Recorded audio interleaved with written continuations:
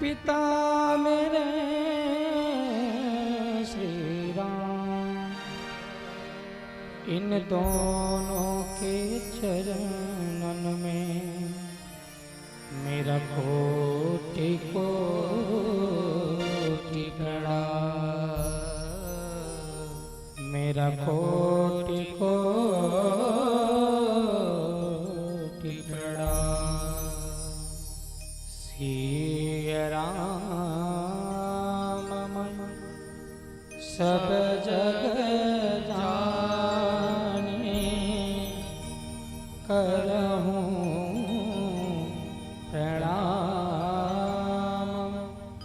जोरी जुग पानी, करहूं प्रणाम जोरी जुग पानी। प्रेम से बोले श्यापति रामचंद्र भगवान की जय हो। आइए परम मंगल में भगवत स्वरूप परात्पर अखिलेश्वर अकारण करुणावरुणालय भक्त वांछा कल्पतरु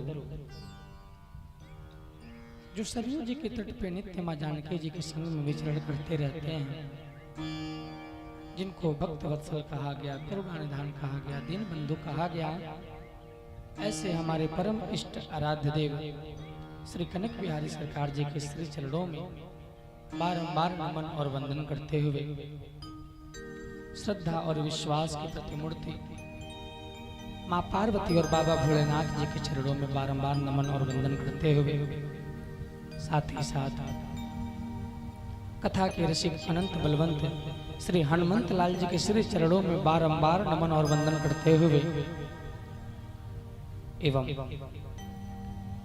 सूक्ष्म जगत में उपस्थित समस्त सिद्ध जन, योगी जन, संत जन, महात्मा जन सभी के चरणों में सादर दंडवत नमन वंदन करते हुए मंच पे मंचासीन हमारे बाल मंडले दुर्गा माता की छत्र छाया में सरयू मैया की गोद में बैठ करके श्रवण कर रहे समस्त देवतुल्य भाइयों, शक्त स्वरूपा माताएं बहनों, आप सभी के हृदय धाम में श्री सीताराम जी की वांगमय प्रतिमूर्ति रखते हुए देखते हुए आप सभी के चरणों में भी बारंबार नमन और वंदन करते हुए आइए आज इस पंचकुंडीय गायत्री महायज्ञ और श्री राम कथा महोत्सव के कथा का तो आज विश्राम दिवस है, कल तो यज्ञ करके इस आयोजन का पूर्णाहुति हो जाएगा। तो आज अंतिम सत्र की कथा में हम और आप प्रवेश करें। आइए उससे पूर्व मन और वाणी को पवित्र करने के लिए भगवान के गुणानुवादों को करते हुए, भगवान के गीतों को गाते हुए, भगवान के नामों को गाते हुए आज कथा गंगा में प्रवेश करेंगे।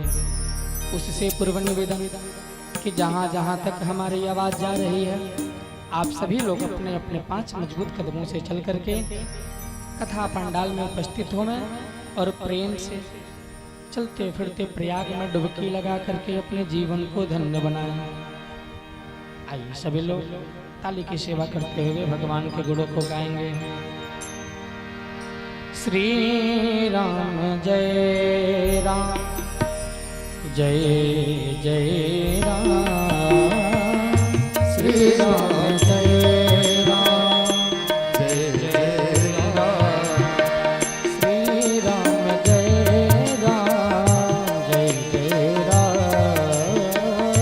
श्री राम जय राम, जय जय राम, श्री राम जय राम, जय जय राम, श्री राम जय राम, जय जय राम, ओ श्री राम जय राम, जय जय राम, श्री राम जय राम, जय जय राम। गाइए पतित पावन सीताराम, पतित पावन सीताराम, ओ पतित पावन सीताराम, पतित पावन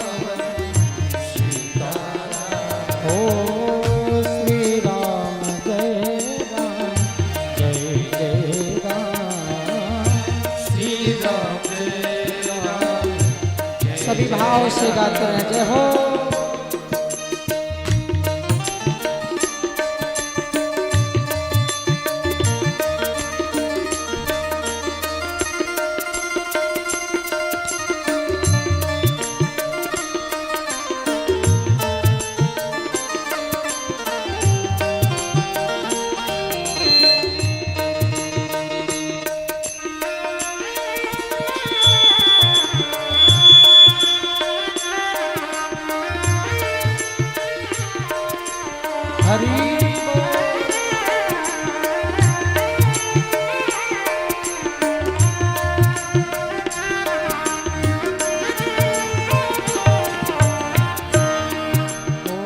रघुपति राघव राजा राम, रघुपति राघव राजा राम, रघुपति राघव राजा राम, रघुपति राघव राजा राम, ओ पतित पावन सीताराम, पतित पावन सीताराम। ओ श्री राम जय राम जय जय राम, श्री राम जय जय राम। ऐसे नहीं, आप सभी से बारंबार मैं निवेदन करता हूँ कि जब भी महाराज भगवान का भजन हो, जब भी भगवान का कीर्तन हो, तो हमेशा ताली बजा करके ही गाना चाहिए। अच्छा, अगर भगवान का पूजा करना हो तो आप एक किनारे बैठ के अकेले कर सकते हैं। यजमान जी, क्या भगवान का कीर्तन अकेले हो सकता है? नहीं। कीर्तन कब होगा? कि जब सभी लोग मिल करके करेंगे तब कीर्तन होगा।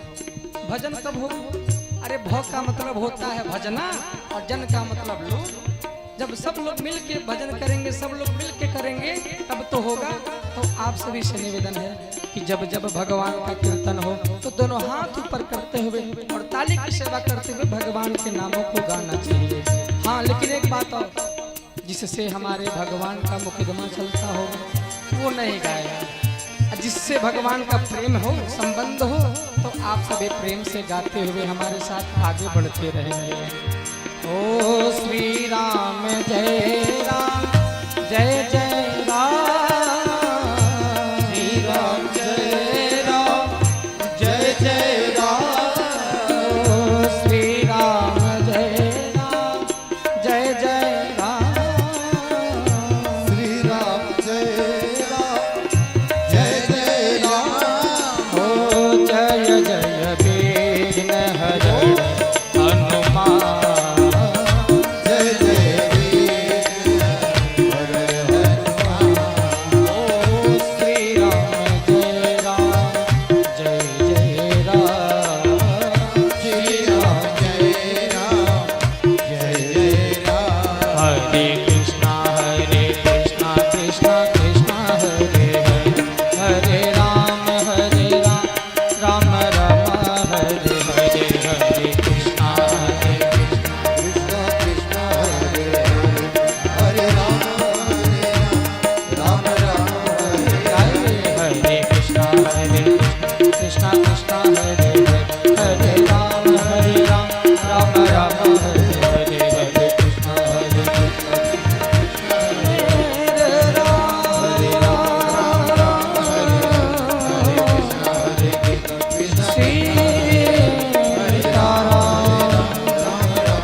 श्री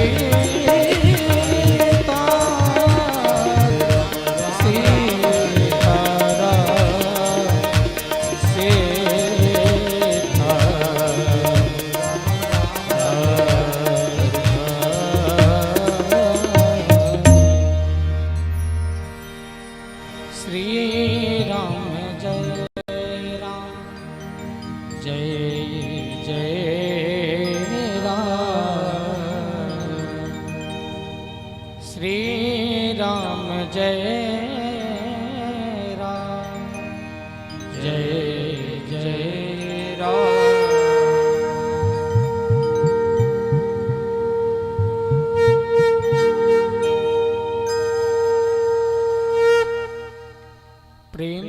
श्री सीताराम भगवान की,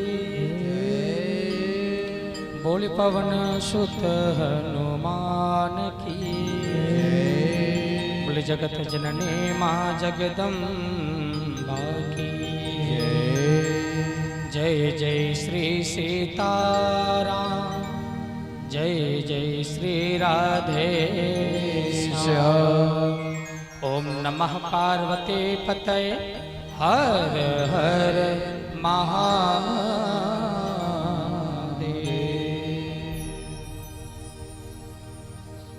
आइए इस पावन भूमि को बारंबार नमन और वंदन करते हुए आज कथा के अंतिम सत्र में प्रवेश करें। उससे पूर्व पुनः एक बार और निवेदन करेंगे हम कि जहां जहां तक हमारी आवाज जा रही है, आप सभी भक्त बंधुओं से मेरा करबद्ध यही प्रार्थना है महाराज। कहा जाता है अंत भला तो सब भला। देखते देखते आज कि महाराज आज कथा का विश्राम हो जाएगा, तो आप सभी से मेरा निवेदन है कि आप सभी अधिक से अधिक संख्या में आकर के और भगवान की कथा को श्रवण कर अपने जीवन को धन्य बनाएं। और देखिए ना आज कितना परम सौभाग्य है, इतना सुंदर जो है कि सजाया गया है पूरा दरबार, माता जी के मंदिर को, कथा पंडाल को, मानो आज धरोहरा गांव में जो है कि दिवाली हो ऐसा प्रतीत हो रहा है। पूरा दीपक से सजाया गया है। और आज तो आप सभी से निवेदन है कि आप सभी विलंब न करते हुए शीघ्र अपने कार्यों को विराम देते हुए कथा पंडाल में पधारे। बोले राजा रामचंद्र भगवान की।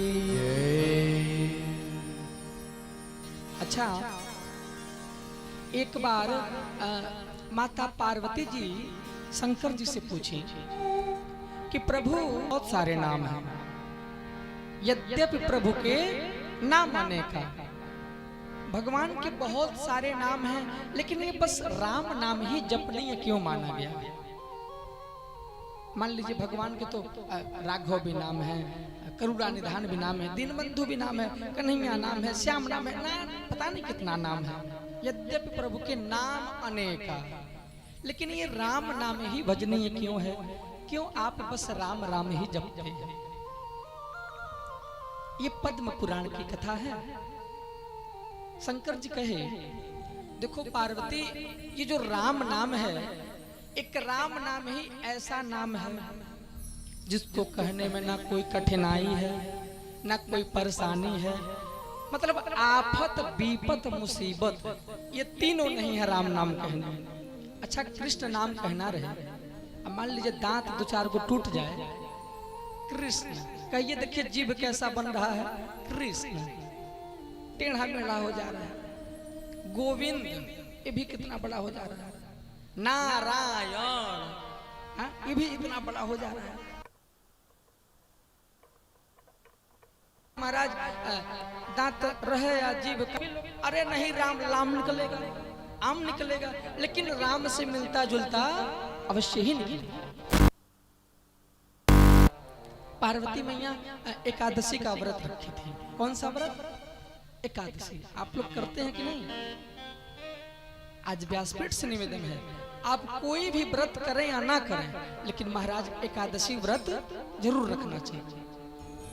माता जी लोग ज्योतिया व्रत रहती हैं, कई लोग तो आज होंगे भी, हमारे भी माता जी हैं, ज्योतिया व्रत रखती हैं अपने बाबू के लिए, बेटा के लिए। तीज व्रत रखती हैं, किसके लिए? पति के लिए। करवा चौथ व्रत किसके लिए? पति के लिए। सोमवार किसके? पति के लिए। बृहस्पतिवार किसके लिए? अपने बेटा के लिए। शुक्रवार किसके? हाँ, बेटा बेटियों के लिए। लेकिन एकादशी ही एकमात्र ऐसा व्रत होता है जो अपने लिए होता है। किसके लिए होता है? अपने लिए।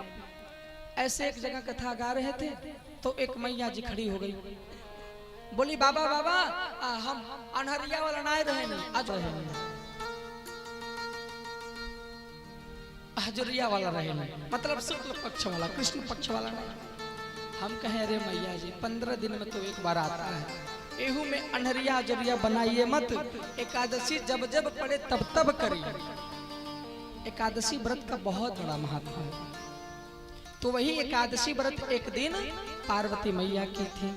अगले दिन जब पारण कर ली तो पारण कर ले तो उसके बाद से जो है कि अभी पारण करने से पहले ही हमारे प्रभु कह रहे हैं भोलेनाथ, अरे आओ आओ पार्वती आओ जल्दी मिलजुल करके हम लोग अच्छे से पारण किया जाए। तो पार्वती जी कहीं अरे प्रभु क्या बताएं, हमारे जीवन का ये नित्य दिनचर्या है कि मैं जब भी कुछ खाती पीती हूँ उससे पूर्व विष्णु सहस्त्र नाम का पाठ करती हूँ। क्या करती हूँ? विष्णु सहस्त्र नाम का पाठ करती हूँ, यानी विष्णु भगवान के सहस्त्र नामों का पाठ करते हूँ। अब तो हमारे शंकर बाबा जैसे सुने कहे तब तो तुम्हारा 45 मिनट का छुट्टी, अब तुम्हारे चक्कर में हम भी इंतजार करें। तब जो है कि शंकर जी कहे ऐसा है, देखो तुम विष्णु सहस्त्र नाम का पाठ करती हो ठीक है, लेकिन आज बस एक बार राम कह दो, एक बार राम कह के हमारे पास चले जाओ। पार्वती जी बोली इससे क्या होगा? उसी समय शंकर जी बोले, श्री राम रक्षा स्तोत्र में आता है कि राम रामेति रामेति राम रामे मनोरमे विष्णु सहस्त्र नाम तत्तुल्यम राम नाम वरानने। सहस्त्र नाम तत्तुल्यम राम नाम वरानने। पार्वती अगर तराजू है, तराजू में एक और विष्णु सहस्त्र नाम को रख दिया जाए और एक और राम नाम को रख दिया जाए तो राम नाम का जो पलड़ा है वो भारी पड़ जाएगा। इस नाते बस एक बार तुम राम कह के चले आओ, तुम्हें वो फल तत्क्षण प्राप्त हो जाएगा। सहस्त्र नाम तत्तुल्यम राम नाम वरानने। सोचिए ऐसे भगवान का नाम हम लोगों ने कितनी बार लिया, गिनती कर पाएंगे? इन 7 दिनों में कितनी बार ले लिए? अब सोचिए कितना जो है कि विष्णु सहस्त्र नाम पाठ करने का फल प्राप्त होगा। जपतः सर्व वेदांश, सभी वेदों को पढ़ने के बाद जो फल मिलता है, सर्व मंत्रांश पार्वती, सभी मंत्रों को पढ़ने के बाद जो फल प्राप्त होता है, तस्माद कोटि गुणम पुण्यम राम नामैव लभ्यते। पढ़ने के बाद जो फल होता है उसके कोटि गुना फल मिलता है। क्या बोलने से? राम बोलने से। तो आप लोग एक बार और बोलेंगे क्या? दोनों हाथ ऊपर करके बोल दीजिए एक बार, जय जय सिया राम, जय जय श्री सीता। आइए ऐसे भगवान का नाम लेकर के हम सभी लोग आज कथा के विश्राम सत्र में प्रवेश कर रहे हैं। तो कल अच्छा और आज नए कितने लोग आए हैं? अच्छा नए लोग भी आए हैं और नए लोग अभी रास्ते में हैं। चलिए जल्दी जल्दी आइए, अपने पग को थोड़ा बढ़ाइए। तो कल कथा कहाँ तक हुआ था? कहाँ तक? राम जी का विवाह हुआ था। किसके साथ? सीता मैया के साथ। आनंद आया? कितना आनंद आया? 2-4-5 किलो? अच्छा इतना आया। आप लोगों को इतना आया, लेकिन हमको तो महाराज कथा गा के इतना आनंद आया, हमको लग रहा है 2 मन वाले बोरा में भी अटेगा नहीं जितना आनंद आया। अकल्पनीय आनंद आया। बड़े ही आनंद के साथ हम सभी लोग श्री सीताराम विवाह उत्सव की कथा को श्रवण किए। अच्छा जब विश्वामित्र जी गए थे राम जी को मांगने के लिए तो दशरथ जी दे रहे थे राम जी को? नहीं दे। क्या दशरथ जी और राम जी ये सब लोग तैयारी बना लिए थे कि अब जा रहे हैं तो विवाह होके ही आएंगे? नहीं, गए तो थे यज्ञ की रक्षा के लिए, लेकिन यज्ञ की रक्षा के साथ साथ उधर विवाह भी रच गया।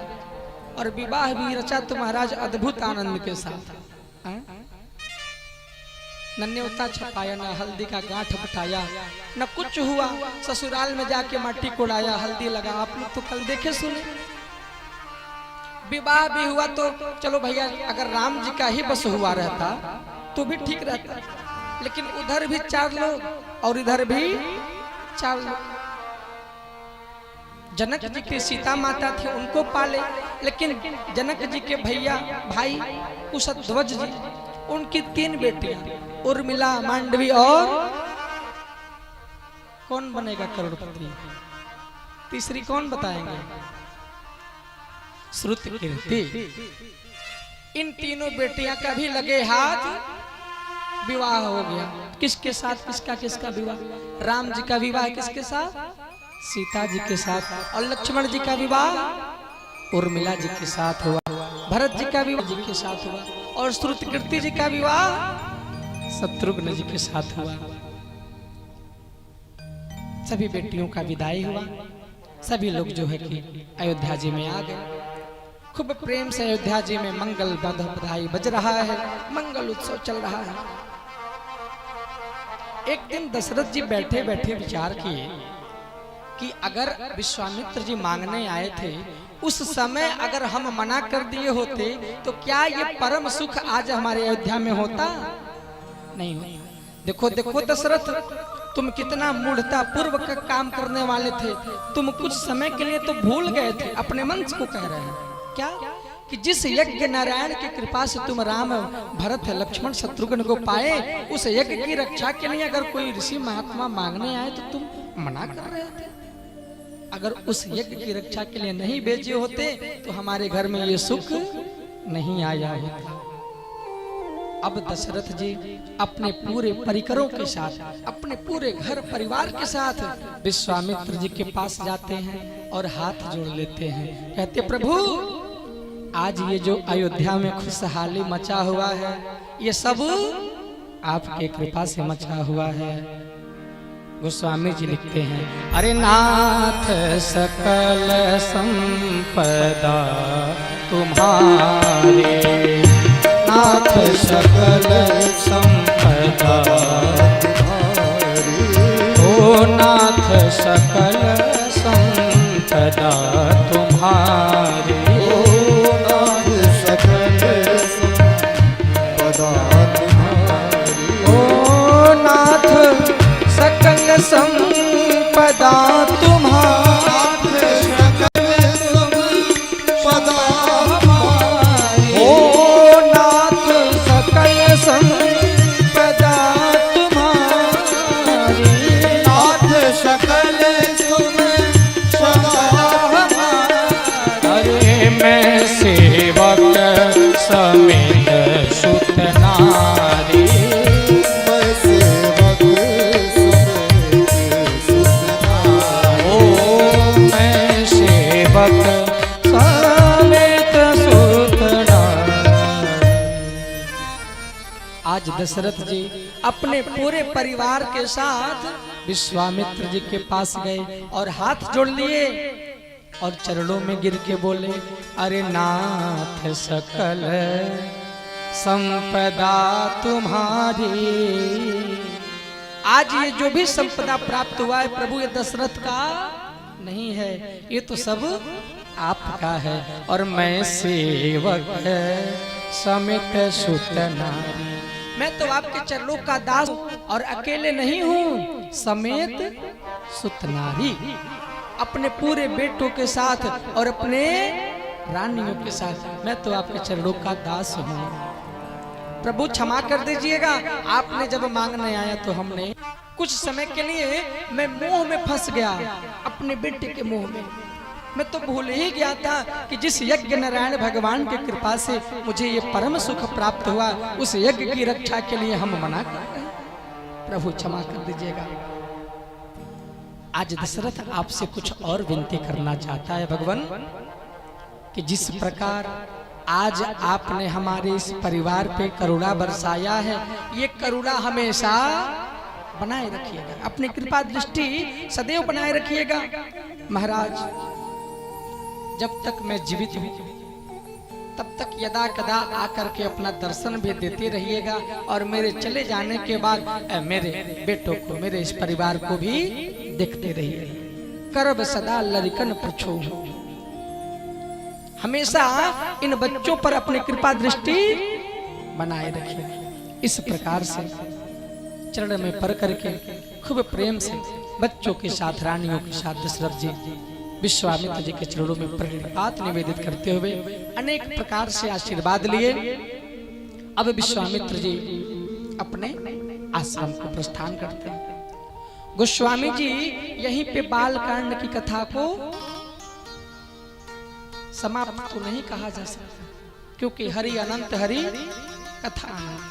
भगवान की कथा को कोई पार पा सकता है क्या? गोस्वामी जी कहते हैं यहाँ पे मैं बालकांड की कथा को विश्राम कर रहा हूँ।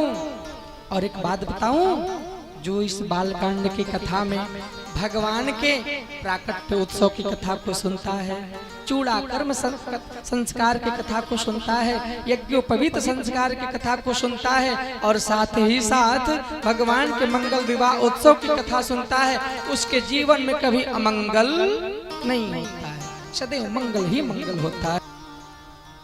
जिस प्रकार सागर अथाह है, सागर का कोई पार पा सकता है, उसी प्रकार ये भगवान का चरित्र भी अथाह है, अगाध है, मैं उसका पार नहीं पा सकता। बताऊं, गोस्वामी जी अपने कह रहे हैं कि ये मैं भगवान की कथा पार पाने के लिए नहीं लिख रहा हूं। किसी ने पूछा तब क्यों लिखे, इतना मेहनत क्यों की? तब कहे कि है ये कथा तो बस मैं अपने जिह्वा को पवित्र करने के लिए, अपने मन को निर्मल बनाने के लिए कर रहा हूँ। बस पवित्र करने के लिए, निर्मल करने के लिए, अपने अंदर श्रद्धा भक्ति प्रेम बढ़ाने के लिए कर रहा हूँ, पार पाने के लिए नहीं कर रहा हूँ।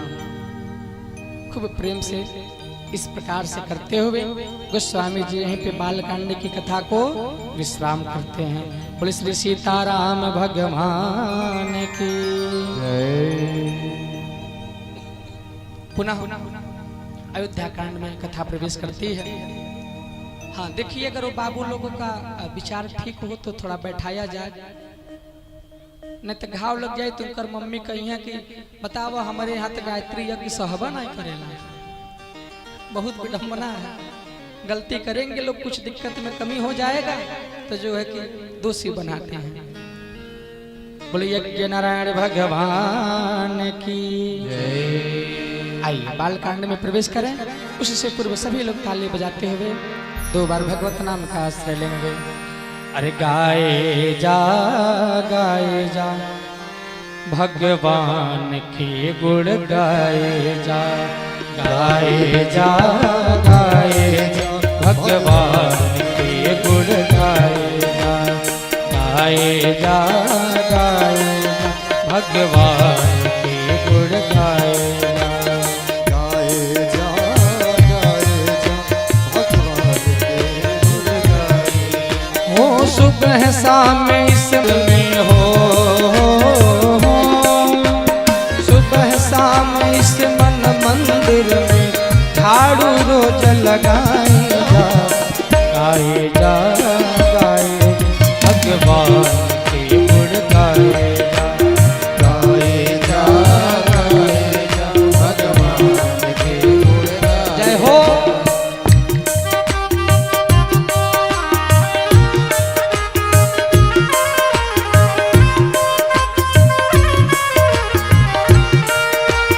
बोले राजा रामचंद्र भगवान की।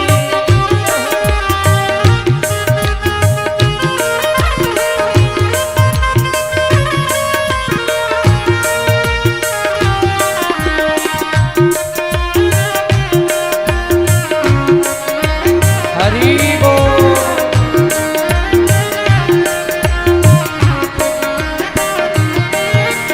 तरह तरह के खेल हैं इसमें, दुनिया एक तमाशा है। तरह तरह के खेल हैं इसमें, दुनिया एक तमाशा है। वो तरह तरह के खेल हैं इसमें, दुनिया एक तमाशा है। तरह तरह के खेल हैं इसमें, दुनिया एक तमाशा है। वो कहीं पे गम है, कहीं खुशी है, आशा कहीं निराशा है। कहीं पे गम है, कहीं खुशी है, आशा है निराशा है। वो आशा निराशा है। दाता सुख दुख कुछ भी दे तो,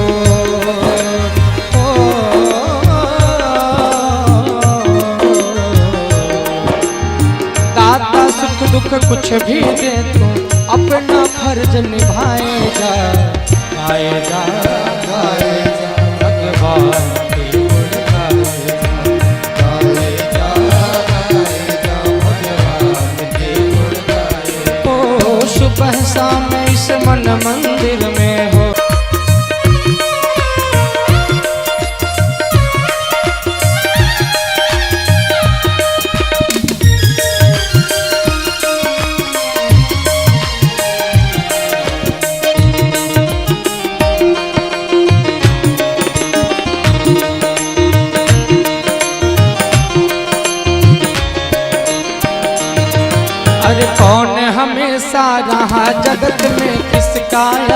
ठिकाना है। कौन रहा हमेशा जग में किसका यहाँ ठिकाना है। ओ कौन रहा हमेशा जगत में किसका यहाँ ठिकाना है। कौन रहा हमेशा जग में किसका यहाँ ठिकाना है। अरे बांध ले अपने बिस्तर बंदे यह तो देश बेगाना है। बांध ले अपने बिस्तर बंदे यह तो देश बेगाना है। ओ बांध ले अपने बिस्तर बंदे यह तो देश बेगाना है। कोई इस जग में परमानेंट रहने वाला है क्या? अरे कितना भी सेंट लगा लो, लेकिन एक दिन तो महाराज ये तंबू टेंट उखड़ना ही उखड़ना है यह जगत मुसाफिर खाना।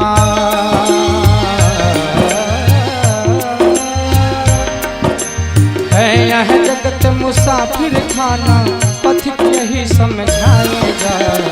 आएगा भगवान के गुण गाएगा।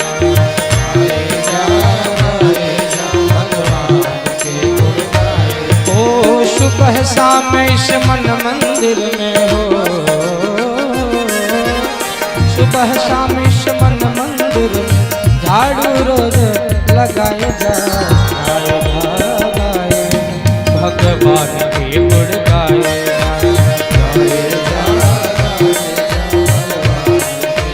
हरि बोल।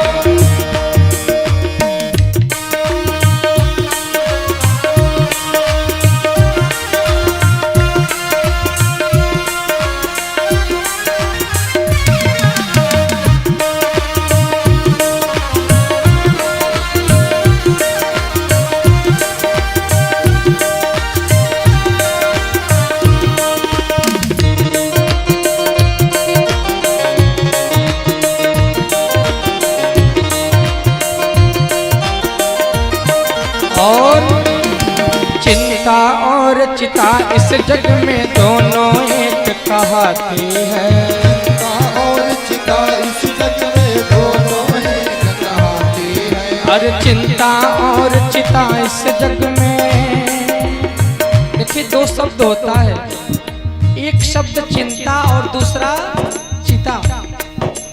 चिंता और चिता में कितना अंतर है? बस एक बिंदी का अंतर है।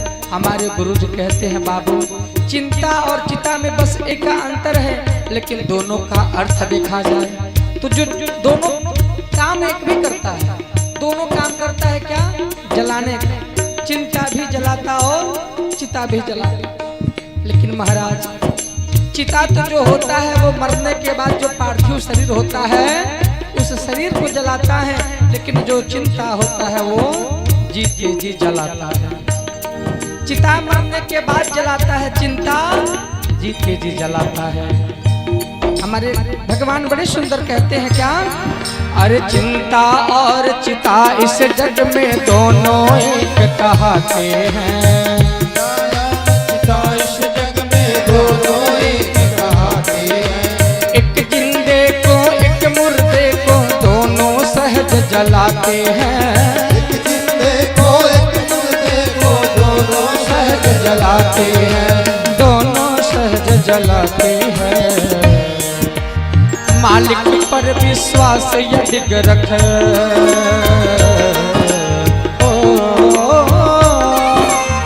मालिक पर विश्वास यदि रख, चिंता दूर भगाएगा। ये जो चिंता होता है ना बहुत डेंजरस चीज होता है। अच्छा, चिंता का अंग्रेजी क्या होता है? अंग्रेजी आप लोग नहीं पढ़ते हैं ना? हम ही बता देते हैं अंग्रेजी का। हाँ देखिए हमारे गुरु जी बता रहे हैं, चिंता माने टेंशन, टेंशन माने चिंता, चिंता मीन्स टेंशन, टेंशन मीन्स चिंता। अच्छा, एक सूर्य जब उगता है, एक सूर्य तो कितनी गर्मी होता है। दिनों रात पंखा कूलर एसी चलाना पड़ रहा है, फिर भी चेहरे पे पसीना सटा ही रह रहा है। एक सूर्य की गर्मी से इतनी अफनाहट हो रही है। टेंशन, चिंता किसको होता है? टेन माने 10 सन मने सूरज, यानी जो चिंता करता है उसके भीतर महाराज 10 सूर्य की गर्मी 24 घंटा विद्यमान रहता है। इस नाते अगर चाहते हैं कि चिंता से दूर रहें, टेंशन से मुक्त रहें, तो किस पे विश्वास रखना पड़ेगा? तो मालिक पर विश्वास अडिग रख,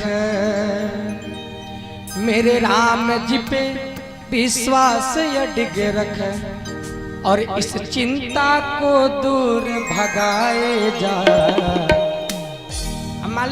मालिक पे विश्वास कैसे होगा? कि जब मालिक का, हमारे राम जी का दिनों रात भजन होता रहेगा।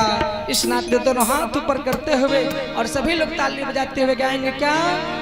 कि राम जी पर विश्वास अडिग रख, चिंता दूर भगाए जा, गाए जा श्री राम की गुण गाए जा,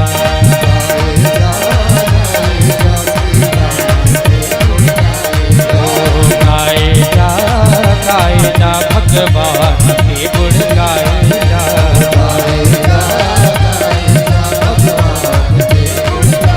ओ सुबह शाम इस मन मंदिर में, सुबह शाम इस मन मंदिर में झाड़ू रोज लगाए जा, गाए जा भगवान के गुण गाए जा, गाए जा भगवान के गुण गाए जा, गाए जा श्री राम के गुण गाए जा, गाए जा भगवान के गुण गाए जा। प्रेम से बोल श्री सीताराम भगवान की, बोली पवन सुत हनुमान की जय। अरे सुबह शाम इस मन मंदिर में हो,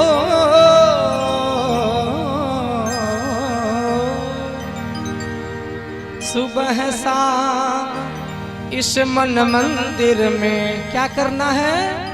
तो झाड़ू रोज लगाए जा, गाए जा भगवान के गुण गाए जा, गाए जा श्री राम के गुण गाए जा। घर में झाड़ू नहीं लगता है तो घर कैसा हो जाता है? गंदा हो जाता है। जब घर गंदा हो जाता है तो घर में अच्छा लगता है अपने आप को? उसी प्रकार की जो मन है, इस मन में भी झाड़ू लगाना है। तो कहेंगे महाराज मन में खरारा से झाड़ू लगाए, हाई बिना कौन वाला झाड़ूया होता है जिसपे फर्श पे लगता है झाड़ू, पत्ता वाला, अब वही जो आप जान रहे हैं। अब उस झाड़ू से अगर इसमें कहेंगे झाड़ू लगाना है तो नहीं, तो भगवान का भजन ही ऐसा एक झाड़ू है कि जो मन को साफ कर सकता है। भगवान का भजन ही साफ कर सकता है।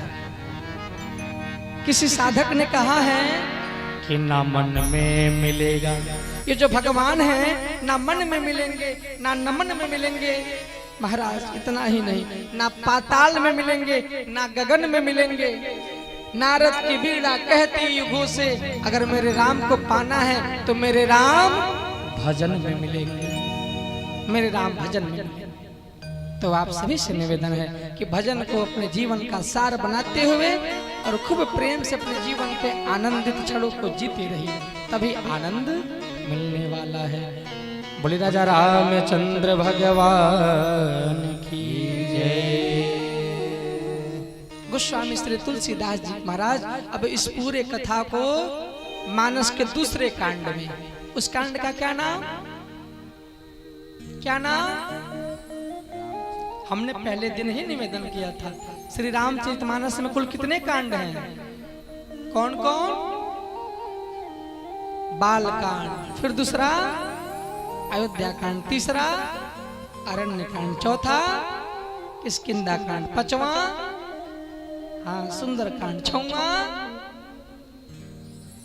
लंका कांड आया, सातवां उत्तर कांड। तो अब मानस जी के हम लोग दूसरे कांड में प्रवेश कर रहे हैं। खूब प्रेम से गोस्वामी श्री तुलसीदास जी महाराज लिख रहे हैं। सबसे पहले जो पहला श्लोक लिखे उसमें शंकर जी का वंदना कर रहे हैं। किसका वंदना? शंकर जी का वंदना। अब आप विचार करिए कि कथा हो रही है राम जी की, कथा किसकी चल रही है? राम जी की, और वंदना बाबा किसका कर रहे हैं? शंकर जी का। क्यों ऐसा वंदना कर रहे हैं? अच्छा यजमान जी, अगर कोई व्यक्ति पागल है, आप दिन रात उस पागल व्यक्ति का चिंतन करते रहिए, स्मरण करते रहिए, अरे देखो वो ऐसा करता है वैसा करता है, दिनों रात उसी पागल के चक्कर में रहिए, तो एक न एक समय ऐसा आएगा कि आप भी उसके जैसा हरकत करने लगे, पागलों की तरह हरकत करने लगे। यानी कि जिस व्यक्ति का चिंतन करेंगे उसका व्यक्तित्व आपके भीतर भी समाहित हो जाए। शंकर बाबा का वंदना क्यों किया? शंकर जी के परिवार के विषय में जानते हैं आप लोग ना? शंकर जी का जो है कि वाहन क्या है? बैल। महाराज बैल मत कहिए, कुछ सत्य ऐसा होता है कि जो बहुत कड़वा होता है। हमारे गुरु जी कहते हैं, बाबू सत्य अगर कड़वा हो तो मौन हो जाना चाहिए। वही सत्य बोला जाए जो सत्य प्रिय है। सत्यम ब्रूयात् प्रियम ब्रूयात्। जो प्रिय सत्य हो उसी सत्य को बोले। अब बैल को बैल कह दीजिए तो थोड़ा सा। ऐसे ही एक जगह विवाह तय हो रहा था, विवाह तय हो रहा था। बिटिया पक्ष के लोग सब लोग जो है कि मामा जी, फूफा जी, मौसा जी इत्यादि जी लोग बिटिया के साथ किसी मंदिर पे गए। अब बेटे पक्ष से भी जीजा जी, फूफा जी, मौसा जी, मामा जी, उधर से भी जितने जी लोग हैं सब लोग आए हैं। इधर से बिटिया पक्ष के तरफ से मामा जी बोले, अरे अरे मेरी जो बिटिया है ना, बिटिया अब क्या हम ज्यादा बताएं, एकदम गऊ है, गऊ। क्या है? गऊ है, गऊ एकदम। अब इधर से भी फूफा जी आए थे वर पक्ष से, कहे तब तो विवाह एकदम पक्का, अब आगे पीछे कुछ कहना ही सुनना नहीं है, अब एकदम विवाह पक्का। उधर से उनके फूफा जी बोले, अरे भाई कुछ और ताल माल हो जाए तब ना, और बातचीत हो जाए तब ना। कहे ना, अब कुछ करने की आवश्यकता ही नहीं है। क्यों? क्योंकि आपकी बेटिया एकदम गऊ है, हमारा जो बेटा है ना एकदम बैल है, एकदम बैल है। अब भाई बैल है तो गाय के साथ अब क्या ही कहना, 36 गुण से बना ही है। बोले यज्ञ भगवान की तो सत्य महाराज वही बोला जाए जो सत्य प्रिय। शंकर जी का सवारी क्या? नंदी। गले में क्या? एक डोढ़िया सांप अगर पैर के नीचे पड़ जाए तो 4 दिन तक देहियां गिनमिनाएगा। अब सोचिए गले में बाबा कितना भुजंग, कितना मुआ जो है। अच्छा, शंकर बाबा की अर्धांगिनी कौन? पार्वती जी। पार्वती जी का सवारी क्या? शेर। शेर में और बैल में कितना प्रेम हो सकता है, ये कहने की बात है। बोतिए, अरे कुछ तो बोलिए। अगर यहाँ बैल रहे, यहाँ शेर रहे तो कई मिनट इन दोनों में पटरी रहेगा? अरे देखते भर में झपट पड़ेगा। अच्छा, गणेश क्या है? अरे RAT रैट, रैट मने मूस। अच्छा नहीं, चूहा। हाँ, बोले श्री सीताराम भगवान की। चूहा, चूहा और सांप में कितना सुंदर मित्रता होता है, कहने बताने की बात है। वहां चूहा है, यहाँ सांप महाराज हैं, पल भर में दौड़ के अपना आहार बना लेंगे। कार्तिकेय भैया का सवारी क्या है? क्या? हाँ, मोर। मोर मने पिकाक, पिकाक मने मोर। लग रहा है हम भी थोड़ा अंग्रेजी पढ़ रहे हैं। जब से बाबा अंग्रेजिया में भजनिया गा दिए हैं ना, तब से हमारे भी मन अंग्रेजी का। बोले श्री सीताराम भगवान की। ए भाई, पीछे जो लोग बैठे हैं दूसरे गांव से आए हैं क्या? अच्छा इसी गांव के हैं दूसरे टोला के? अच्छा अच्छा ठीक, कोई बात नहीं, जहाँ बैठिए ठीक से बैठिएगा, लेकिन अगर हमारी इच्छा के हिसाब से बैठिए तो थोड़ा आगे आ जाइए तो और अच्छा रहेगा। बोले श्री सीताराम भगवान की जय। मतलब शंकर भगवान के परिवार में जितने लोग हैं सब एक दूसरे को मार के खाने वाले हैं, लेकिन क्या मारते हैं, क्या खाते हैं? दिन रात तो हम और आप शंकर जी के शिवलिंग पे जल चढ़ाते हैं, 108 बेलपत्र चढ़ाते, समय पत्र चढ़ाते, नाना प्रकार के वस्तुओं को चढ़ाते, लेकिन क्या कभी उनसे कुछ सीखते? बोलिए, नहीं सीखते। पूजा करना तभी सार्थक होगा कि जब व्यक्ति का व्यक्तित्व, जब उस भगवान का गुण अपने अंदर नाय पूरा थोड़का सा आ जाए। यानी मानो तुलसीदास जी शंकर जी का वंदन इस नाते कर रहे हैं क्योंकि अब यहाँ से अयोध्या कांड में राम जी के परिवार की कथा शुरू करना है कि परिवार में कैसे कैसे क्या क्या हुआ, आगे क्या क्या होने वाला है। इस नाते पहले शंकर जी के परिवार की वंदना कर लिए। शंकर जी के परिवार में तो सब एक दूसरे को मारने वाले हैं, लेकिन कितने प्रेम से पूरे परिवार में हैं, कितने प्रेम से हैं। एक बात करें, अगर बहुत धन दौलत बैठा है घर में, पूरा धन माल खजाना खूब खचाखच भरा हुआ है, हमारा आपस में परिवार में अगर थोड़ा सा भी खटपट है, प्रेम नहीं है आपस में एक दूसरे का, तो वो धन दौलत किसी काम का है? महाराज मैंने अपने कानों से सुना है, आंखों से देखा है, शाम के समय में है खूब सुंदर पनीर की सब्जी है, पुलाव है, खूब नाना प्रकार के व्यंजन बना। जब सब लोग बैठे भोजन करने के लिए, भोजन एक के बार ऐसा कोई बात आ गया कि आपस में लड़ भिड़ गए, अब पूरा पनीर वाली सब्जी पुलाव नाली में बहाना पड़ा। मौसर नहीं हुआ खाने को। कई जगहों पैसा देखने को मिलता है, खूब सुंदर नमक और मिर्चे का चटनी बना, गीला वाला हऊ बना चावल, कई लोग भात भी बोलते, हम भी भात बोलते, खूब प्रेम से है भात गीला वाला और नमक और चटनी मिला के खूब प्रेम से खाओ के। अगर स्वभाव में प्रेम है तो महाराज अभाव में भी बहुत आनंद आएगा। सब धन दौलत भरा हुआ है और स्वभाव में खटपट है, आगे विचार करते रहिए। इस नाते गोस्वामी श्री तुलसीदास जी महाराज सबसे पहले बाबा भोलेनाथ का वंदना, बाबा भोलेनाथ के समूचे परिवार का वंदना किए।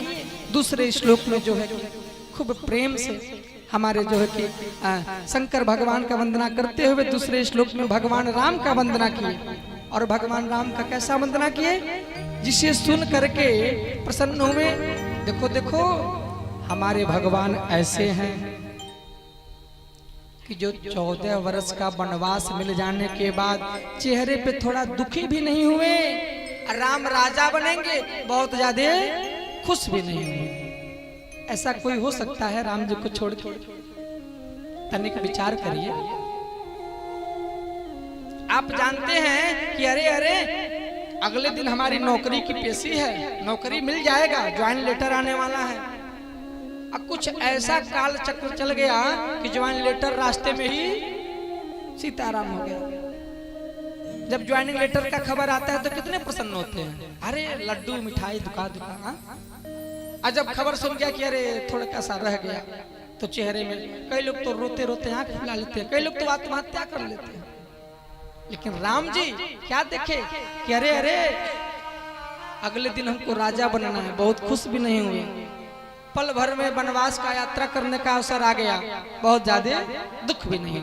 भगवान के इस स्वरूप का वंदन किए।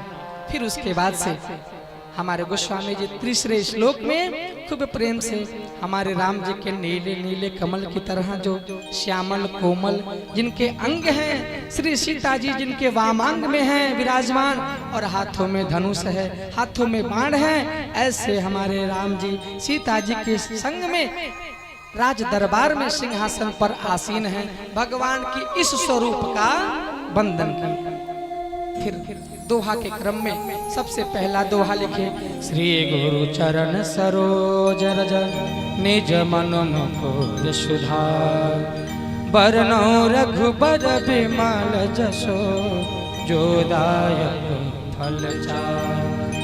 गुरु के चरणों की वंदना नहीं की, गुरु के चरण रज की वंदना की। गुरु के चरण की तो बात बहुत बड़ी है महाराज। अभी तो गुरु के चरणों का अगर रज मिल जाए तो भी उतने में कल्याण हो जाएगा। गुरु के चरण रज की वंदना की। गुरु के कृपा का हम क्या ही बताएं आपसे। श्रीमद् भागवत महापुराण में व्यास जी लिखते हैं कि चिंतामणिर लोक सुखम सुरुद्रुः स्वर्ग संपदम प्रयच्छते गुरु प्रीतो वैकुंठम योगी दुर्लभम। अगर आप चिंतामणि के पास जाकर के अगर आप चिंतन करें तो महाराज आपको मृत्यु लोक की सारी सामग्री मिल सकती है। कूलर मिल जाएगा, फ्रिज मिल जाएगा, एसी मिल जाएगा और कपड़ा धोने वाला मशीनियों मिल जाएगा। माता जी लोगों का छुट्टी हाल कपड़ा धोने। एक होता है कल्प वृक्ष। कल्प वृक्ष के पास जाकर के अगर कल्पना करिए कि अरे अरे हमको स्वर्ग की संपदा मिल जाए तो तत्क्षण कल्प वृक्ष स्वर्ग की संपदा भी दे सकती है। लेकिन अगर चिंतामणि से ये चिंतन करिए कि हमको वैकुंठ मिल जाए तो चिंतामणि में वो सामर्थ्य नहीं है।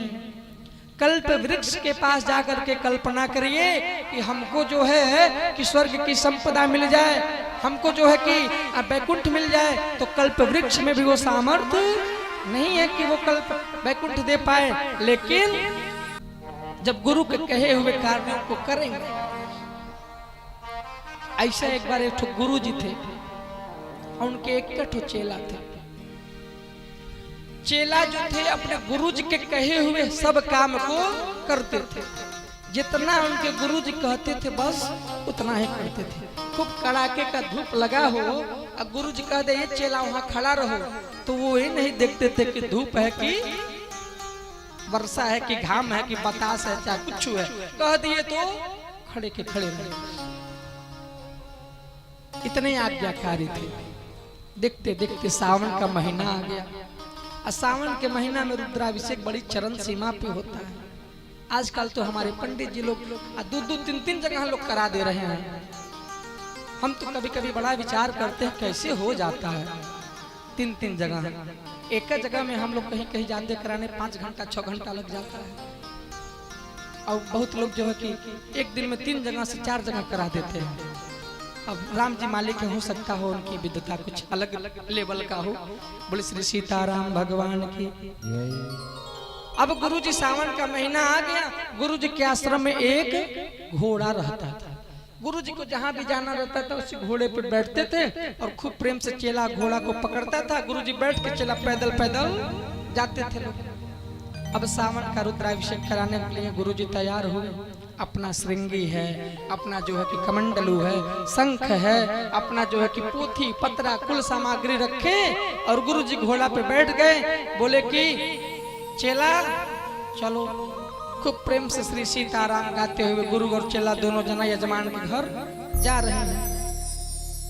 संयोग से घोड़ा जो है कि ऐसे जा रहा था तो बिचवा में एक थोड़ा नाला था।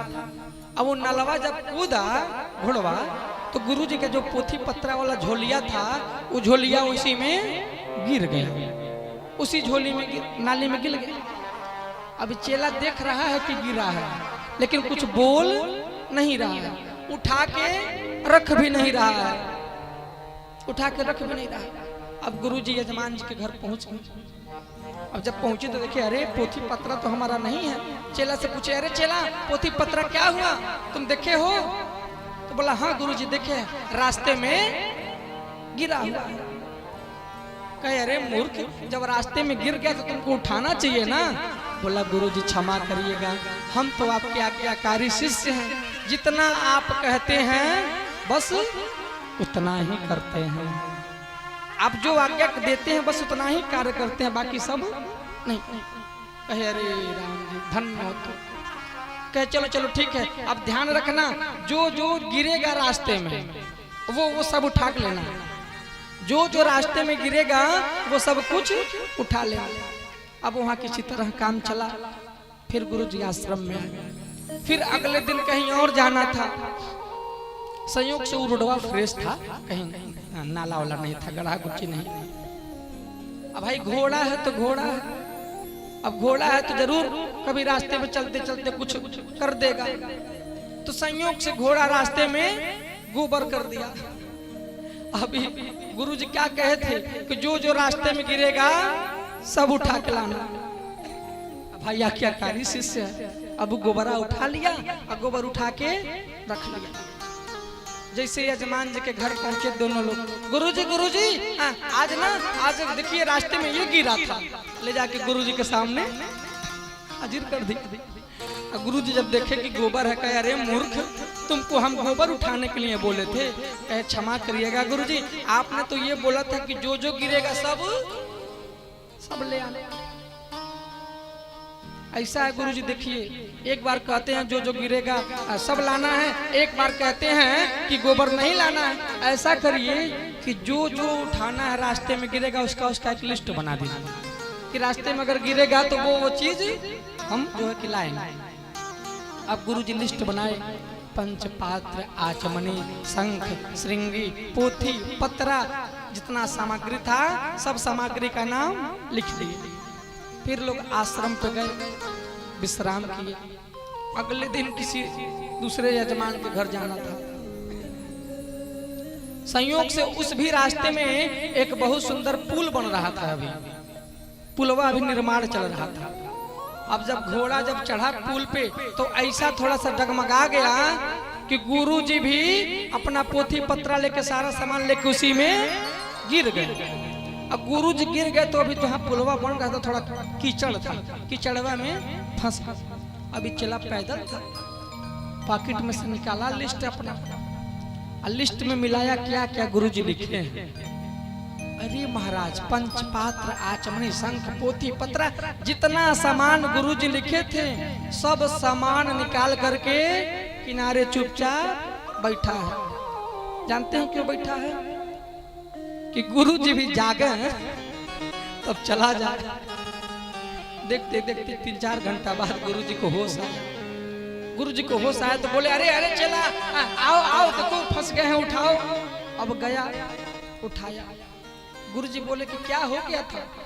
चला बोला क्या बताएं गुरु जी, 4 घंटा से आप इसी में फंसे थे, देखिए सब सामान जो है कि गिरा हुआ था। गुरु जी बोले अरे मूर्ख, जब हम भी गिरे थे तो तुमको उठाना चाहिए ना, बताओ कीचड़ में हम तभी से फंसे हैं। कहा क्षमा करिएगा गुरुजी, आपने जितना जितना सामान कहा था उठाने को देखिए सब किनारे उठा के रख दिए हैं। क्या बताएं गुरुजी, आपने अपना नाम इसमें नहीं लिखा था कि हम भी कहीं गिर जाएंगे तो हमको भी उठाना। अब भाई आज्ञाकारी था तो आप सबसे निवेदन है कि अपने गुरुजी के लिए इतना भी आज्ञाकारी मत बन जाइएगा, इतना भी आज्ञाकारी मत बन जाइए, थोड़ा सा अपने विवेक का भी प्रयोग करिएगा। बोलिए अपने अपने गुरुदेव भगवान की। और महाराज अपने गुरु को ना हमेशा जो है कि भगवान के ऊपर की दृष्टि से देखना चाहिए, क्योंकि कबीरदास जी क्या लिखे कि गुरु गोविंद दो खड़े काके लागो पाए, बलिहारी गुरु आपनो गोविंद दियो बता, बलिहारी गुरु आपनो गोविंद दियो बता। महाराज भगवान से भी अगर कोई बड़ा पद होता है, भगवान से भी कोई बड़ा होता है तो वो कौन होता है? गुरु होता है। मैं तो अपने आप को धन्य मानता हूं कि मेरे ऐसे गुरु ऐसे गुरु जिन्होंने गायत्री को गायत्रीमय बना दिया इस पूरे समूचे ब्रह्मांड को, जिनको विश्वामित्र की उपाधि दे दी गई इस कलयुग की। ऐसे गुरु से मुझे गायत्री मंत्र की दीक्षा प्राप्त हुई और मैं अपने आप को परम सौभाग्यशाली हूँ कि परम पूज्य प्रातः स्मरणीय पूज्य पाद श्री तुलसी पीठाधीश्वर श्री जगत गुरु राम भद्राचार्य जी महाराज जी से हमको राम मंत्र की दीक्षा मिली। मैं अपने आप को सौभाग्यशाली मानता हूँ। बहुत सारे लोग जो है कि गायत्री मंत्र लेकर के बहुत सारा विडंबना करते हैं। अरे अरे गायत्री मंत्र को माइक में नहीं बोलना चाहिए, ये नहीं करना चाहिए, वो नहीं करना चाहिए। लेकिन वही हमारे गुरु तुलसी पीठाधीश्वर महाराज जी जिनसे बागेश्वर धाम सरकार ने भी गुरु मंत्र की दीक्षा लिया है, ऐसे ऐसे ना जाने कितने महापुरुषों ने गुरु मंत्र से दीक्षा लिया।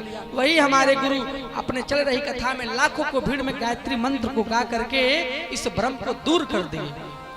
बहुत लोग कहते हैं गायत्री मंत्र को माइक में नहीं बोलना है, महिलाओं को नहीं जपना है, बहुत सारा नियम कानून, लेकिन हमारे गुरुदेव ने गा करके इस पूरे भ्रम को खत्म कर दिया।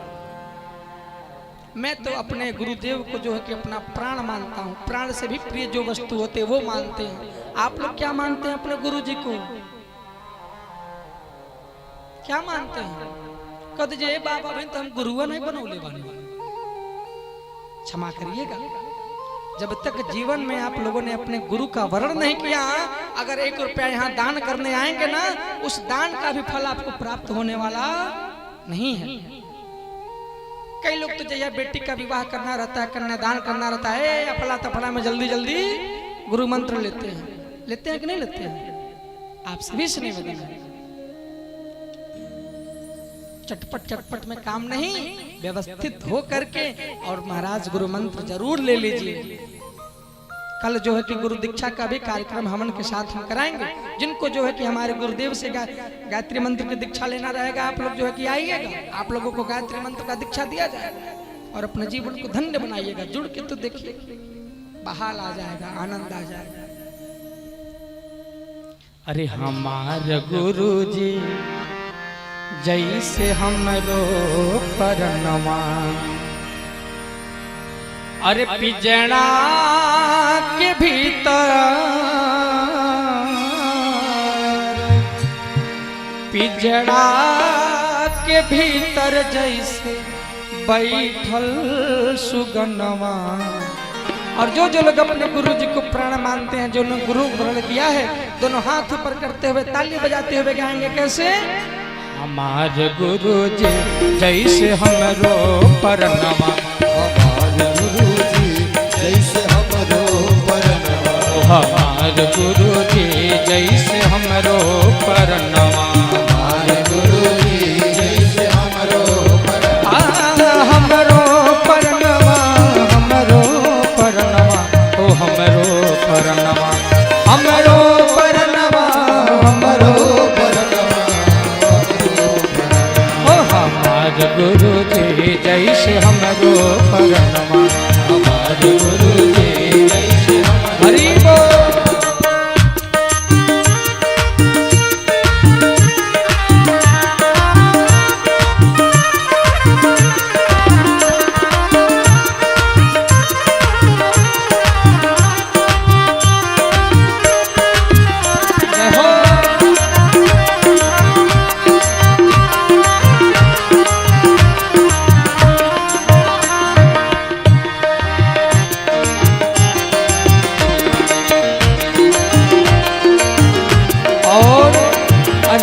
अंगूरी पकड़ गुरु जी राहिया चला मैं, अंगूरी पकड़ गुरु जी राहिया चला मैं, ओ अंगूरी पकड़ गुरु जी राहिया चला मैं, अंगूरी पकड़ गुरु जी राहिया चला मैं। अरे जब ही विपत्ति पड़ दौड़ चलिया, ओ जब ही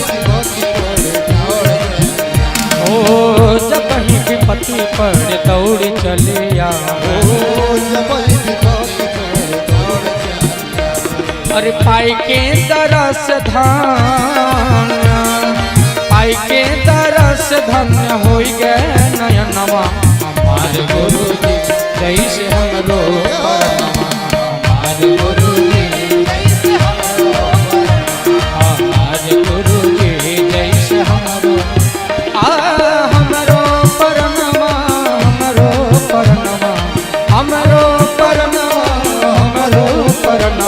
ओ हमरो परनामा हमार गुरु जी जैसे हमरो परनामा हमारे गुरु जी जैसे हमरो हरि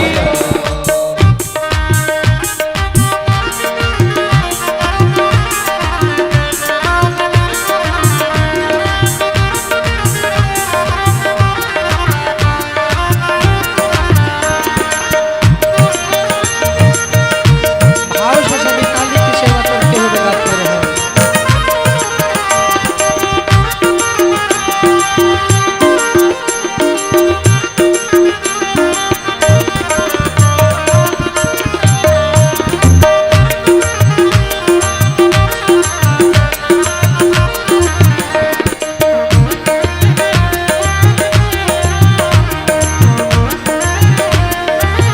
और अरे मुखड़ा गुरु जी के जैसे सुरजवा मुखड़ा गुरु जी के जैसे सूरज ओ मुखड़ा गुरु जी के जैसे सुरजवा मुखड़ा गुरु जी के जैसे सूरज अरे चंदा शर्माए देखे अखिया के जवा चंदा शर्माए देखे अखिया के जवा ओ चंदा शर्माए देखे अखिया के जवा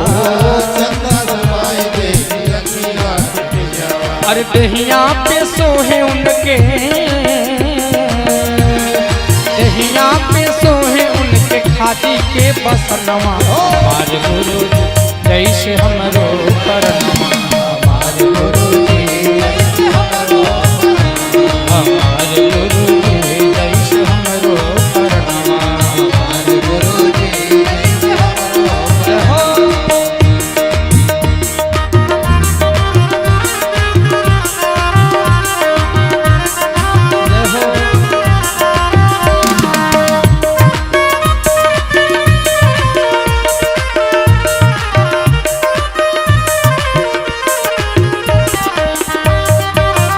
बोले परम पूज्य गुरुदेव की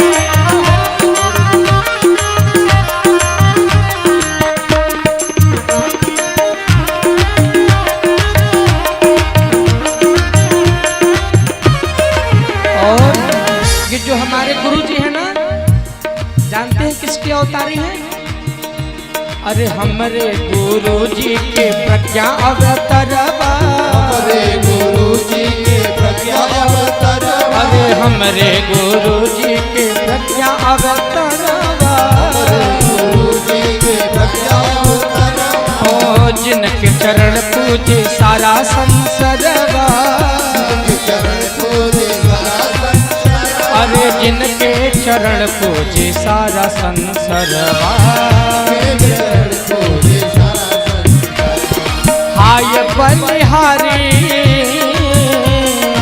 ओ हाय बलिहारी जिनके तन मन बधनवा प्रेम से बोले परम पूज्य गुरुदेव की जय अरे हाय बलिहारी जिनके तन मन बाधनवा जे जे अपने गुरु जी के परनवा मानेला दोनों हाथ ऊपर करते हुए ताली बजाते हुए अरे हाय बलिहारी जिनके तन मन बाधनवा हमार गुरु जी जैसे हमरो परनवा हमार गुरु जी जैसे हमरो परनवा हमार गुरु जी जैसे हमरो हमरो परनवा हमरो परनवा हमरो परनवा हमरो परनवा ओ हमरो परनवा हमार गुरु जी जैसे हमरो परनवा हमार गुरु जी जैसे हमरो परनवा हमार गुरु जी जैसे हमरो परनवा हमार गुरु जी जैसे हमरो परनवा जैसे हमरो परनवा जैसे हमरो परनवा प्रेम से बोले सदगुरुदेव भगवान की जय जय हो अरे पिजड़ा के भीतर जैसे बैठल सुगनमा, ठीक उसी प्रकार हमार गुरु जी जैसे हमरो करवा। गुरु जी को अपना प्राण आधार मान करके उनके बताए हुए अगर आज्ञा को अपने जीवन में उतारा, वो भी आज्ञा कैसे महाराज विवेक के साथ, विवेक के साथ, नहीं तो हो चेला की तरह अगर आज्ञा मानेंगे तब तो जो है कि कठिनाई में और परेशानी बढ़ जाएगी। इस नाते विवेक के साथ गुरु की आज्ञा मान करके अपने जीवन में आनंद लीजिए। ये बात मैं नहीं कह रहा हूं, अगर गुरु की कृपा से सब कुछ संभव नहीं होता तो महाराज गोस्वामी जी क्यों लिखते? हाँ? गुरु जी के चरणों की वंदना तो बहुत दूर की बात है, चरण रज की वंदना कर रहे हैं, चरण रज की वंदना। और इस प्रकार से चरण ब्रज की वंदना करते हुए सबसे पहले चौपाई में लिखते हैं, अरे जब तेरा राम ब्याही घर आए, जब तेरा राम ब्याही घर आए, नित नव मंगल मोद बधाए,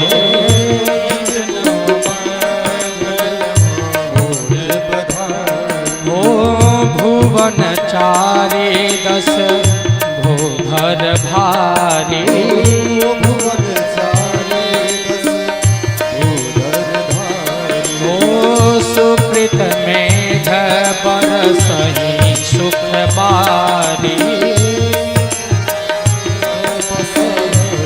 सुख बारी, रिधि सिद्धि संपत्ति नदी सुहाई,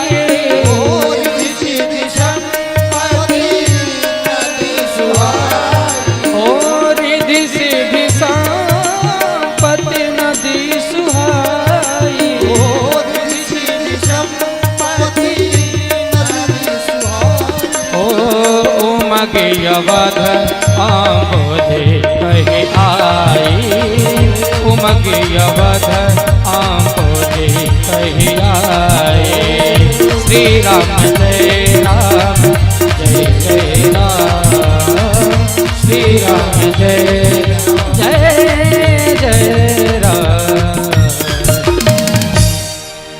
बाबा सबसे पहले लगते हैं क्या कि जब से हमारे राम जी विवाह करके आए हैं महाराज, उस दिन से अयोध्या में नित्य नवीन मंगल बधाई बज रहा है। अच्छा, आपके घर हमारे घर अगर विवाह हो गया तो कितने दिन तक उत्सव मनाएंगे?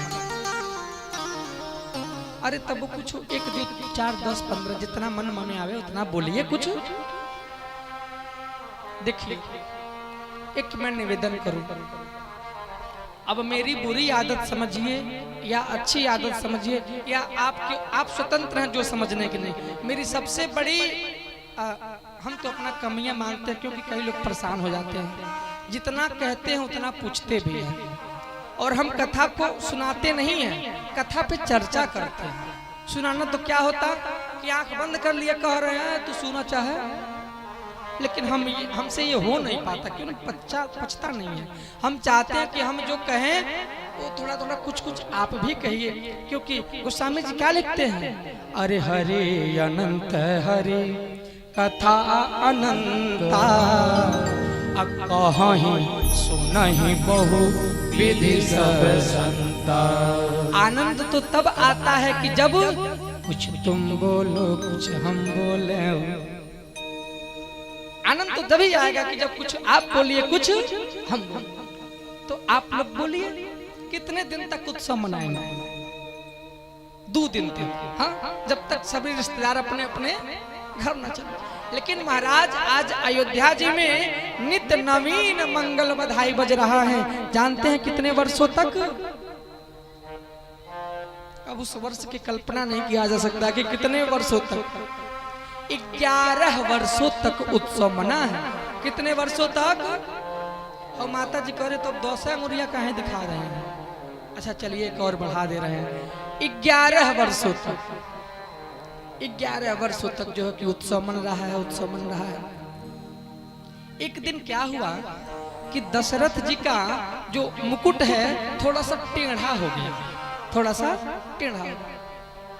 तो जीवन का जो सच्चा साथी होता है तो कभी मक्खन नहीं लगाता, जो वास्तविक होता है वही बताता है। कौन? अरे दर्पण, दर्पण माने शीशा। शीशा कभी गलत बताता है क्या? मोबाइल में फोटो खींचेंगे, हो सकता हो स्नैपचैट का जमाना है, थोड़ा सा गोरा वोरा करने वाला व्यवस्था बन जाए, लेकिन शीशा जो वास्तविक स्वरूप है वही बताएगा।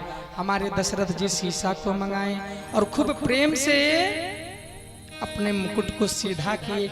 जैसे मुकुट को सीधा किए तो क्या देखे?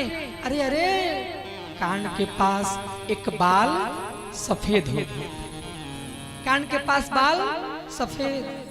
तो मन ही मन विचार किए, अच्छा मानो ये बाल मुझे कहना चाहता है, अरे ओ दशरथ, अब हम अपना रंग बदल रहे हैं, तुम अपना रंग कब बदलोगे? यानी हम काले से सफेद हो रहे हैं, अब तुम भी जो है कि अब बुढ़ापे में आ गए हो, भजन में निकलो, है दुनियादारी राजपाट छोड़ो। दशरथ जी मन ही मन, उनको कोई सिखाने नहीं जा रहा, मन ही मन विचार कर रहे हैं। प्रधान जी, हम लोग क्या करते हैं? अगर बाल सफेद हो गया तो माता जी यहाँ के लोग नहीं कराते हैं क्या? तुरंत डाई हुई करके फिर जैसा था उसको वैसा बना देंगे। बाल इतनी जल्दी तुम क्यों रंग बदल रही हो? अभी तो हमको अपना काम और करना है। तुम रंग बदलोगी तो हम भी जो है कि तुमको बदल के अपने वास्तविक रूप में ला दें। लेकिन दशरथ जी से शिक्षा लीजिए क्या कि जब कान के पास का बाल सफेद हो गया तो मानो अपने आप ही विचार कर रहे हैं कि अब मेरा समय दूसरा आ गया, भगवान का भजन करना चाहिए, अब ये राजपाट छोड़ना चाहिए। अच्छा, जो वर्ण व्यवस्था है अपने जो है कि सनातन धर्म में कितना वर्ण व्यवस्था है? 4 व्यवस्था है। जिस प्रकार है उसी प्रकार 4 आश्रम व्यवस्था भी है। 4 आश्रम व्यवस्था। सबसे पहला आश्रम व्यवस्था क्या है? ब्रह्मचर्य आश्रम व्यवस्था। इस कलयुग में लोगों का औसत उम्र कितना होता है? कितना? 100 वर्ष होता है। 25 वर्षों में देखिए, प्रधान जी कह रहे हैं, आप तो कहे थे पहले दिन 100 वर्ष होता है, लेकिन कलयुग ऐसा चलेगा तो कहीं का 0 और न खत्म हो जाए। हाँ, बोले श्री सीताराम भगवान की। प्रधान जी छोड़िए, भविष्य में जो होगा देखा जाएगा, जो वर्तमान में चल रहा है इसी में आनंद लिया जाए। हाँ? क्योंकि खुशी रहना है तो हमेशा किसमें रहना है? वर्तमान में। भविष्य की चिंता ताक पे रख दीजिए। बोले श्री सीताराम भगवान की। 25 वर्षों में आश्रम व्यवस्था को विभाजित किया गया कि 0 से 25 वर्ष ब्रह्मचर्य आश्रम, 25 से 50 वर्ष गृहस्थ आश्रम, 50 से 75 वर्ष वानप्रस्थ आश्रम और 75 से 100 वर्ष मैं क्या चालू बा संन्यास आश्रम। हाँ, संन्यास आश्रम। अच्छा, जब 50 के बाद उम्र हो जाता है तो उस उम्र को क्या बोलते हैं? 50 के बाद क्या आता है? अरे डिजिट नंबर में भाई, 50 के बाद कौन सा संख्या आता है? 51। मानो ये वानप्रस्थ आश्रम वाली व्यवस्था बार बार कहती है 51। अरे वन माने जंगल, 51, 52, 53, 54, 58 तक कहती है। अरे वन की यात्रा करो, अब कब तक घर दुनिया में लगे रहोगे? और जैसे 58 तक बात नहीं मानते ना, उसके बाद क्या आता है? 59। अरे 60 माने क्या? मूर्ख। अरे मूर्ख, अरे 60 अब कब मानोगे? बन जाओ बाबा, छोड़ो घर का। 59, 60, 61, 62, 63 कहता है।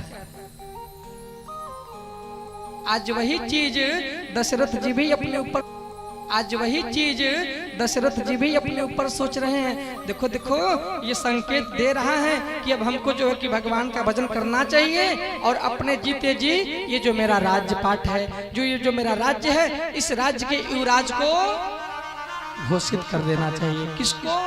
तो अपने बड़े बेटे राम को।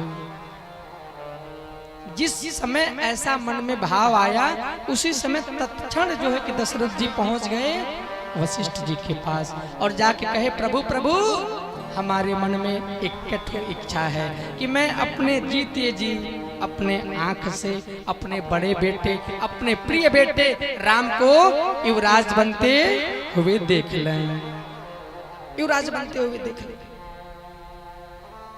आप खूब सुंदर मुहूर्त निकाल के बताइए कि कब जो है कि हम जो है इस कार्य को करें। और वशिष्ठ जी तो समझ गए अब वो समय आ गया है कि जिस समय राम को अपने मिशन पे जाना है। उसी समय वशिष्ठ जी कहे दशरथ जी से, अरे दशरथ, जिस मुहूर्त का तुम इंतजार कर रहे हो वो मुहूर्त तो अभी 14 वर्ष बाद बन रहा है, लेकिन मैं कहता हूं कि बिना सोचा विचारे मुहूर्त का इंतजार मत करो। अरे राम जी को राजा बनाने के लिए किसी मुहूर्त की आवश्यकता है क्या?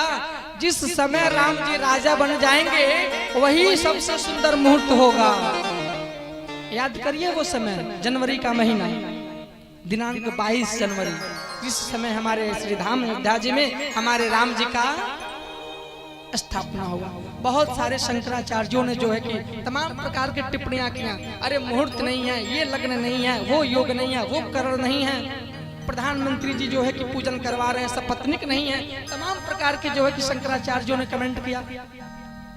लेकिन मैं कहा, अब मैं उन लोगों को कहा अपनी बात रख पाऊंगा, लेकिन रखने वालों ने रखा।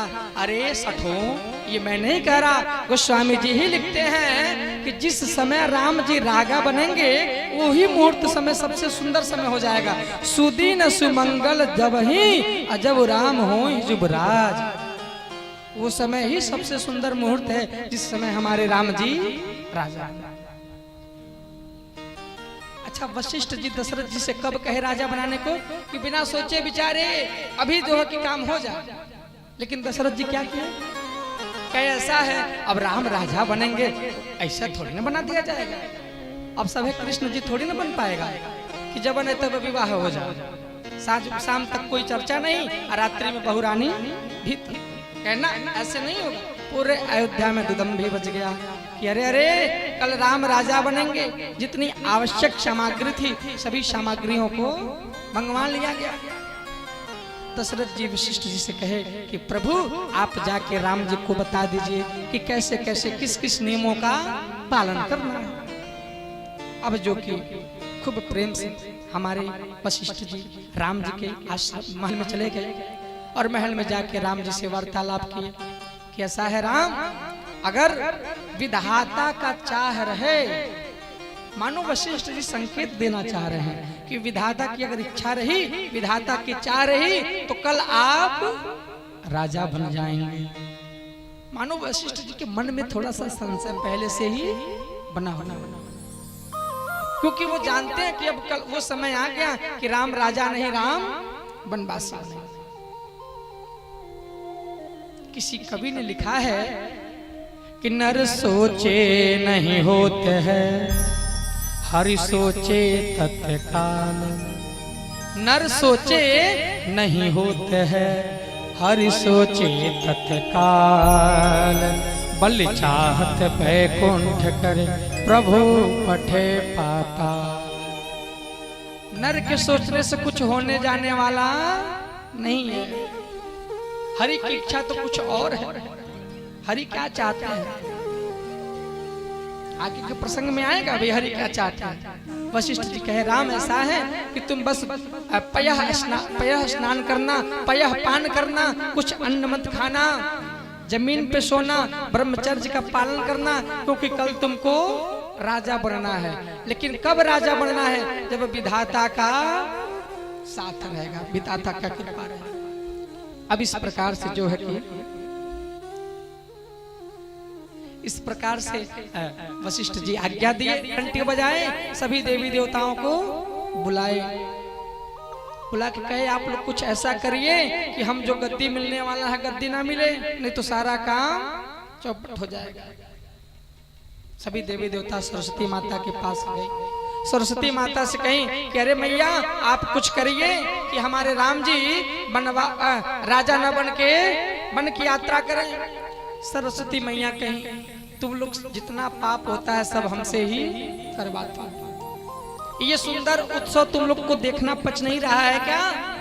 सभी देवी देवता बोले मैया ये हम लोगों की इच्छा नहीं, ये मालिक की इच्छा है, ये स्वयं राम जी की इच्छा है। सरस्वती मैया कहें चलो भैया जब उनकी इच्छा है तो करना ही पड़ेगा। अब सरस्वती मैया जी भेष बदली और भेष बदल के अयोध्या जी में लगी घूमने। अब घूम यही मन में विचार कर रही हैं, किसी को ऐसा देखे तो उसका मति थोड़ा भरम मति थोड़ा फिर। अयोध्या जी में खूब घूमी लेकिन कोई ऐसा मिला ही नहीं कि जो राम जी के राजा बनने से प्रसन्न ना हो। सब नाच रहे हैं, गा रहे हैं। अब सरस्वती मैया बेचारी मन मार के वापस जाने लगी। जैसे ही जाने लगी तब तक एक ठो को देखी, एक विचित्र जो है कि महिला को देखी। अरे नाम मंथरा मंदमती,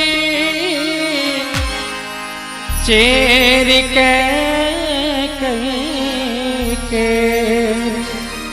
अजस पेटारिता करी गई गिरा मथी थी। क्या देखी कि नाम मंथरा मंदमती। अरे अरे एक यही ऐसी स्त्री है, यही एक ऐसी महिला है कि जो लग रहा है राम जी के राजा बनने से प्रसन्न नहीं है। क्योंकि अगर प्रसन्न होती तो भी नाचती गाती, लेकिन देखो ना कैसे भगवाना की तरह मुंह फुलाई हुई। मैया जी निवेदन करें जब भी भगवान का कथा हो, भगवान का कथा हो, भगवान का भजन हो, भगवान की बात हो तो हम मुंह फुला के। अब आप लोग बहुत ज्यादा प्रसन्न मत होइएगा कि बस मैया जी को कह रहे हैं। हाँ भैया जी लोगों से भी निवेदन है, हमेशा हंसते मुस्कुराते ताली बजाते झूमते रहिए, नहीं तो सरस्वती मैया आएंगी और जैसे मंत्रा का बुद्धि पलट दी वैसे आपका भी बुद्धि पलट सकती है। इस नाते हमेशा उत्सव के साथ रहिए। सरस्वती मैया आई और मंथरा का बुद्धि पलट दी, और जैसे ही बुद्धि पलटी, अब मंथरा का फोटो कैसे दिखाएं हम, कैसे चलती थी, लाठी लेके चलती थी। एक लाठी आगे बढ़ाती थी, छुट छुट छुट छुट करके कम कम 10 कदम चलती थी, जल्दी जल्दी ऐसे थोड़ा झुक करके। अब जल्दी जल्दी वहां से चल के आई और कैकेयी मैया के भवन में चली गई। कैकेयी मैया के भवन में जैसे गई, खाली हवस हवस क्या कर रही थी, रो रही थी। कैकेयी मैया बोले अरे अरे अरे अरे अब सगुनी, तुम कल मेरा बेटा राजा राम बनने वाला है और तुम रो क्यों रही हो? कहे अरे तेरा बेटा राम बनेगा, राजा बनेगा? हाँ क्यों नहीं बनेगा, वो तेरा बेटा की कौशल्या का बेटा राजा बन जाएगा, उसके बाद से तुमको भी दासी बनाएगा, हमको भी दासी बनाएगा। मैं तो खैर दासी हूँ ही, लेकिन तुमको दासी बनाएगा, तुमसे पानी भरवाएगा, तुमसे तमाम प्रकार का काम करवाएगा। तो मेरे आंखों से ये देखा, लगी भरने, खूब भरने लगी। कैकेयी मैया बार बार समझाई, चूंकि समय भी ध्यान में रखना है, कथा हमको बहुत दूर तक लेके जाना है। अब क्या बताएं, प्रसंग आ जाता है तो कुछ कुछ निवेदन करना पड़ता है। हे राम जी, मैं बार बार आपसे यही प्रार्थना करता हूँ कि एक बार 1 महीने बोले श्री कैकेयी मंथरा संवाद हुआ। अंत तो गत्वा कैकेयी जो है कि मंथरा की बातों में आ ही गई। एक निवेदन है, वैसे यहाँ के लोग तो मंथरा जैसा कार्य नहीं करते हैं, लेकिन अगर किसी के मन में चल भी रहा होगा तो क्षमा करिएगा। अगर किसी का बना ना पाइए तो किसी का बिगाड़िए भी मत, क्योंकि दुर्दशा बहुत हो जाता है। किसी के भी हंसते खेलते परिवार में महाराज आग नहीं लगाना चाहिए। आज मंत्रा ने जो है कि बुद्धि पलट दी कैकेयी को बार बार भर करके। अब कैकेयी जी भी क्या की, खटवास पटवास लेके कूप भवन में प्रवेश कर गए। पहले का जब घर बनता था, जिस प्रकार आज जो है कि घर बनता है तो कुछ बढ़िया बना चाहे बने, लेकिन इज्जत घर अच्छे से बनता है कि नहीं प्रधान जी? इज्जत घर बढ़िया से बनता है, गेस्ट रूम में बनता है। उसी प्रकार पहले जब बनता था त्रेता युग में, सतयुग में, द्वापर युग में, कोनो भवन बना चाहे बने, लेकिन कूप भवन जरूर बनता था। अब आजकल का थोड़ी ना जमाना है, कृषि आ जाइए तो कोर्ट में पहुंच जाइए, पुलिस स्टेशन पहुंच जाइए, 100 नंबर फोन कर दीजिए ना। पहले के लोग जब खिसियाते थे तो कोप भवन में प्रवेश कर जाते थे। आज कैकेयी मैया भी काला साड़ी पहनी, बाल को बिखेर ली, जो पूरा गहना पूरा जो है कि उतार के रख दी और कोप भवन में प्रवेश कर दी। दशरथ जी को पता लगा, अरे कैकेयी जो है कि कोप भवन में चली गई, क्या बात है। दशरथ जी गए, दशरथ जी जब इधर करें तो कैकेयी मात्रा अपना मुंह उधर करें। फिर दशरथ जी जब वहां जाएं तो कैकेयी जी अपना मुंह इधर करें। दशरथ जी पूछे, अरे मेरी प्राण प्रिय हुआ क्या? कहे बंद करो ये अपना तुम बकवास, कोई प्राण प्रिय नहीं, तुम तो मेरे दुश्मन हो, दुश्मन। दशरथ जी बोले, हुआ क्या? मैं तुम्हारी सभी रणनीति को समझ गई कि तुम राम को राजा बना करके और चाहते हो कि कैकेयी से पानी भरवाना, कैकेयी को दासी बनवाना। मैं अपने जीते जी ये काम कभी नहीं करूंगा। कहे, अरे राम तुम्हारा बेटा इतना लाड करते, इतना प्यार करते। खूब संवाद चला। कैकेयी मैया अंत दो गत्वा कहीं, देखो देखो इससे काम नहीं चलेगा। मैंने आपके लिए कुछ हित का कार्य किया था। जब देवासुर संग्राम चल रहा था उस समय आपका रथ जो है कि थोड़ा सा विदृढ़ हुआ, तो मैंने अपना अंगुली डाल करके आपके रथ के पहिए में आपकी इज्जत को बचाया, आपके प्राण को बचाया। उस समय आपने कहा था कि 2 वरदान मांग लो, हाँ? लेकिन मैंने कहा समय आने पे मांगूंगी। आज वो समय आ गया, मुझे 2 वरदान चाहिए। कहे बस छोटा सा बात है, वरदान मांग लो। क्या मांगना चाहती हो? अरे जो तुमको मांगना है मांगो। यहाँ तक कि दशरथ को, अगर दशरथ से अपना प्राण मांगोगी तो अपना प्राण भी दे देगा। मांगो, क्या मांगना चाहती? कैकेयी मैया ने पहला वरदान मांगा, क्या? सुनहु प्राण प्रिय भावत जी का देहूं एक बर। पहला वरदान तो ये दीजिए कि मेरा लल्ला भरत इस समूचे राज्य का राजा बने। दशरथ जी कहे, इतनी छोटी नहीं राजा बनेगा, भरत ही राजा बनेगा। भाई वो भी मेरा बेटा। दूसरा मांगो। दूसरा वरदान जैसे ही कैकेयी मैया ने अपने मुख से निकाला कि तापस विषे की उदासी 14 बरस राम वनवासी।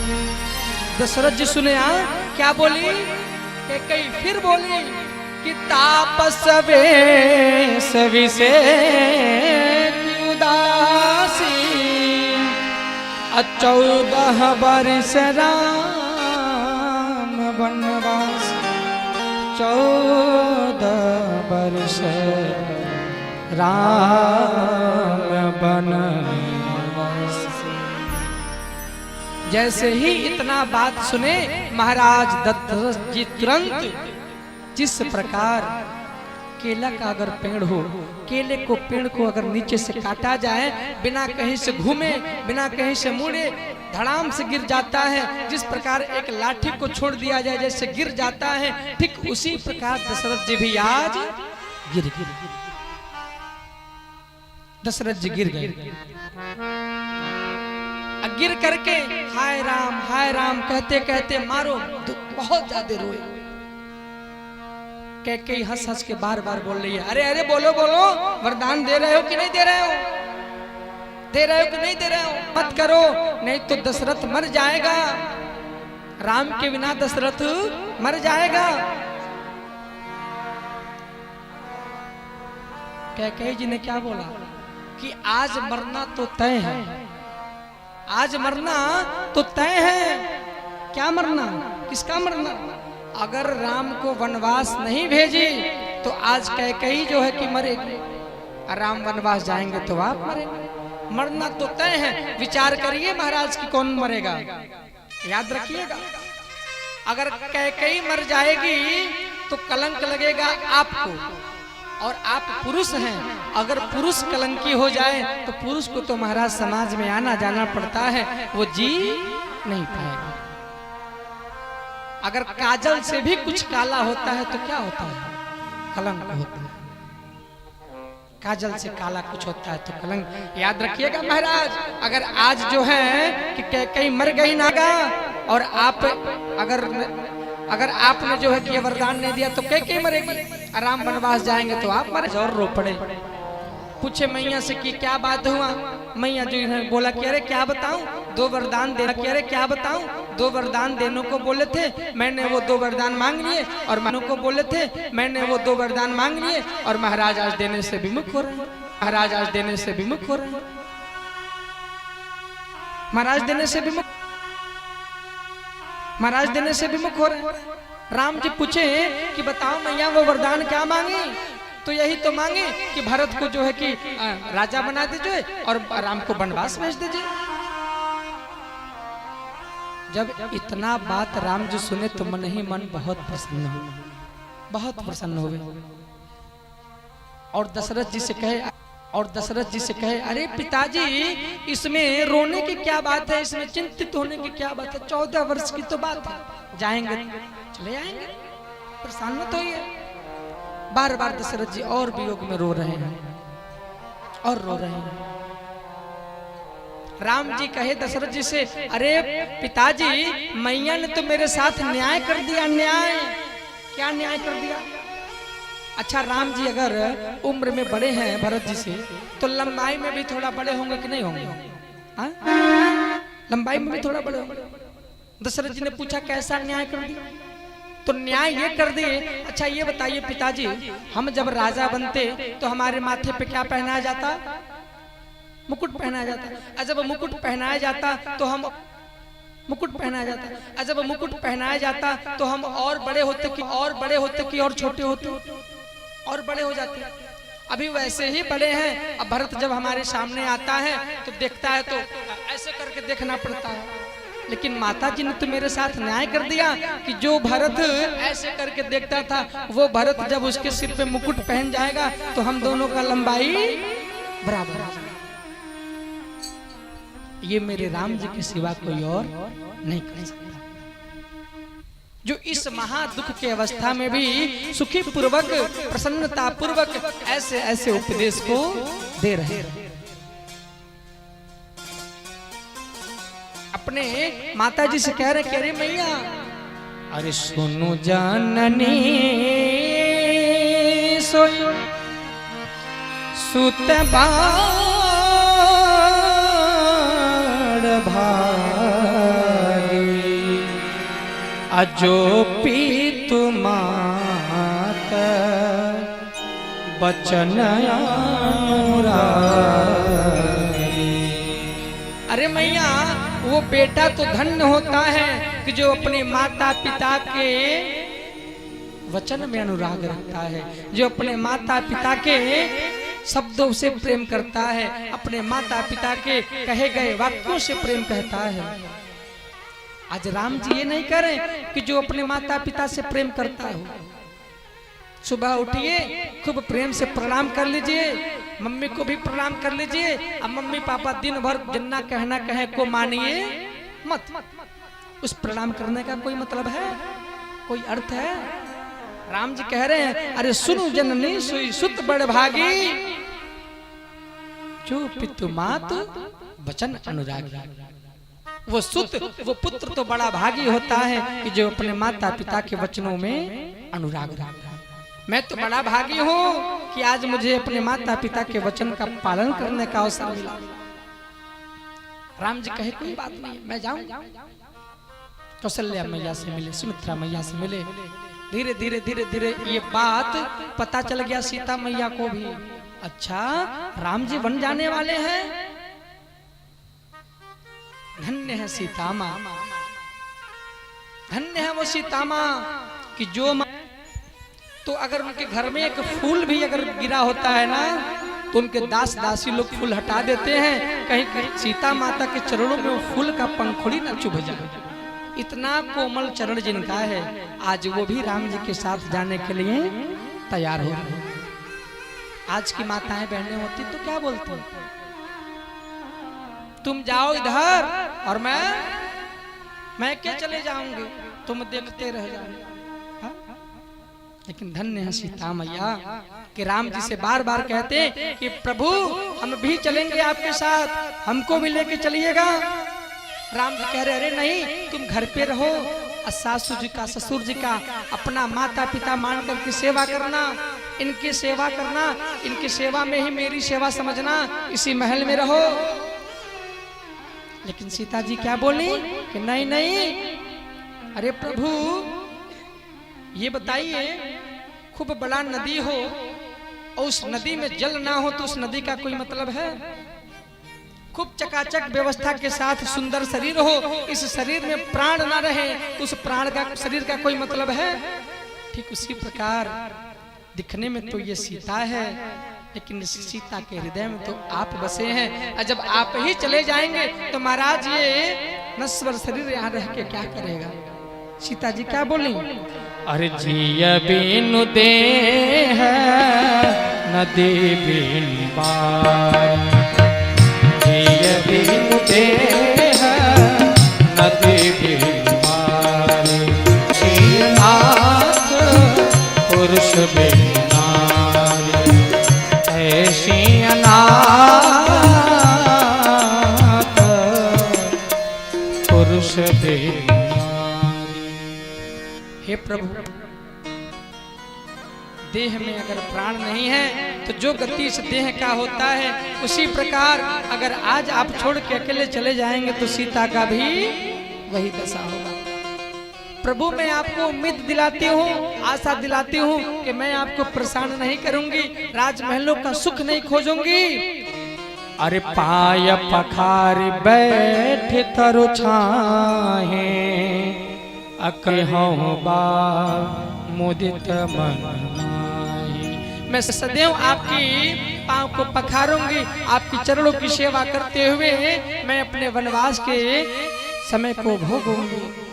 लेकिन प्रभु आपसे बारंबार यही प्रार्थना है कि आप मुझे छोड़ के मत जाइए। इस प्रेम को जब देखें तो राम जी सीता जी को भी लेके जाने के लिए तैयार हो गए। तब तक ये बात अचानक से जो है कि पता चल गया लखन लाल जी को। किसको पता चल गया? लक्ष्मण जी को। अरे को तैयार हो गए, वन में जाने को तैयार हो गए।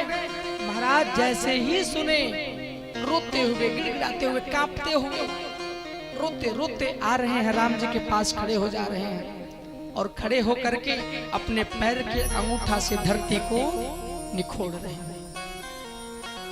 आज लक्ष्मण जी इतना रो रहे हैं कि कहना तो चाह रहे हैं पर कुछ बोल नहीं पा रहे हैं, कांप रहे हैं। जिस प्रकार एक गैया कांपती है उसी प्रकार आज लक्ष्मण जी कांप रहे हैं।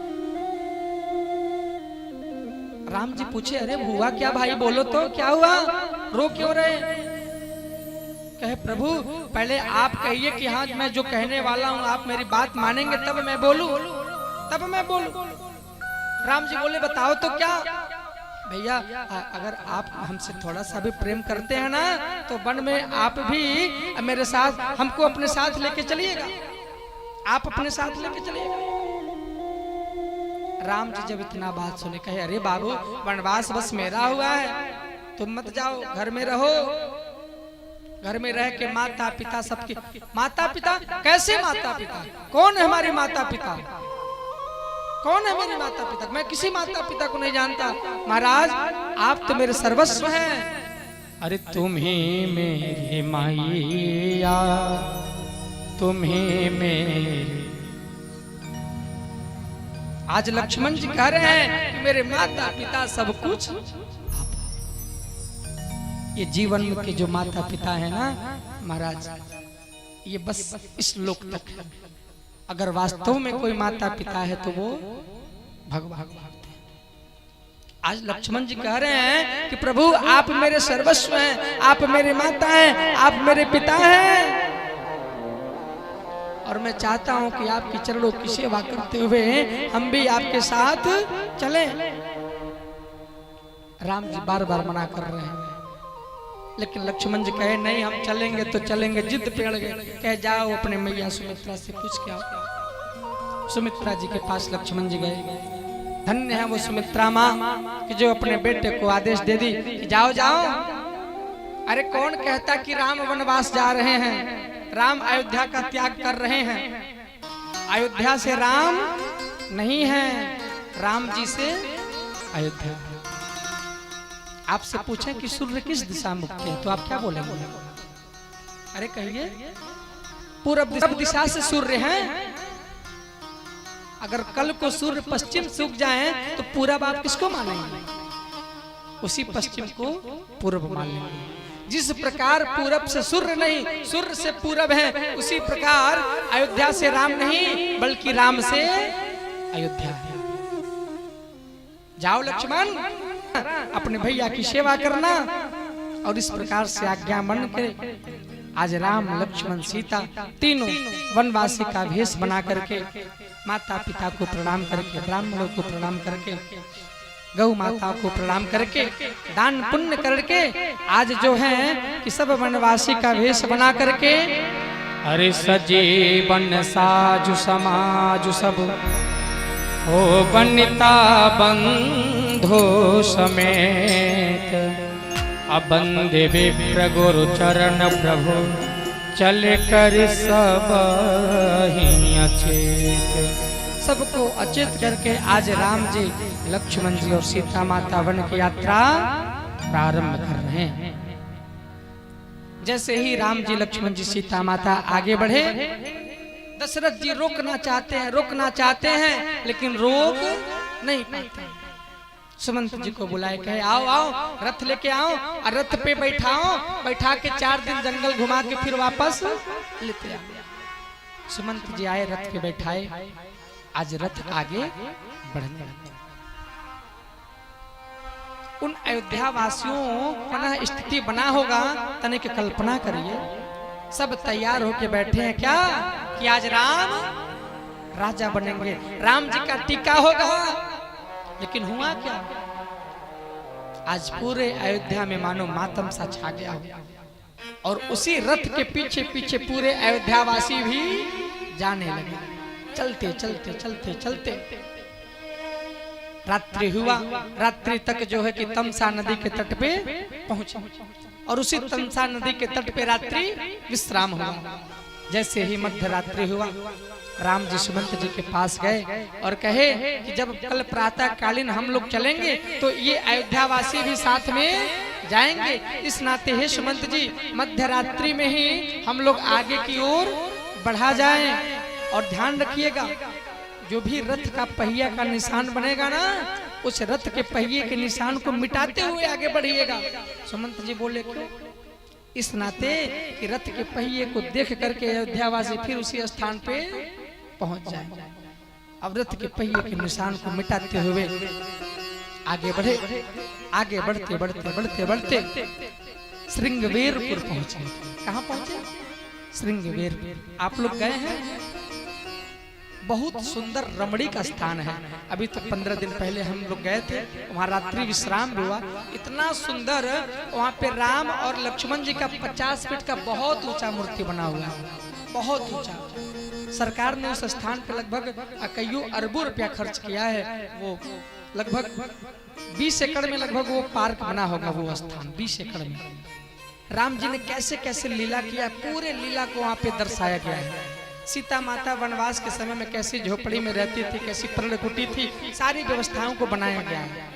ऐसा नहीं है कि टिकट लगता है, भगवान का काम है ना, इस उनकी सेवा एक बार हो आई। इस दास को तो अवसर मिला उस तट पे, जिस तट से राम जी जो है कि पार किए, हाथ डुबकी लगाने का बड़ा सुंदर आनंद आया। श्रृंगवेर पहुंचे हमारे राम जी, लक्ष्मण जी, सीता जी और साथ में कौन? सुमंत। सुमंत जी जब वहां पहुंचे तो राम जी भी कहे कि अरे अब कहां तक चलेंगे, अब अभी आप अपना यात्रा पीछे की ओर प्रस्थान करिए, आप भी आगे बढ़िए। तो कहे ना ना, हमको तो जो है कि दशरथ जी ने आज्ञा दिया है कि आपको लेके आना है। राम जी कहे क्षमा करिएगा, हम जो है कि अभी जाने वाले नहीं। अच्छा, आप बाहर जाइए, विदेश जाइए, कि जा रहे हैं विदेश, खूब धन कमा के आएंगे, खूब धन कमा के आएंगे। और जो ब्याज, जो पैसा लगा के गए हैं, जो टिकट लगवा के गए हैं, जो है कि थोड़ा घूस उस भी दिए हैं वीजा उजा बनने के लिए, वो पैसा ही गंवा करके आप चले आइए। गए तो हैं पैसा कमाने, लेकिन अपना मूलधन ही गंवा के चले आइए, तो आपकी भाव भंगिमा क्या बनेगी? विचार कीजिए। आज वही भाव भंगिमा सुमंत जी का भी बन रहा है कि सुमंत जी तो मानो राम जी को लेके जाने के लिए साथ में आए थे, लेकिन आज अपना मूलधन ही गंवा करके पीछे की ओर बढ़ रहे हैं, पीछे की ओर बढ़ रहे हैं। अब जो है कि धीरे धीरे हमारे राम जी गंगा जी के तट पे पहुंचे, गंगा जी के तट पे पहुंचे। ये मेरा हृदय प्रिय प्रसंग अब आने वाला है राम कथा का, लेकिन क्या बताऊं हम। बोले श्री सीताराम भगवान की जय। कम से कम अगर 5 दिन का समय मिले श्री राम के वट प्रसंग कहने का, तब आनंद है। 5 दिन होता रहे, क्या बताऊं। राम जी ना जाने कौन सा संबंध हमसे स्थापित कर लिए हैं, चाहते हैं हम कि थोड़ा आराम करने को मिल जाए। बहुत दर्द पीड़ा होता है बोलते बोलते, दिन भर चेतन अवस्था में पड़े रहते हो। तो राम जी की कृपा की व्यासपीठ पे आने के बाद कंठ खुल जाता है, नहीं तो हमारी आवाज दिन में कोई सुनेगा तो हंसेगा, कितना बैठा बैठा आवाज आता है। लेकिन क्या बताऊं, प्रधान जी कल यहाँ विश्राम करके जल्दी जल्दी फिर कौड़ी राम में भागवत जी की कथा प्रारंभ करना है। 1 दिन का तो अगर आराम मिल जाता तो चलो ठीक है। रात्रि में ही कुछ लोग जो है कि वहाँ पहुँच गए हैं, कुछ लोग और पहुँचेंगे। कल यहाँ से हम लोग भी हवन पुड़ावती करा के वहाँ पहुँचेंगे कार्यक्रम कराने, भागवत जी की सेवा। आज एक अचंभव घटना घटा। गोस्वामी जी कहते हैं, अरे देखो देखो, जो राम सबको देने वाले हैं, जो राम सबको देते हैं, आज वो राम मांग रहे हैं। किससे मांग रहे हैं? अरे मांगी नाम ना के बटवा,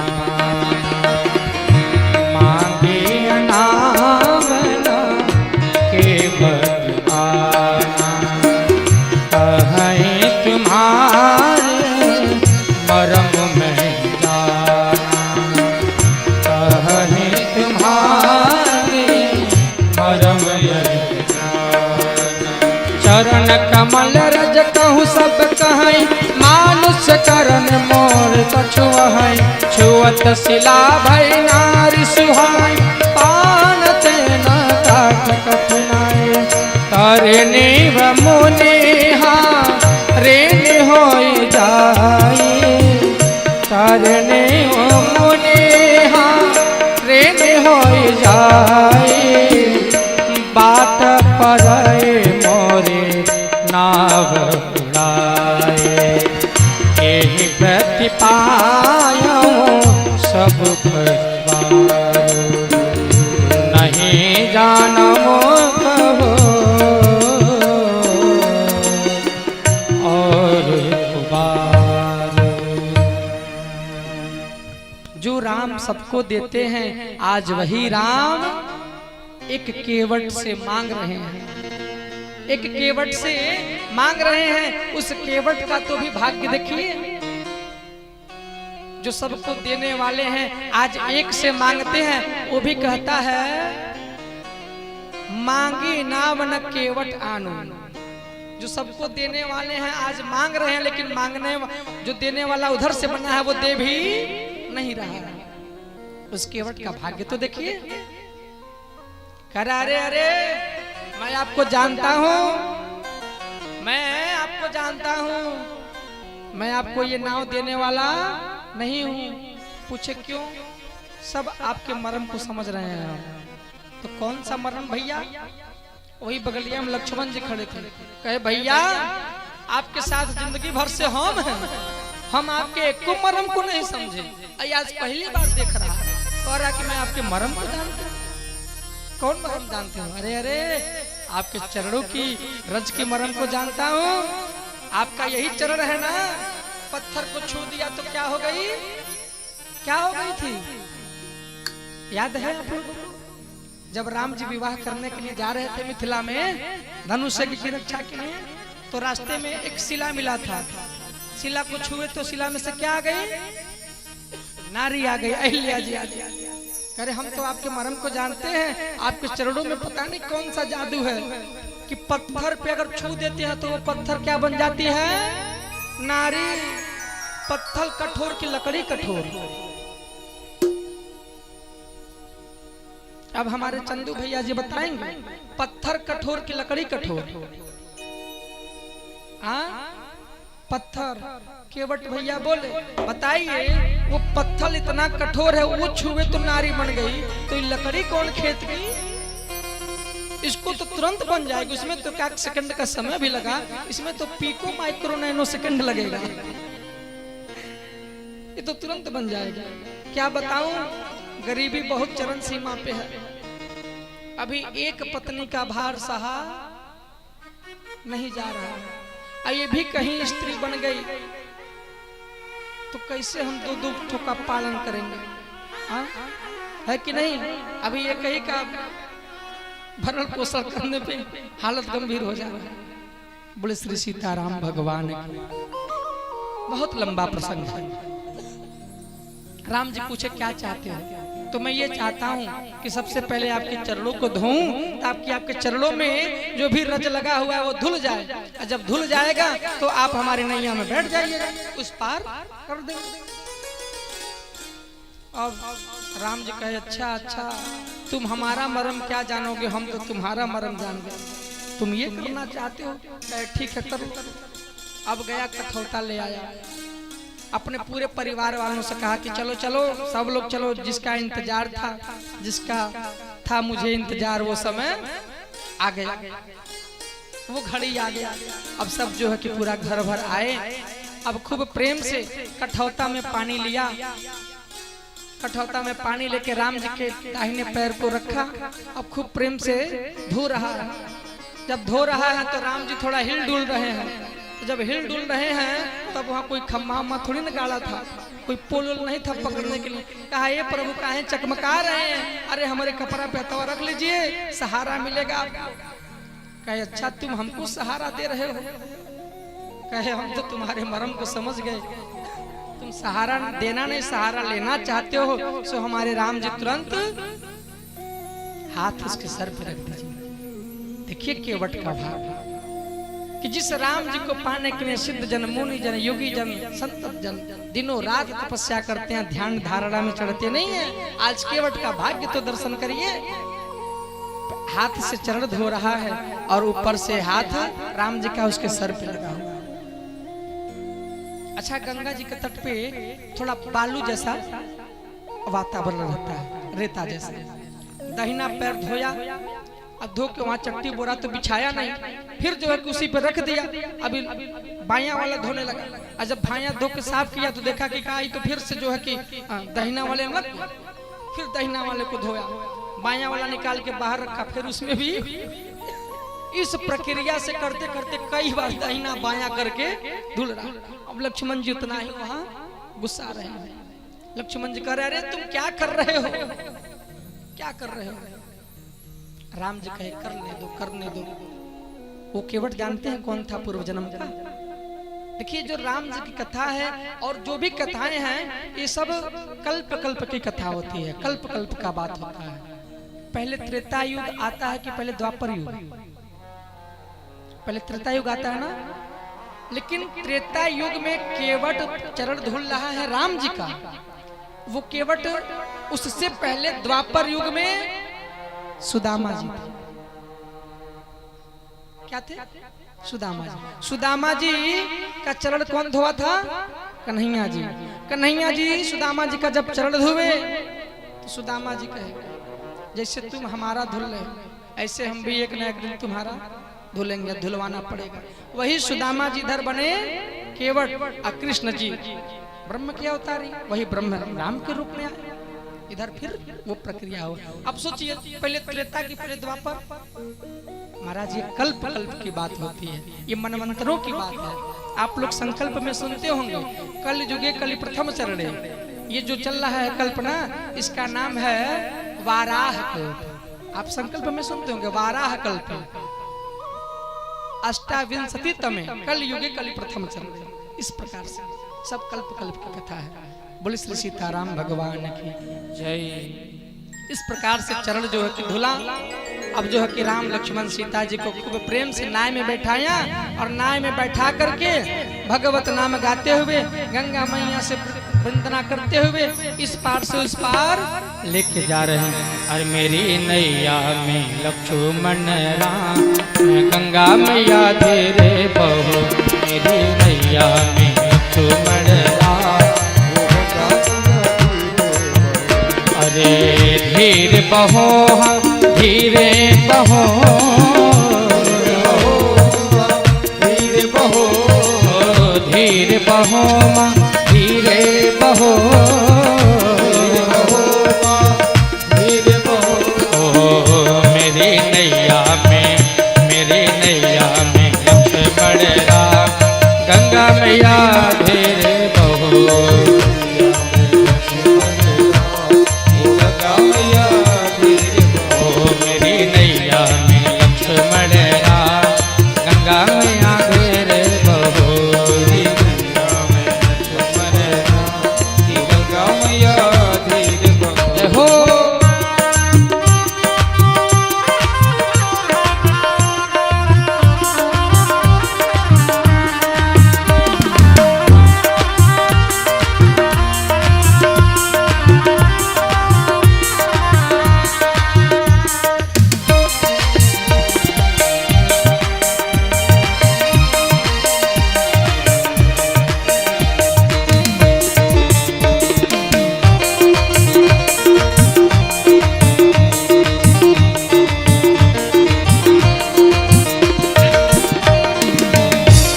गंगा मैया से बार बार केवट भैया कह रहे क्या, अरे गंगा मैया अभी देखो देखो, ये जो मेरा नाव है ना पूरा बढ़िया से नहीं है, थोड़ा उजला फूला हुआ, थोड़ा टूटी फूटी हुई है।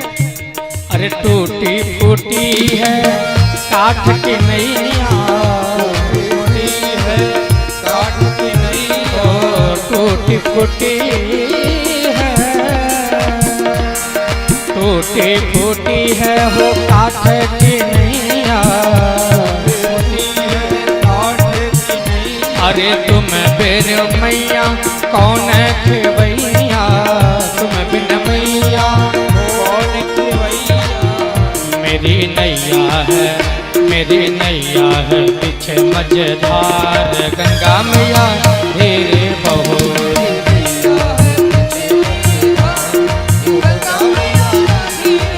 ओ मेरी नैया में लक्ष्मण राम, गंगा मैया धीरे बहो। गंगा मैया धीरे बहो। इस प्रकार से गंगा मैया से विनती करते करते करते आज केवट इस पार से उस पार पहुंचवा दिया। खूब प्रेम से नाव में से उतरे लोग। अब राम जी जो पहन के गए थे उसमें जेब नहीं था। अब भाई अब जेब रहे तब ना हाथ डालें कुछ निकाल के दें। वहीं सीता माता जी भी थी। सीता माता जी अपने पति की मनोदशा को समझ ली।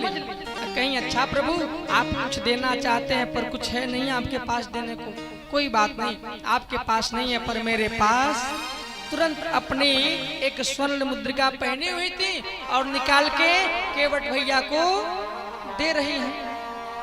केवट भैया को दे रही है, लेकिन केवट भैया ले नहीं रहे। क्यों नहीं लिए? अब धोबी से धोबी कपड़ा धोवाई लेगा क्या? बोलिए, धोबी से एक धोबी कपड़ा धोवाई लेगा? अब केवट से एक केवट केवटाई लेगा? नहीं लेगा। राम जी कहे हम कुछ समझ नहीं पाए, केवट से केवट। अरे क्या बताऊं, समझ तो रहे हैं लेकिन जानबूझ के अनजान बनते हैं, हम समझाते हैं। अच्छा मैंने आपको क्या किया, तो इस पार से उस पार किया, पार लगाया। तो प्रभु जिस प्रकार मैंने पार लगाया उसी प्रकार आप भी पार लगाते हैं, आप भी पार लगाते हैं। अरे मैं तो एक छोटा सा गंगा जी को पार किया, लेकिन आप तो इस भव सागर से पार करने वाले हैं। दोनों का काम एक ही है, तो भला अब इसमें लेन देन की क्या बात। अरे प्रभु आप आए मेरे घाट पे, मैंने आपको पार कर दिया। जब हम आपके घाट पे आएंगे तो आप भी हमको पार कर दीजिए। अरे सुन के वट के बैन प्रेम लपटे अटपटे। इस प्रेम को देख करके, इस प्रेम को सुन करके राम जी मन ही मन बहुत प्रसन्न हुए, बहुत प्रसन्न हुए। केवट प्रणाम किया, भगवान ने अपनी भक्ति दिया, केवट को खूब प्रेम से सराहा। उसके बाद से उसी गंगा जी के तट पे सीता माता जी ने खूब सुंदर शंकर जी का एक पार्थिव बना करके शंकर जी का पूजा की, अपने पति राम जी के साथ, देवर लक्ष्मण जी के साथ, और गंगा माता से प्रार्थना की कि हे मैया 14 वर्ष का वनवास का यात्रा जब अच्छे से बीत जाएगा तो फिर हम आकर के आपका विधिवत पूजन यजन करेंगे। इस प्रकार से करते हुए अब आगे बढ़ते हैं लोग। आगे बढ़ते बढ़ते बढ़ते बढ़ते दूसरे दिन के क्रम में हमारे राम जी और हमारे जो है कि लक्ष्मण जी, सीता माता खूब प्रेम से तीर्थराज प्रयाग में पहुंचते हैं। और तीर्थराज प्रयाग में जैसे ही पहुंचे तो देखत बन सरसै सुहाए। देखत बन सरसै सुहाए। वाल्मीकि आश्रम प्रभु आए।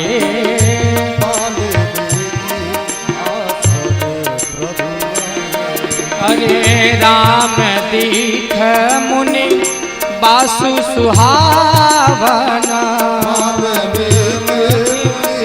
बासु सुहावना सुंदर गिरि काननो जल पावन।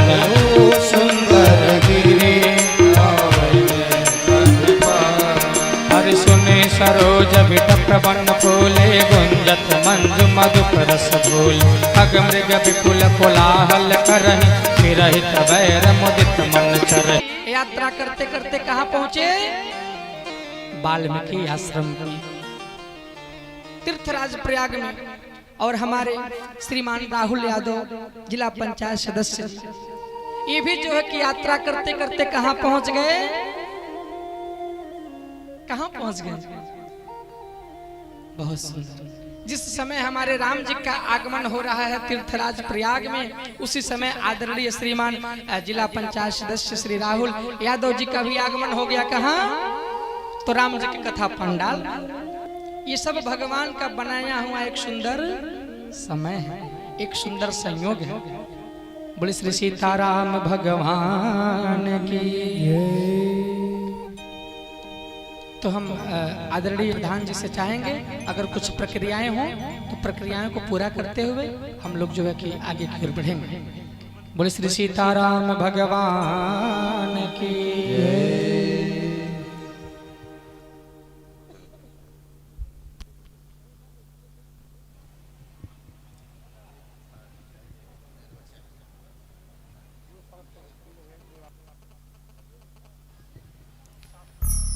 जय माता दी।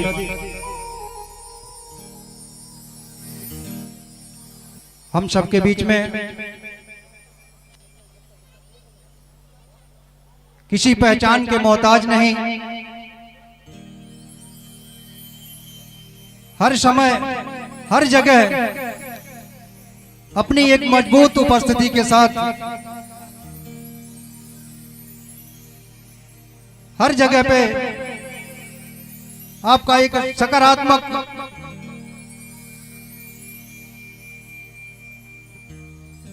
रूप से उपस्थिति हम सबके बीच में रहा करती है। आदरणीय परम श्रद्धेय बड़े भैया राहुल बादल जी, जो कि इस क्षेत्र के जिला पंचायत सदस्य प्रतिनिधि भी हैं। एक नाम और इस समय जन जन में आपका गूंज रहा है। आप एक नाम से और भी जाने जा रहे हैं इस टाइम, संत कबीर नगर के ब्लड बैंक के नाम से। एक बार जोरदार तालियों से स्वागत है, अभिनंदन। एक गरीब से गरीब व्यक्ति, किसी को भी यदि पूरे संत कबीर नगर जनपद में ब्लड की जरूरत पड़ती है तो आदरणीय बड़े भैया राहुल बादल जी के कानों तक यदि मैसेज पहुंचता है तो वह अविलंब, चाहे वह संत कबीर नगर जिले में है या बस्ती में है या गोरखपुर में, कहीं पर भी है, वह उस स्थान पे अपने नेटवर्किंग के माध्यम से, अपने एक जन समूह के माध्यम से वहां पे वो ब्लड की व्यवस्था किसी न किसी रूप में अवश्य करवा देते हैं। अभी फेसबुक के माध्यम से मैं आपसे भी जुड़ा हूं। किसी भाई का एक पैर कट गया था, जिसके वजह से उनका बहुत ज्यादा रक्तस्राव हो गया था। आपका बहुत ही विशेष रूप से उनके ऊपर सहयोग रहा, लेकिन तमाम अथक प्रयासों के बावजूद वो बेचारे इस दुनिया, लेकिन आपके कार्य की जितनी भी प्रशंसा की जाए इस रूप में, ये समझिए कि एक द्वितीय अवतार हैं आप इस पूरे जनमानस के लिए। मैं विनम्र अनुरोध करूंगा आदरणीय बड़े भैया देवेंद्र प्रसाद उर्फ चंदू यादव जी से, कृपया आपको मंच तक लाने का कष्ट करें। आपको व्यासपीठ से कुछ शुभाशीष आदरणीय आचार्य जी के कर कमलों के द्वारा।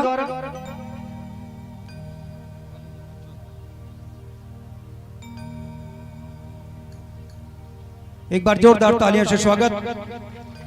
हम सबके बीच में आदरणीय राहुल यादव उर्फ बादल जी का, आदरणीय परम श्रद्धेय व्यासपीठ जी के श्री कमलों से आपका स्वागत एवं अभिनंदन।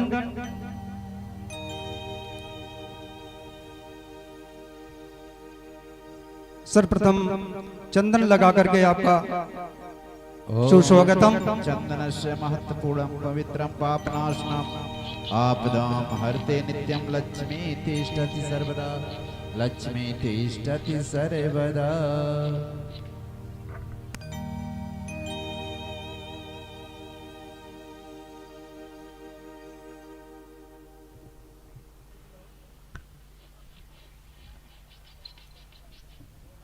बोलिए मां जगत जननी जगदम्बे की जय। बहुत ही अनुपम क्षण।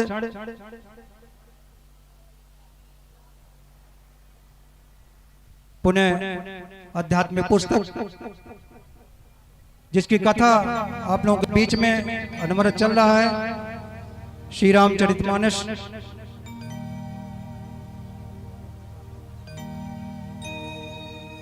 बड़े भैया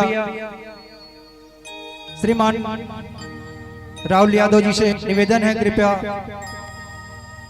अल्प समय लेते हुए सभी कार्यकर्ताओं का मनोबल बढ़ाते हुए दो शब्द आप अपने मुखारबिंदों से। जय माता दी।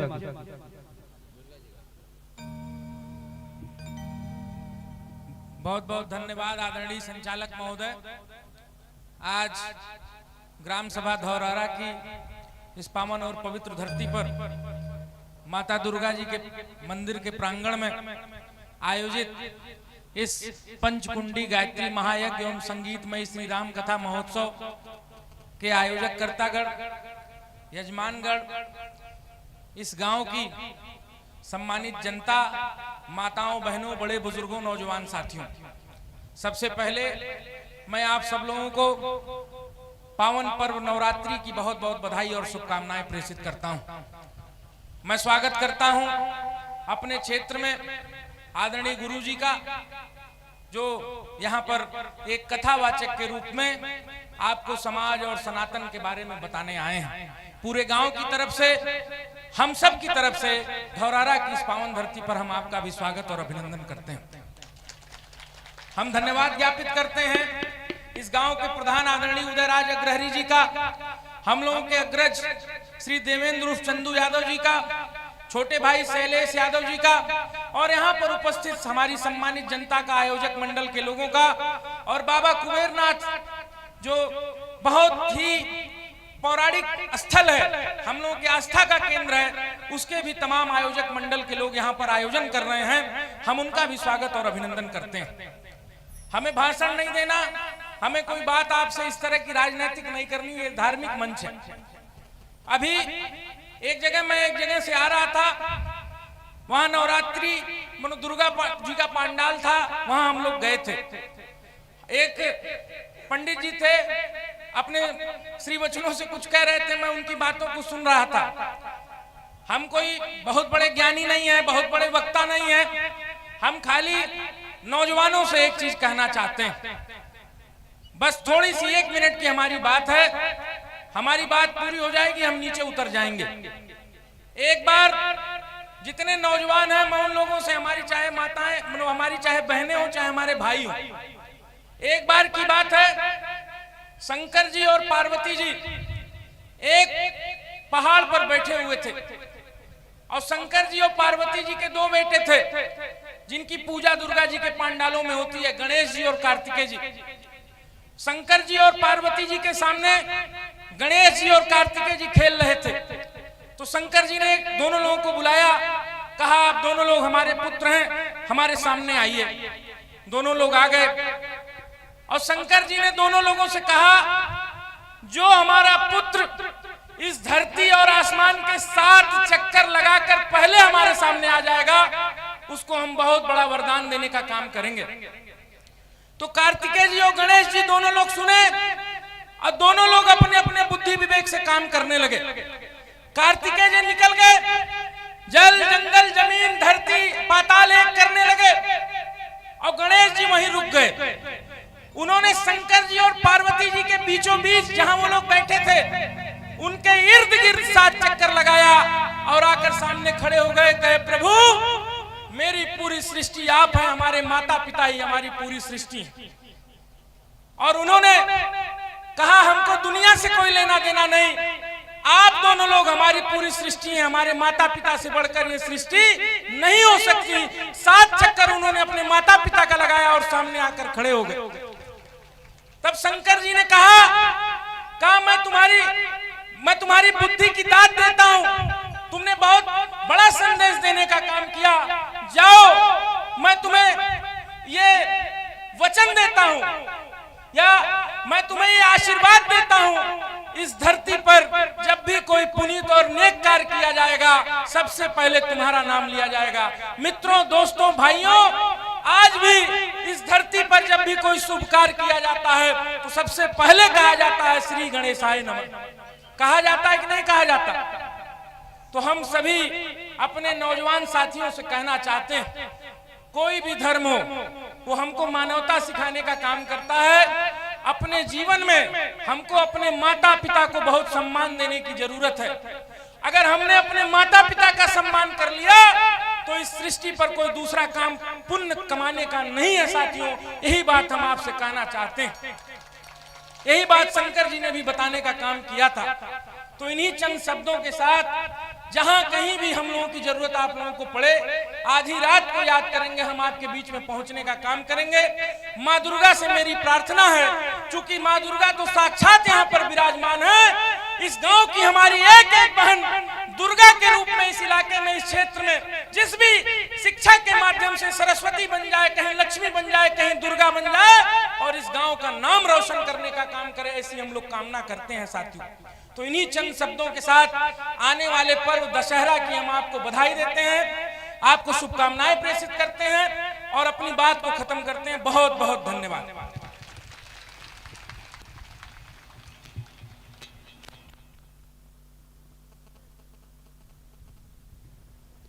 बहुत बहुत अभिनंदन पूरी समिति की तरफ से। आइए पुणे चलते हैं व्यासपीठ की तरफ। आदरणीय परम श्रद्धेय आचार्य जी के श्री मुखार बिंदु से पुणे कथा का रसपान करने के लिए जय माता दी, जय माता दी, जय माता दी। श्री राम जय जय राम।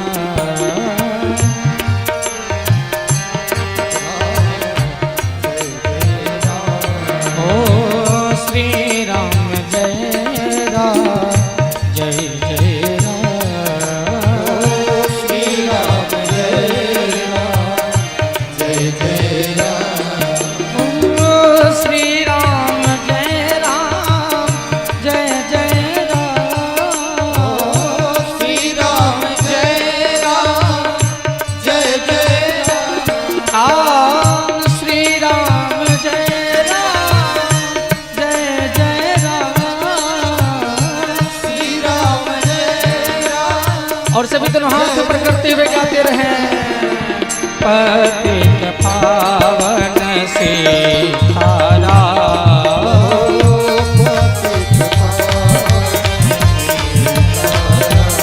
आइए श्री राम जय राम। श्री राम जय राम जय राम जय राजा। प्रेम से बोले श्री सीताराम भगवान की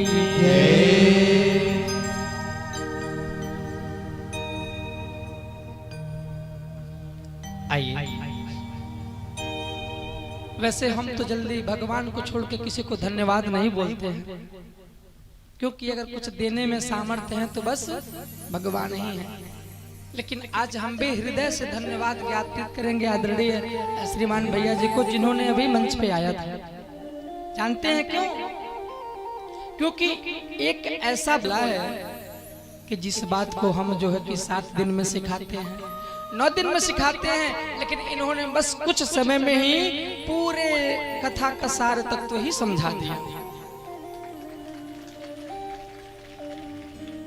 कि माता पिता का सेवा, माता पिता का पूजन करिए। हमने भी निवेदन किया था ना एक दिन कि घर के अगर देवी देवता चकाचक प्रसन्न है तो बाहर के देवी देवता भी प्रसन्न रहेंगे। और इन्होंने टारगेट भी किया तो किसको? किसी बूढ़े को नहीं, किसी छोटे को भी नहीं, किसको? नौजवानों को। क्योंकि नौजवान अगर समाज में खड़े हो गए, नौजवान अगर इस संस्कार को अपने जीवन में उतार लिए, तो महाराज नौजवानों को देख करके, नौजवानों से पा करके बहुत सारे लोग भी अगर किसी काम को नौजवान अपने हाथ में थाम लेना तो फिर क्या ही कहना है, आनंद आ जाएगा। वैसे हम भी धीरे धीरे यहाँ 3रा साल हो गया आते आते, यहाँ के तो नौजवानों से हम परिचित हैं। यहाँ तो मुझे समझ नहीं आता कि मैं बुजुर्गों को क्या कहूँ, उनको बुजुर्ग मैं कहूँ कि ना कहूँ। जैसे आदरणीय हमारे मौर्य जी भैया जी हैं, उनका अवस्था लगभग 40 तो प्लस होगा ही, लेकिन मैं कहता हूँ कि ये अभी उस अवस्था में नहीं गए, अभी ये नौजवान है। नौजवान है ये। क्यों?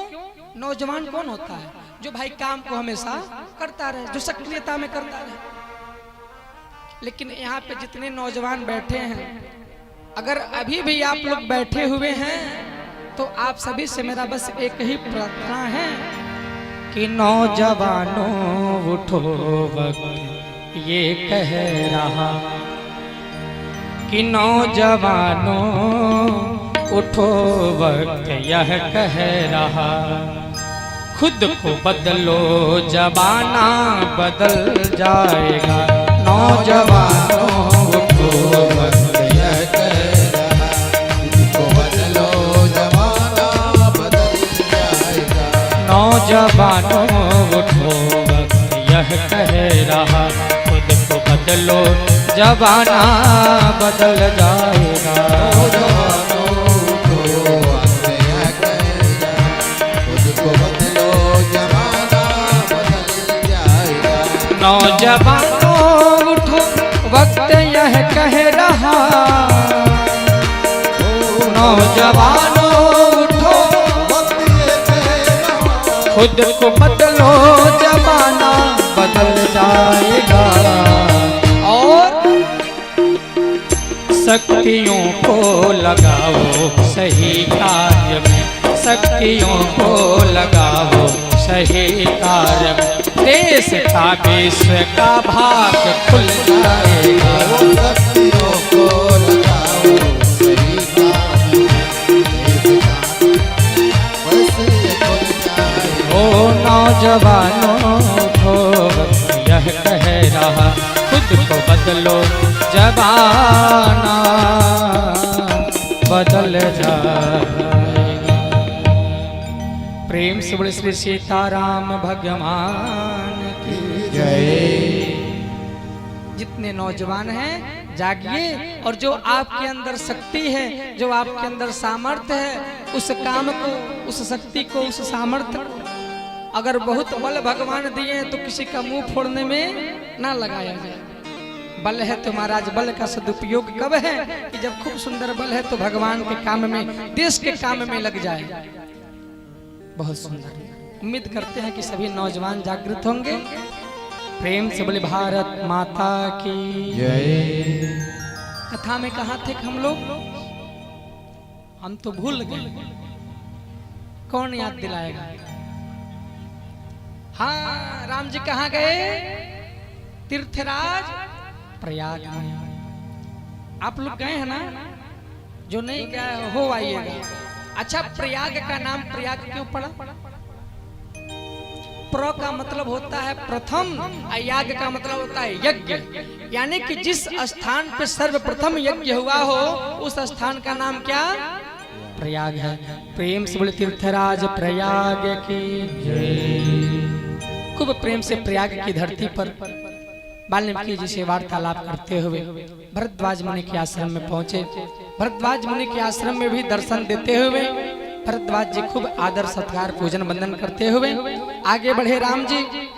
अब जो है कि खूब प्रेम से वाल्मीकि जी से हमारे राम जी एक प्रश्न कहे कि प्रभु देखिए ना, वन की यात्रा मिल गया है, वनवास करने का समय आ गया है। प्रभु कहे, वाल्मीकि जी कहे ऐसा कैसे हो गया? कहे प्रभु क्या बताऊं, भगवान ने बहुत सुंदर कार्य किया, माता पिता ने हमारे साथ बड़ा सुंदर न्याय कर दिया कि राम बड़ा था। अच्छा ये बताइए, राम बड़े कि भरत जी बड़े? राम बड़े। कहे हमारे पिताजी ने, हमारे माताजी ने बहुत बड़ा न्याय कर दिया मेरे साथ। अच्छा, जंगल बड़ा कि अयोध्या बड़ा? अरे कुछ हूं हाँ करिए आप लोग। जंगल बड़ा कि अयोध्या बड़ा? जंगल बड़ा। कहे क्या बताऊं, माता पिता ने तो मेरे साथ जो है कि बड़ा सुंदर न्याय कर दिया। हम बड़े तो हमको बड़े राज्य का राजा बना दिया, वन का राजा बना दिया, और भरत मेरा छोटा भाई मेरे से छोटा, तो माता पिता ने उसे छोटा वाला राजा झुनझुना देकर फुसला दिया। ये जो बात है राम जी के सिवा कोई दूसरा नहीं कह सकता। विचार करिएगा कभी, कोई दूसरा बोल सकता है क्या? एक भाई को ज्यादा ना, खाली 2 डिसमिल ज्यादा दे दे माता पिता, पा जाएगा समय तो खत्म कर देगा, सीताराम कर देगा आज का बेटा। लेकिन धन्य हमारे राम जी कि अयोध्या जैसा राज्य छोड़ करके चले। वाल्मीकि जी से वार्तालाप चल रहा है। राम जी पूछे कि प्रभु आप बताइए मैं कहाँ जाऊं, कहाँ रहूं, कहाँ रहूं? वाल्मीकि जी कहे अच्छा ये बताइए, मैं तुमसे पूछता हूँ, मैं आपसे पूछता हूँ, पूछो मोई कि रहो कहाँ? मैं पूछा तो सकुचा, प्रभु मैं सकुचा के पूछ रहा हूँ कि मैं कहाँ जाऊं? वाल्मीकि जी कहे ये बताओ तुम कहाँ नहीं हो, कहाँ नहीं हो कि तुम अपना रहने का वास पूछ रहे हो? कोई ऐसा जगह है क्या जहाँ हमारे राम जी ना हो? बताइए। अरे कुछ बोलिए। आप लोग क्या सुने कथा में कि हरि व्यापक सर्वत्र समान। वाल्मीकि जी कहे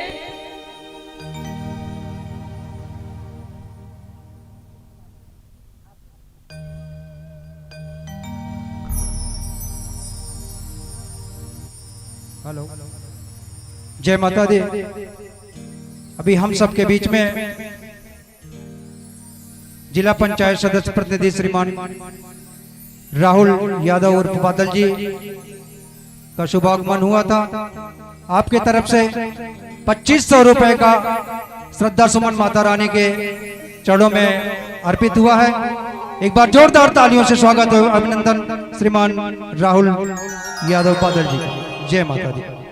बोले श्री सीताराम भगवान की। राम जी वाल्मीकि जी से पूछ रहे हैं कि प्रभु हम कहाँ रहें, मेरा रहने का कोई व्यवस्था बताइए, कोई जगह बताइए। वाल्मीकि जी कहें कि आप कहाँ नहीं हैं, आप तो सर्वत्र विद्यमान हैं।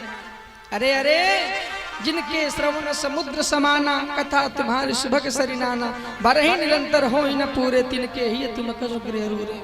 अरे जिनके श्रवण है कान है ना, जो कान से दिन भर भगवान की कथा सुनती, जो आपकी कथा सुनती, आप उसके हृदय में जाके बैठ जाइए, वो आपका सुंदर घर है। सोचिए आप लोग भगवान की कथा सुन रहे हैं तो आपके हृदय में भगवान अपना घर बना के बैठे। और उसके बाद से कह रहे हैं, लोचन चातक जिन करी राखे रहे दर्श जलधर अभिलाष। जिनका आंख जो है कि बार बार आपके दर्शन के लिए लालायित हो, आप उसके हृदय में जाके बैठ जाइए। इत्यादि प्रकार से बताते बताते कुल 14 जगह बताए हैं वाल्मीकि जी। अब 14 जगह बताएंगे तो कम से कम 14 घंटा और चाहिए। बोले श्री सीताराम भगवान की। 14 जगह आप जाके रहिए। अंत में कहे कि प्रभु ये तो ठीक है, लेकिन इस वन में कहाँ जाके रहें। ऐसा जगह बताइए कि जहाँ हम जाएं तो वहाँ के लोगों को कोई दिक्कत ना हो, कोई परेशानी ना हो। हम लोग दिक्कत देना चाहते हैं और भगवान दिक्कत देना नहीं चाहते। ऐसा जगह बताइए कि जहां हम जाके रहें, किसी सिद्ध संत को जो है कि किसी प्रकार की कठिनाई ना हो। कहे ऐसा है कि मंदाकिनी जी का तट है, खूब सुंदर कामदगिरी पर्वत है, और ऐसे स्थान जिसका नाम चित्रकूट है। आप खूब प्रेम से जाइए और चित्रकूट में वास करिए। आप लोग चित्रकूट गए हैं कि नहीं गए? कौन कौन गए? अच्छा अच्छा, हमारे भैया गए हैं, कुछ लोग और गए हैं। हो आइए एक बार। चित्रकूट बहुत सुंदर स्थान है और वहाँ तो महाराज हमारे गुरु जी का बहुत बड़का वाला आश्रम है। एक टाली एक ट्रक भर के जाइए, जो कलश यात्रा में ट्रक घूम रहा था उसी पे भर के जाके खूब प्रेम से दर्शन करके आइए। इस प्रकार से चित्रकूट में प्रभु वास करने लगे। अरे चित्रकूट गिरे कर निवासो, कर निवासो, ताह तुम्हारा सब भाग्य सुपासो, ताह तुम्हारा सब भाग्य सुपासो। चित्रकूट जाके वास करिए। और वहीं चित्रकूट हमारे राम जी पहुंचे। जैसे ही हमारे राम जी अभी चित्रकूट में पहुंचे, उसके पहले ही निर्माण का कार्य कौन देवता देखते हैं? घर और बनाने वाला काम विश्वकर्मा जी। विश्वकर्मा जी कुल किलार के रूप में आकर के खूब सुंदर पर्णकुटी बना दी। 2 ठो कुटी बनाए, एक ठो छोटा एक ठो बड़ा। इस प्रकार से निर्माण किए। सभी देवी देवता लोग उस कुल भील के रूप में आकर के और प्रभु को आश्वासन दिए कि प्रभु आप यहाँ आ गए हैं। देखने में तो लगते हैं कि आप किसी राजकुमार के घर में, किसी राजा महाराजा के घर, यहाँ कैसे आ गए? एक बोला, कौन होगा वो अभागा माँ बाप जो आप जैसे बेटी बेटा को घर में से बाहर निकाल दे। ये मैं नहीं कह रहा, गोस्वामी जी लिखते। इत्यादि प्रकार से बात करते करते एक कुलभील तो ऐसा बोल दिया कि राम जी आप बिल्कुल डरिएगा मत, किसी भी प्रकार का भय संकोच अपने भीतर मत रखिएगा। जब आपको जरूरत पड़ेगा तब हम आपके साथ अपने पूरे परिवार के साथ खड़े रहेंगे। आप डरिएगा मत। जंगल है ना, थोड़े शेर आ जाएंगे, भालू आ जाएंगे, सांप गोजर इत्यादि इत्यादि आ जाएंगे, लेकिन आप डरिएगा मत। धन्य है राम जी, जिस प्रकार माँ बाप अपने छोटे से बच्चे का बात सुनते हैं, उसी प्रकार आज राम जी उस कुल भील का बात सुन रहे हैं। और राम जी मन ही मन बड़े प्रसन्न हो रहे हैं कि चलो राम जी बोले कि अभी तक तो मेरे भीतर डर था, संशय था, लेकिन अब आपका सहारा मिल गया, मुझे किसी बात का डर नहीं है। इस प्रकार से रचना करते करते करते करते गोस्वामी जी खूब प्रेम से पूरी कथा को लेके जा रहे हैं। आगे बढ़ते बढ़ते अब यहीं से कथा को लेके जा रहे हैं गोस्वामी जी अयोध्या जी में। कहाँ लेके जा रहे हैं? अयोध्या जी में। हाँ बाबू, हम भी जल्दी में ही हैं। आज दीप यज्ञ के लिए कुछ 9 देवी दुर्गा लोगों का भी झांकी सजाया गया है। अभी एक ही बार आपके सामने 9 देवी आएंगे। हम भी इंतजार में हैं, 10:30 बज गया है। बस अब कहीं आचमनी, कहीं प्रणाम, कहीं दूर से ही प्रणाम करते हुए राम जी को राजा बना दिया जाए, उसके बाद से दीप यज्ञ किया जाए। बोले श्री सीताराम भगवान की। अब यहाँ से गोस्वामी जी पूरी कथा को लेके जा रहे हैं अयोध्या जी में। सुमंत जी किसी तरह अपने आप को व्यवस्थित करके अयोध्या जी में पहुंचे। दशरथ जी जैसे ही देखे तो पूछे कि अरे राम को लाए, राम को लाए। सुमंत जी ने बोला कि प्रभु मैंने बहुत प्रयास किया लेकिन राम आए नहीं, राम नहीं। अभी अयोध्या से राम जी को गए हुए मात्र इतने दिन बीते थे। कितने दिन? 6 दिन। अयोध्या में पूरा बुरा हाल हुआ है। हमारे दशरथ जी का रोते रोते रोते रोते बहुत बुरा हाल हुआ। जब देखे, जब सुने कि राम नहीं आए तो महाराज अरे राम राम कहे, राम कहे, राम राम कहे, राम तन परिहर रघुबर बिरह, राव गयो सुरधार। आज दशरथ जी राम राम कही, राम राम कही, राम 6 बार राम राम कहते हुए अपने प्राण को त्याग दिया। जिस प्रकार एक तिनगे का त्याग किया जाता है, उसी प्रकार आज दशरथ जी ने अपने प्राण को त्याग दिया। 6 बार राम कहे। अयोध्या से राम जी को गए हुए मात्र 6 दिन बीता था। मानो एक दिन के लिए 1 बार राम कहे, 6 दिन के लिए 6 बार राम कह के दशरथ जी अपने प्राण को त्याग दिया।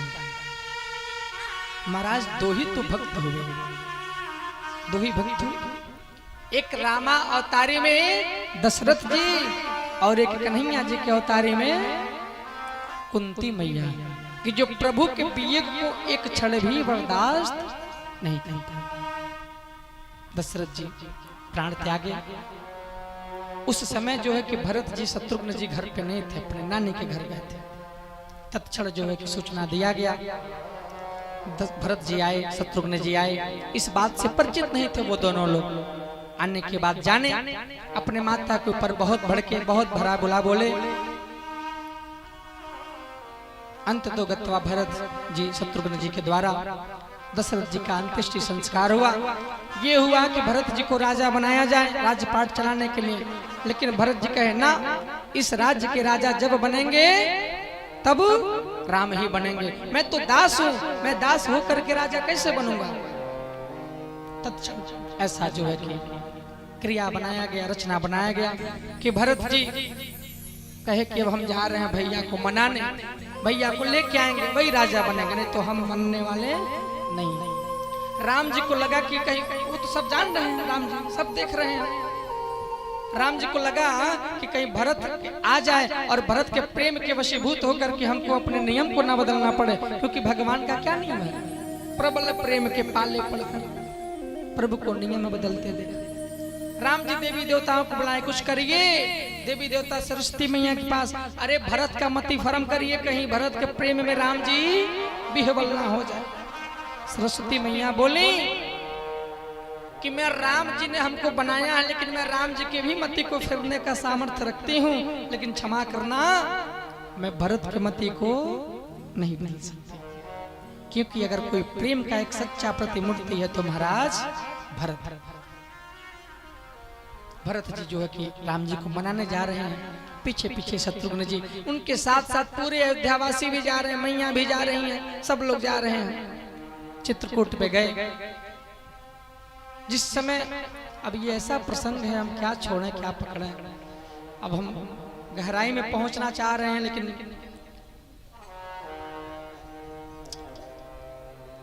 प्रेम से बोले श्री सीताराम भगवान की इत्यादि प्रकार से रचना करते हुए बनाते हुए भरत जी जो है कि राम जी के पास पहुंचे। राम जी से कहे कि आप भी राजा बनेंगे। मानो अयोध्या का राज्य एक फुटबॉल बना हुआ है, राम जी इधर से मार रहे हैं, भरत जी इधर से मार रहे हैं। नहीं नहीं भरत, तुम इस राज्य के अधिकारी हो। नहीं नहीं भैया, आप इस राज्य के अधिकारी हैं। गेंदा बन के फुटबॉल की तरह इधर उधर हो रहा है। अंत तो गत्वा रचना बना करके राम जी से भरत जी कहे, प्रभु जब बनेंगे तब आप ही बनेंगे, मैं तो आपका दास हूँ, इस नाते अपना चरण पादुका दीजिए ताकि सिंहासन पे इसको रख के और जो है कि उसका सहारा लेकर के आशीर्वाद लेकर के हम राज्य पाठ किसी तरह। लेकिन ध्यान रखिएगा प्रभु, 14 वर्ष से अगर एक दिन भी अगर बेसी हो गया तो आप अपने भरत को जीवित नहीं पाएंगे। राम भक्त ले चला रे राम की निशानी, शीश पे खड़ा हूं अखियों में पानी। खूब प्रेम से हमारे भरत जी सिर पे चरण पादुका लेके आए और खूब सुंदर सिंहासन पे रख दिए। अयोध्या जी के पास है नंदीग्राम। क्या है? नंदीग्राम। जब सिंहासन पे रखने जा रहे हैं तो मन में विचार किए कि हो हमारे भैया रहेंगे वन में और हम रहेंगे राजमहल में। ना, अयोध्या जी को छोड़ के अयोध्या जी से वहीं थोड़ा सा दूर नंदीग्राम में जाके अपना भी एक कुटी बना लिया। धीरे धीरे रात्रि का समय आया, सोचे कि अब चलें शयन करने। जब शयन करने जा रहे हैं उसी समय तत्क्षण याद आया, अरे अरे हमारे भैया भी तो धरती पे शयन कर रहे होंगे और मैं उनका दास, अगर मैं भी धरती पे सोऊं वो भी धरती पे सोए, दोनों एक बराबर में हो जाएंगे। भाई दास अपने स्वामी के बराबरी कैसे कर सकता है? उसी समय गड्ढा खोदे और गड्ढा खोद के गड्ढे में हमारे भरत जी शयन किए। जब इस दशा को, जब इस स्थिति को अयोध्यावासी देखे तो भरत लला का खूब जय जयकार किए। बोले भरत लला सरकार की। यजमान जी, जंगल में जाकर के भजन करना तो बड़ा आसान है, लेकिन महानता कब है कि जब आप अपने परिवार में रह करके, अपने लोग भोग में रह करके भगवान का भजन करें। अरे राम जी तो वनवासी हो गए, चलो भैया वनवासी हो गए, लेकिन धन्य है भरत जी कि जो अयोध्या में रह करके भी अपने आप को वनवासी बना लिए, गड्ढा खोद के रह रहे हैं। ये जो राम और भरत मिलाप का प्रसंग है ना महाराज, अद्भुत प्रसंग है। ये वही प्रसंग है कि जो भाई एक भाई को देखना नहीं चाहता है, ये प्रसंग सुनने के बाद एक जगह कथा में हुआ था घटना, यही गोपालगंज बिहार में यही प्रसंग चला। पूरा भरपूर समय था, 11 दिन की कथा थी। ये इधर बैठा, ये उधर बैठा, दोनों रोते हुए आए और ये व्यासपीठ के सामने गले मिले थे। दोनों भगवान को साक्षी मान के वादा किए, टुन्न फुन्न होता रहेगा लेकिन कभी स्नेह प्रेम खत्म नहीं होगा। एक जीवन में भाई का क्या महत्व होता है। अगर जीवन में एक सच्चे भाई का सानिध्य मिल गया ना तो महाराज भुजा होता है, भुजा भाई। एक निवेदन करूं, अगर आपका प्रेम अपने पत्नी से बहुत ज्यादा है तो हो सकता हो अगले जन्म में आपकी पत्नी के रूप में मिल जाए। आपका बेटा आपसे बहुत प्रेम करता है, हो सकता है वो आपको पिता के रूप में पा जाए। लेकिन मैं शास्त्रों की बात बता रहा हूँ, पौराणिक चीजों को बता रहा हूँ। जो एक गर्भ में आकर के एक साथ जो भाई बहन पैदा हो जाते ना, जन्म ले लेते, 84 लाख योनियों में फिर एक साथ नहीं आते। अगर मेरा भाई से मेरा बहुत प्रेम है और मैं चाहूं कि अगले जन्म में भी मुझे ये भाई के रूप में मिले, महाराज जी संभव नहीं। ये भाई का प्रेम होता है, ये भाई का संबंध होता है।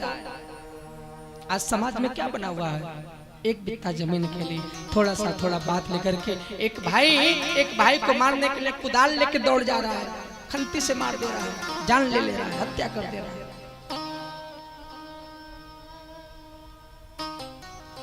राम जी ने एक बात बोला था कि भाई, जब दशरथ जी चित्रकूट में गए थे मनाने के लिए, भाई आज हम और तुम एक बंटवारा कर लें, हम और तुम बंटवारा कर लें। तो भरत जी बोले अरे प्रभु आप वो भी हमसे बंटवारा कहे, हाँ क्या बंटवारा करेंगे प्रभु, सब कुछ तो आपका ही है। राम जी कहे बाबू आज संपत्ति की बंटवारा नहीं करना है, आज विपत्ति का बंटवारा करना है, विपत्ति का बंटवारा। संपत्ति आज है कल नहीं रहेगा, कल नहीं है परसों खरीद लेंगे, लेकिन जो भाई का संबंध है महाराज उसको खरीदा नहीं जा सकता। इस नाते निवेदन है, ये कथा सुनने की सार्थकता तभी है कि जब अपने भाई से आप खूब सुंदर प्रेम के बंधन में बंध के रहे, टुन फुन हुआ उसको बोल जाइए, फिर अगले दिन जाकर के गले मिले, देखिए ना कैसे नहीं आनंद आएगा। इस प्रकार से कथा प्रसंग को आगे बढ़ाते बढ़ाते हमारे गोस्वामी श्री तुलसीदास जी कहते हैं कि भरत जी गए अयोध्या में, खूब प्रेम से उधर का भी कार्यक्रम चल रहा है। और इधर क्या है कि हमारे राम जी आगे बढ़ते बढ़ते बढ़ते बढ़ते पंचवटी में गए। पंचवटी में एक दिन जो है कि क्या हुआ कि सुपर्णखा देवी जी आई। कौन? सुपर्णखा। एक अगर कहिए तो हम निवेदन कर लें, लेकिन उसके पहले शर्त कोई गुस्साएगा नहीं हमसे, कोई नहीं गुस्साएगा। अच्छा सुपर्णखा किसको कहते हैं? ये भाई कोई ना गुस्साएगा तभी कहेंगे जिसका नाखून सूप की तरह हो। कई माताएं बहनें तो अपना एक एक ठो नखुनवा इतना बड़ा बड़ा बढ़ाई रहती हैं, क्षमा करिएगा, जिनका नाखून बड़ा वो सुपर्णखा उनको कहें तो कोई दोष नहीं लगेगा।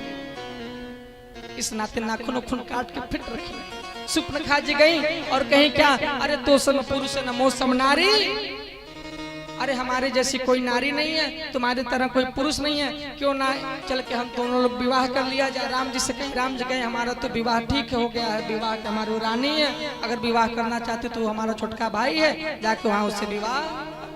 वहाँ गई, वहाँ भी प्ले बटन दबाई, अरे तो सम पुरुष नमो सम नारी। लक्ष्मण जी का ये बताओ तुम रानी बनना चाहती हो कि दासी बनना चाहती हो? कहीं रानी बनना चाहती हो। लक्ष्मण जी कहे हम तो दास हैं, इधर करोगी तो दासी बनोगी, वहां करोगी तो रानी बनोगी, विचार तुम करो। फिर वहां गई, इधर उधर के चक्कर में क्रोधित हो गई। क्रोधित हो के मानो सीता माता को पकड़ने जा रही थी, मारने का जा रही थी, उसी समय निकाले और नकवा कनवा दोनों सीताराम कर दिए। सीताराम करके हथवा में थमा दिए, कह ले जाओ फ्रेम करा के रख लेना, जब जब याद आएगा देखते रहे। बोले श्री सीताराम भगवान की। खूब प्रेम से गई अपने भाइयों के पास। कौन भाई के पास? रावण। रावण के पहले और खरदूषण। खरदूषण से कई सोची। अच्छा इसके पीछे का एक थोड़ा सा कथा है, 2 मिनट का। जो सुपर्णखा है, सुपर्णखा रावण की बहिनी है, खरदूषण की भी बहिनी है। सुपर्णखा का विवाह हुआ था विद्युत जिह्वा से। किससे? उनका जो जीभ है ना, जीभिया उनका करंट की तरह था, जिसके शरीर में छुआ जाता था जीभ, उसके शरीर में 33,000 होता है ना, 11,000 वोल्टेज की 33,000 वोल्टेज का करंट लगता था। ऐसे एक दिन रावण के रथ में छुआ गया। तो रावण का जब रथ छुआ गया तो रावण को बहुत तेज करंट लगा। कहा ये थोड़ा सा छुआया है, गलती से इतना तेज मारा, कहीं जान के छुआ देगा तब क्या होगा। ऐसा चाल चल करके रावण जो है कि विद्युत जिह्वा को ही मार डाला। सुपर्णखा सोची जब तक तुम्हारे कुल खानदान को नाश नहीं करवा लेंगे तब तक हमारे भी चित्त को शांति मिलने वाला। यहाँ प्रश्न उठता है कि जब रावण को मारवाना चाहती थी तो क्यों डायरेक्ट रावण के पास क्यों नहीं गई? क्यों पहले खरदूषण के पास गई? जानते हैं क्यों खरदूषण के पास गई? क्योंकि खरदूषण के पास जितना बल था उतना ही बल रावण के पास भी था। इन दोनों को ट्रायल में ले जा रही है कि देखिए दोनों जना जीतते हैं कि हारते हैं। अगर जीत गए तब तो बात खत्म, अगर हार गए तो चलेंगे वहां। अब इन दोनों को ट्रायल में ले गई। आई मूर्ख चूड़ामणि महाराज ट्रायल में जा रहे हैं लोग। एक ही बाण ऐसा मोह नशा का बाण मारे सब आपस में ही कट मर के खत्म। एक समय का बात है, खूब प्रेम से सीता मैया को बैठा के हमारे राम जी जो है कि उनका केस संवार रहे थे, उनके केस में सुंदर सुंदर पुष्प लगा रहे थे। तब तक इंद्र का बेटा जयंत देखा ये भगवान कहाँ हो सकते, भगवान भी कोई अपने पति को पत्नी को सजाते हैं क्या? क्यों न चले थोड़ा परीक्षा ले लें। परीक्षा भी बना तो कौआ बन के आया, कौआ बन के आया और सीता माता के पैर में चोच मार के पूरे से उड़ गया। और राम जी सोचे कि जब परीक्षा लेने आए हो, जब मेरा प्रभाव देखने आए हो, तो लो हम भी तुमको अपने स्वभाव का दर्शन करा दे। कुश पे बैठे थे, कुश से एक निकाले, एक कुश, और उसी को ब्रह्मास्त्र का अनुसंधान करके पीछे लगा दिए और एक निवेदन किए ब्रह्मास्त्र से कि मारना मत, इसको बस डरवाना, कि भाई स्वभाव देखना चाहता है तो देखे। अब ब्रह्मास्त्र पीछे पीछे दौड़ रहा है। जयंत अपने पिता के पास गया, इंद्र के पास, अरे पिताजी बचाइए। इंद्र जी बोले क्या हुआ? अरे हम ब्रह्मास्त्र दौड़ा रहा है, राम जी मार रहे हैं। क्या किए? तो ये करके भाग, नहीं बचाएंगे, नहीं तो तुम्हारे चक्कर में हम भी चले जाएंगे। ब्रह्मा विष्णु महेश कोई नहीं बचाया। अंत तो पीछे नारद जी लग गए। जब जीव ज्यादा परेशान हो जाता है तो एक सच्चा संत सामने आ जाता है, सच्चे संत का आगमन हो जाता है। नारद जी बोले क्या हुआ? क्या बताऊं, बहुत परेशान हूँ। काहे भग रहे हो? अरे ये घटना घटा इत्यादि घटना करते हुए कहे नारद जी वो तुमको मारना नहीं चाहता है, तुमको भयभीत कराना चाहता है, तुमको डरवाना चाहता है। पीछे देखे, हाँ सही बात है। पूछे तब क्या करें? तब राम जी के चरणों में जाके माफी मांगो। जयंत आया, माफी मांगा।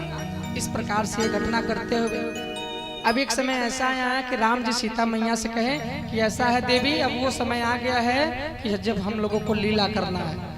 उसी समय सीता माता का जो वास्तविक स्वरूप है अग्निदेव के हवाले कर दे और अग्नि में से एक प्रतिछाई बाहर है। इत्यादि रचना करते हुए अब जो है कि सुपनखा जी पहुंची लंका में भैया के पास। अरे भैया नाक कान कुल कट गया, आप जैसे भाइयों के रहते हमारा नाक कान कट जाए तो भला इससे दुर्भाग्य का बात क्या हो सकता है। बोले कौन मारा? कहे अरे आया है वन में दो कुमार, वही सब मिल के मारे। अच्छा, बहुत सुंदर नारी मिलाया। अच्छा, तो यहाँ क्यों आई? खरदूषण को बता दी होती। क्या करूं प्रभु? खरदूषण को ट्रायल में ले गई, वो दोनों परास्त हो गई। रावण को लगा खरदूषण परास्त, खरदूषण तो मेरे जैसा बलवान है, यानी कि हरि आ गए हैं, क्योंकि बिना हरि के उन दोनों को कोई मार नहीं सकता। यानी कि हरि अवतार ले लिया। लगा तुरंत माला जपने। अब माला जपा को मिनट तक, किसी तरह आधा माला खिसकाया, आधा माला। कहा ये तामसी शरीर है, भजन नहीं हो पाएगा, तो क्यों ना भगवान को बैर साध लिया जाए। अरे भगवान अगर प्रेम से मारे तब वो उद्धार, गुस्सा के मारे तब वो उद्धार। अब जो है कि वहां से आया, ठीक है उपाय करता हूँ। मारीच के पास आया, मारीच से कहा कि है तुम सोने का मृग बनो, ये लीला करो, सोने के मृग बने। उसी कुटी के सामने से जा रहे हैं। सीता जी कहीं हमको वही सोने का मृग चाहिए। अच्छा मैया जी आपसे कहें अरे अरे हो देखो सोने का पिल्ला, तो आप कहेंगे यार पिल्ला तो पिल्ला होता, सोने का कैसे हो जाएगा? विचार करेंगे ना। लेकिन आज सीता माता करे सोने का मृग, हमको वही चाहिए। अब राम जी जैसा विवेकी पुरुष, सोने का मृग, प्रश्न उठता है कि नहीं सोने का मृग भी होगा क्या? लेकिन राम जी कहे लीला है, करना है। उसी सोने के मृग के चक्कर में पड़ गए। अंत तो गत्वा जब ऐसा बाण मारे कि बाण मार के क्या हुआ, वो लखन लखन चिल्लाने लगे, हाय लखन बचाओ, हाय लखन बचाओ। अब इधर लक्ष्मण जी से कह के गए थे बाबू कुछ करना, भाभी को अकेले मत छोड़ना। अब इधर सीता मैया व्याकुल हो गई कि हमारे प्रभु, हमारे पति किसी विषम परिस्थिति में है, जाइए बचाइए। लक्ष्मण जी बार बार समझा रहे हैं लेकिन समझ में नहीं आ रहा सीता माता को, क्योंकि विनाश काले विपरीत बुद्धि। जब उनके पुरुषार्थ पे जब उंगली उठाई तब जो है कि लक्ष्मण जी क्रोधित अवस्था में हुए और खूब प्रेम से एक बाण लिए और एक अनुसंधान किए। कहे भाभी चाहे जो भी बात हो जाएगा, आप इस लकीर से बाहर मत जाइएगा। अब इधर रावण साधु का वेश बन के आया, भिक्षाम देही भिक्षाम देही। सीता माता जी भिक्षा दे रही हैं बंधन में आओ करके, लेकिन रावण बोला कि ना हमको बंधन का भिक्षा नहीं चाहिए, बाहर आके दो। सीता जी कह रही है मैं बाहर नहीं आ सकती। कहा तो हम भिक्षा नहीं ले सकते। इत्यादि प्रकार से गुमराह करने के बाद सीता माता जी बाहर आके जैसे ही भिक्षा झोली में डाल रही हैं, तुरंत रावण अपने वास्तविक स्वरूप में आ गया। वास्तविक स्वरूप में आकर के सीता माता का हरण करके ले जाने लगा। उधर क्या हुआ कि जब जटायु जी देखे कि एक रावण जो है कि सीता माता का हरण करने के लेके जा रहा है, वहीं से चिल्ला रही है बचाइए बचाइए। अब जटायु जी उड़ के गए, कुछ हुआ लोगों में भिड़ंत, रावण ने ऐसा किया कि जटायु जी का दोनों पंख काट दिया और काटत पंख गिरे खगधरनी। खूब प्रेम से जटायु जी नीचे गिरे अद्भुत अद्भुत करके हुए। अब इधर राम जी के पास लक्ष्मण जी पहुंचे, देखे कि अरे आप लोगों को समझ में आ रहा है ना, ये सप्त क्रांति एक्सप्रेस है। हाँ, और बिहार कौन स्टेशन से प्रारंभ होता है? बिहार से दिल्ली पहुंचने में उसको ज्यादा समय नहीं लगता, बीचे में 3 या 4 को स्टॉप है। बोले श्री सीताराम भगवान की। इसमें हमारा दोष नहीं है, समय का है, क्योंकि राम जी की कथा है। बोले श्री सीताराम भगवान की। दोनों भाई मिले तो क्या देखे, हिरण बना हुआ है। राम जी देखे लक्ष्मण भाई तुम यहाँ। लक्ष्मण जी कहे भैया आप ठीक हैं, यानी कि जरूर कुछ में काला है। अब दोनों भाई आए तो क्या देखे, कुटिया सुनी है, खाली पड़ गई, यानी कि सीता को कोई ले गया। अभी इधर राम जी खूब प्रेम से खोज रहे हैं, रो रो के खोज रहे हैं, गा गा के खोज रहे हैं, हे खग मृग हे मधुकर इत्यादि प्रकार से। इधर क्या हुआ कि सीता माता को लेकर के रावण अशोक वाटिका में बैठा दिया।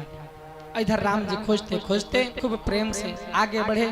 रास्ते में जो है कि कबंध का उद्धार करते हुए खूब प्रेम से रास्ते में बहुत सारे मुनियों को सफल करते हुए गए हैं। अब हमारे यजमान जी की इच्छा थी कि थोड़ा अत्रि जी का और राम जी का जो संवाद हुआ था बताइएगा, लेकिन क्या बताएं, सबरी मैया का प्रसंग बताइएगा। बस इतना बताएं कि अत्रि मुनि ने राम जी का एक ऐसा स्तुति किया, ऐसा किया कि जिस स्तुति को अगर हम और आप यदि नित्य गाते हैं तो महाराज और राम जी का कृपा आशीर्वाद बहुत तेज मिलता है, बहुत सुंदर मिलता है। इत्यादि प्रकार से आगे बढ़ते हुए सबरी मैया का जो है कि जो अखियां तरस रही थी राम जी का दर्शन करने के लिए, 10,000 वर्षों तक प्रतीक्षा की।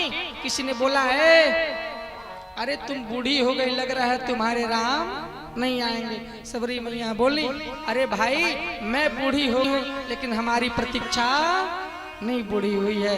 मुझे उम्मीद है, मुझे विश्वास है कि न एक दिन राम जी आएंगे। नित्य रोड बुहारती थी, पूरा नगर बहारती थी, पुष्प तोड़ तोड़ लाती थी, फूल बिछाती थी, यही प्रक्रिया रोज। अंत तो गत्वा एक दिन राम जी पहुंचे, नवदा भक्ति का उपदेश देते हुए आगे बढ़े। पूछे कि तुमने सीता जी को देखा, क्या करूं? उनके गुरुवर मतंग जी ने उनको बताया था सबरी माता को कि जब राम आए ना तो राम को भेज देना कहाँ, जहाँ सुग्रीव जी रहते आई होगा, हनुमान जी से मिलन होगा, वो लोग उनके पत्नी को खोजने में सहायक होंगे। खूब प्रेम से आगे बढ़े। अब हनुमान जी हमारे लक्ष्मण जी राम जी पहुंचे, अब खूब प्रेम से उस पर्वत के सन्निकट पहुंचे तो सुग्रीव देखा, डर गया, लगा कि अब हमको मारने वाला कोई आ रहा है, हनुमान जी को भेजे। आज श्री राम कथा में हनुमान जी पहली बार आ रहे हैं। बोले हनुमान जी की जय हो। आज कथा में हनुमान जी पहली बार आ रहे हैं। आज कौन दिन है?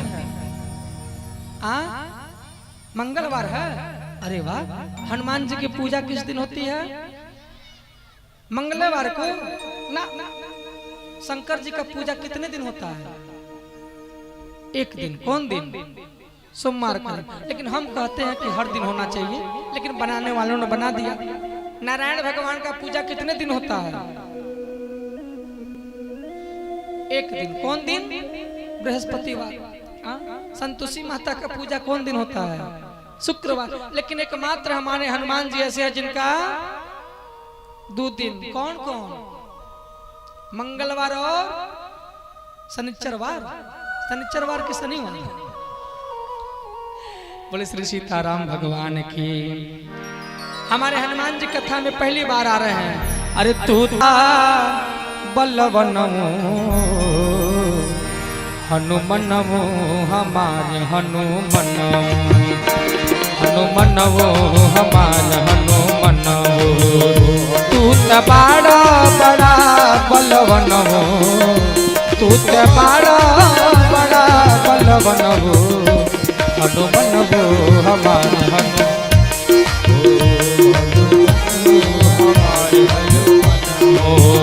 हनुमनवो हमारा हनुमनवो। प्रयागराज की जैसे ही राम जी लक्ष्मण जी प्रवर्षण पर्वत के किनारे पहुंचे कि हमारे हनुमान जी आए। हनुमान जी आए तो किसका भेष बना के? ब्राह्मण का भेष बना के आए।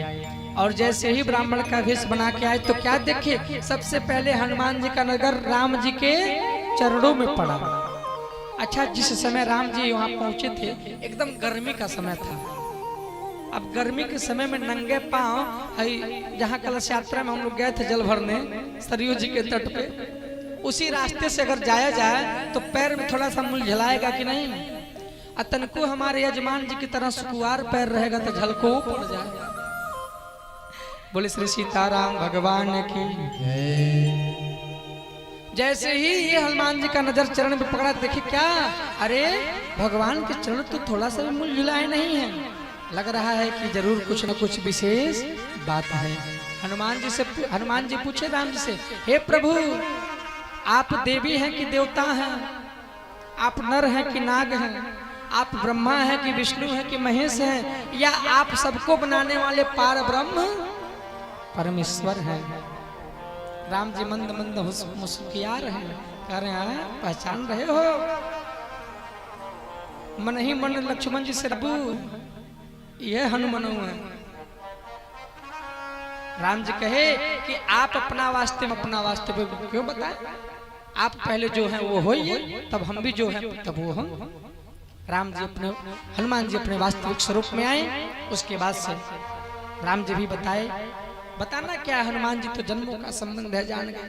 कहे कि प्रभु ऐसा है, पर्वत पे हमारे राजा सुग्रीव रहते हैं और वो आपके चरणों के दास हैं, तो क्यों न चल के उनसे आपकी मिताई हो जाए।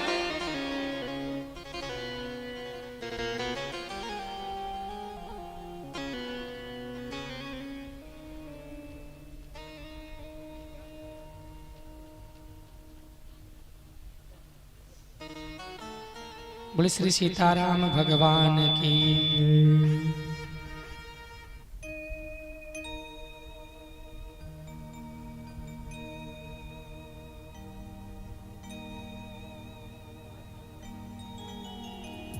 जय माता। गणेश चंद्र चौहान जी अपने सभी साथियों के साथ अपनी गरिमामयी उपस्थिति इस भक्तिमय पंडाल में मां जगत जननी जगदम्बा के दरबार में अपनी हाजिरी लगाने के लिए पहुंच गए हैं। साथ में श्रीमान अरविंद सिंह जी, मंडल अध्यक्ष भारतीय जनता पार्टी पौली, श्रीमान उदय प्रताप अग्रहरी जी,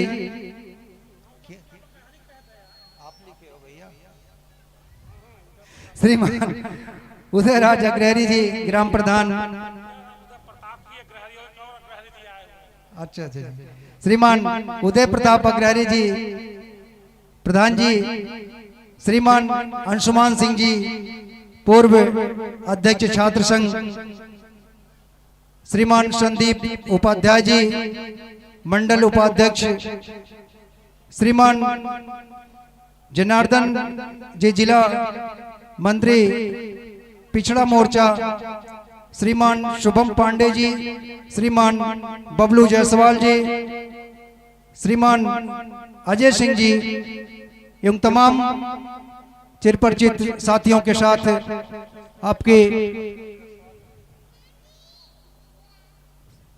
आपके साथ में उपस्थित हैं। श्री दुर्गा माता सेवक मंडल परिवार धौरहरा की तरफ से आप सभी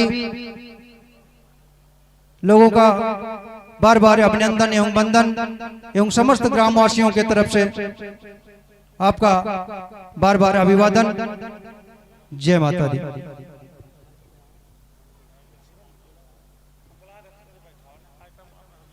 अतः आप आदरणीय विधायक जी से निवेदन है, कृपया व्यासपीठ पर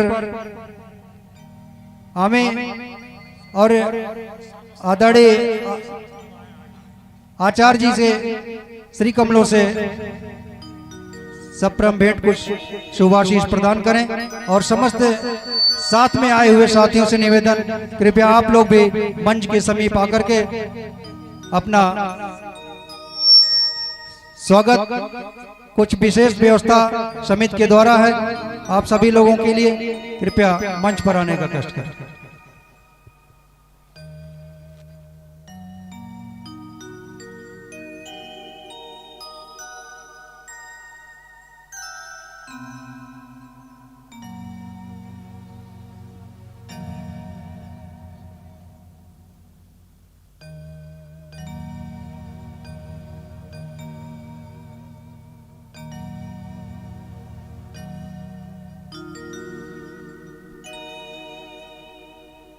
आप सभी लोगों का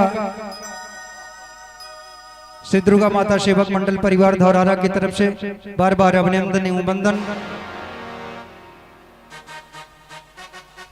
सर्वप्रथम तिलक लगा करके आप सभी लोगों का स्वागत एवं अभिनंदन।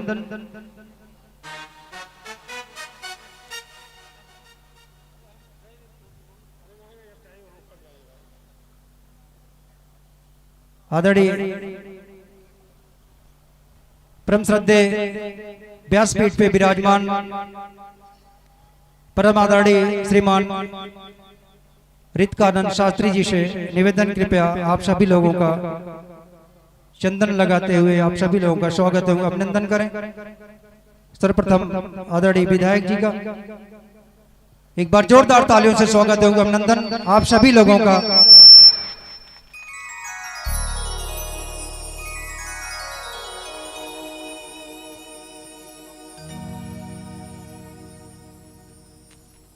बोलिए जगत जननी मां जगदम्बे की, बोलिए श्यावर रामचंद्र की। अध्यात्म पुस्तक का सप्रेम भेंट।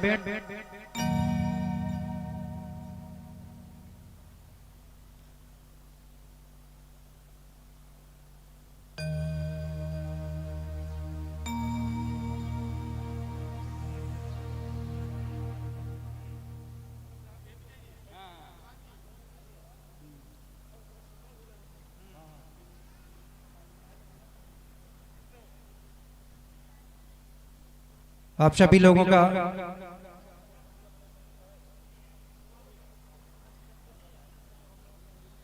इसी बीच में मैं निवेदन करना चाहूंगा आदरणीय विधायक जी से कि अपने कुछ शुभाशीष इस कार्यकर्ता सेवादार बंधुओं के लिए आदरणीय विधायक जी।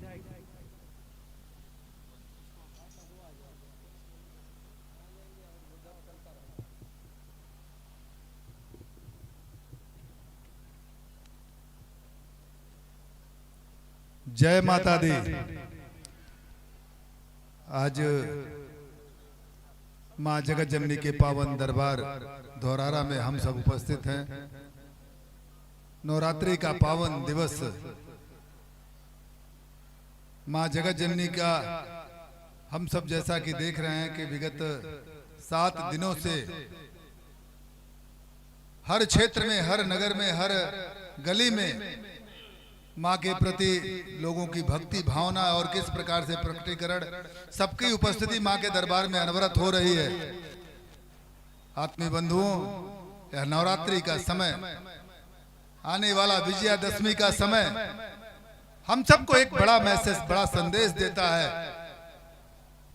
और इस पावन पतित समय में हम सब यहाँ उपस्थित हैं। सबसे पहले तो माँ जगत जननी जगदम्बा से मैं अपना आंचल फैलाकर यहाँ उपस्थित सभी भक्तजनों के कल्याण की कामना करते हैं। यहाँ पर जितने भक्तजन आए हैं, आप सभी के जीवन में मंगल आवे, आप सभी के जीवन में खुशियां आवे।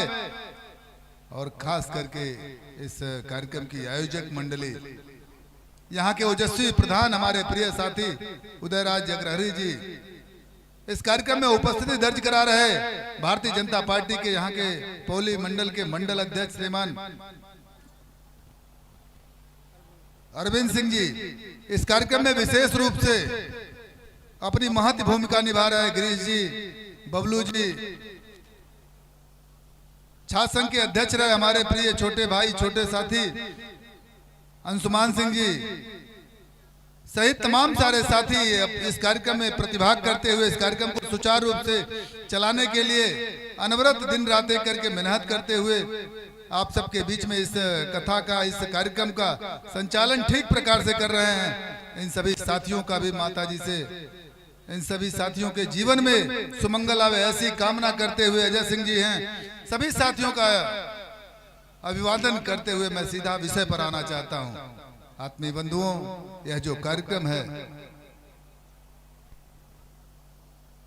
पूज्य वंदनीय माता, पूज्य गायत्री माता का यह जो कथा कार्यक्रम चल रहा है, जिस कार्यक्रम में हम सब अपनी परंपरा, अपनी व्यवस्था के बारे में सुन रहे हैं, पूज्य व्यासपीठ पर बैठे हुए महाराज जी जो सुचारू रूप से हम सबको अनवरत ज्ञान प्रदान कर रहे हैं, मैं उनके श्री चरणों में नमन वंदन करते हुए हमारी जो यह सनातन परंपरा, हमारी जो व्यवस्था है, जो चराचरी व्यवस्था है, जिसमें कभी भी व्यक्ति अपने स्वार्थ के लिए नहीं, यह कार्यक्रम हो रहा है सर्वे भवन्तु सुखिनः सर्वे सन्तु निरामया सर्वे भद्राणि पश्यन्तु मां कश्चित् दुर्भाग् भवेत्, पूरे समाज के कल्याण की कामना के लिए हो रहा है। और हम इस कार्यक्रम में ऐसे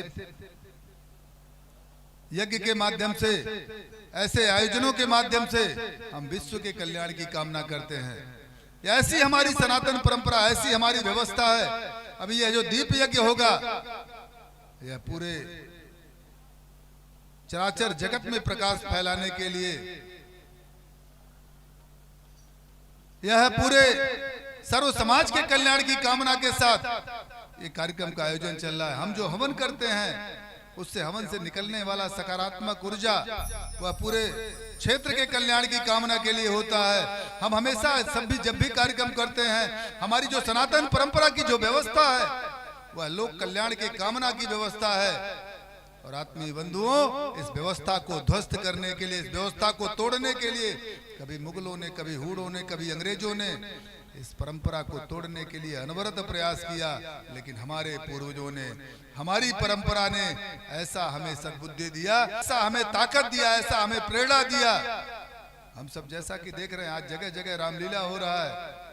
हमारे जीवन की पद्धति, हमारे जीवन की व्यवस्था उस रामलीला से मिलता है। हमें पिता के प्रति क्या प्रेम होना चाहिए, भाई के प्रति क्या प्रेम होना चाहिए, हमें समाज के अंतिम व्यक्ति के, समाज की अंतिम पंक्ति में खड़े हुए लोगों को, समाज के जो दरिद्र नारायण है, समाज के जो दलित समाज है, समाज का जो अंतिम पावदान पे खड़ा हुआ व्यक्ति है, उससे भी छुआछूत मिटाने का संदेश हमें ऐसे ही कार्यक्रमों से, ऐसे ही परंपराओं से, ऐसे प्रभु श्री राम जी के जीवन आदर्श को मानते हुए उन्होंने माता सबरी का जूठन बेर खाने के बाद भी यह संदेश दिया कि हमारे समाज में, हमारी परंपरा में छुआछूत का कोई भेदभाव नहीं रहा। निषाद राजगुरु को उन्होंने अपने गले लगाकर कहीं से भी भेदभाव नहीं दिखाया। ऐसी परंपरा के वाहक हम सब हैं। ऐसी परंपरा को जीवंत करने के लिए यहाँ उपस्थित हैं, उस परंपरा को ताकत देने के लिए यहाँ उपस्थित हैं। निश्चित है आप सब इस कार्यक्रम के एक हिस्सा हैं। आप सब इस कार्यक्रम को ताकत प्रदान कर रहे हैं। तमाम सारे लोग नवरात्रि व्रत होंगे, दिन भर व्रत रहने के बाद सायंकाल कुछ जलपान करके रात्रि विश्राम सोने का काम कर रहे होंगे, लेकिन आप सब इस कार्यक्रम में आकर ऐसे आयोजनों में अपनी उपस्थिति दर्ज कराकर निश्चित है उस परंपरा को ताकत देने का काम कर रहे हैं, जिस परंपरा को बचाने के लिए हमारे पूर्वजों ने प्राणों की आहुति देते हुए, गोली खाते हुए, तमाम बार लाठियां खाते हुए, 500 वर्षों के उस व्यवस्थाओं को झेलते हुए भी राम मंदिर बनवाने के लिए उन्होंने हमेशा अपना कदम आगे रखा। ऐसी व्यवस्था को हम ताकत दे रहे हैं। माता रानी आप सबका कल्याण करें। आज इस कार्यक्रम में पूज्य व्यासपीठ पर बैठे महाराज जी आप सबको कुछ न कुछ भेंट कर रहे हैं, उसे आप सब पाने का काम करें। भक्त और भगवान के बीच में बाधा न बनते हुए। कहने के लिए शब्द तो बहुत कुछ है, लेकिन आज हमें पाने का समय है, हमें कुछ बोलने का समय नहीं है, तो हम सब पाने का काम करें। माँ जगत जननी जगदम्बा, माँ दुर्गा जी से, माँ गायत्री जी से यह मैं प्रार्थना करूंगा, इस क्षेत्र के एक एक जन का कल्याण करें, सभी के जीवन में खुशियां दें, सभी के जीवन में सुमंगल दें। ऐसा कामना करते हुए पुनः आप सभी का अभिवादन करते हुए सम्मानित मंच पर बैठे हुए पूज्य संत जन व्यासपीठ पर बैठे महाराज जी के श्री चरणों में नमन वंदन करते हुए आयोजक मंडली का अभिवादन करते हुए इस प्रकार का शानदार कार्यक्रम जिस प्रकार से कर रहे हैं, यह ऐसा कार्यक्रम अनवरत करते रहें। निश्चित है इस भाई का, इस साथी का प्रेम, इस साथी का स्नेह जब भी आप याद करेंगे तो मैं आप सबके बीच में उपस्थिति दर्ज कराता रहूंगा। यह बात कहते हुए मैं अपनी वाणी को विराम देता हूँ। जय हिंद, जय भारत, वंदे मातरम, जय माता दी। बहुत बहुत धन्यवाद।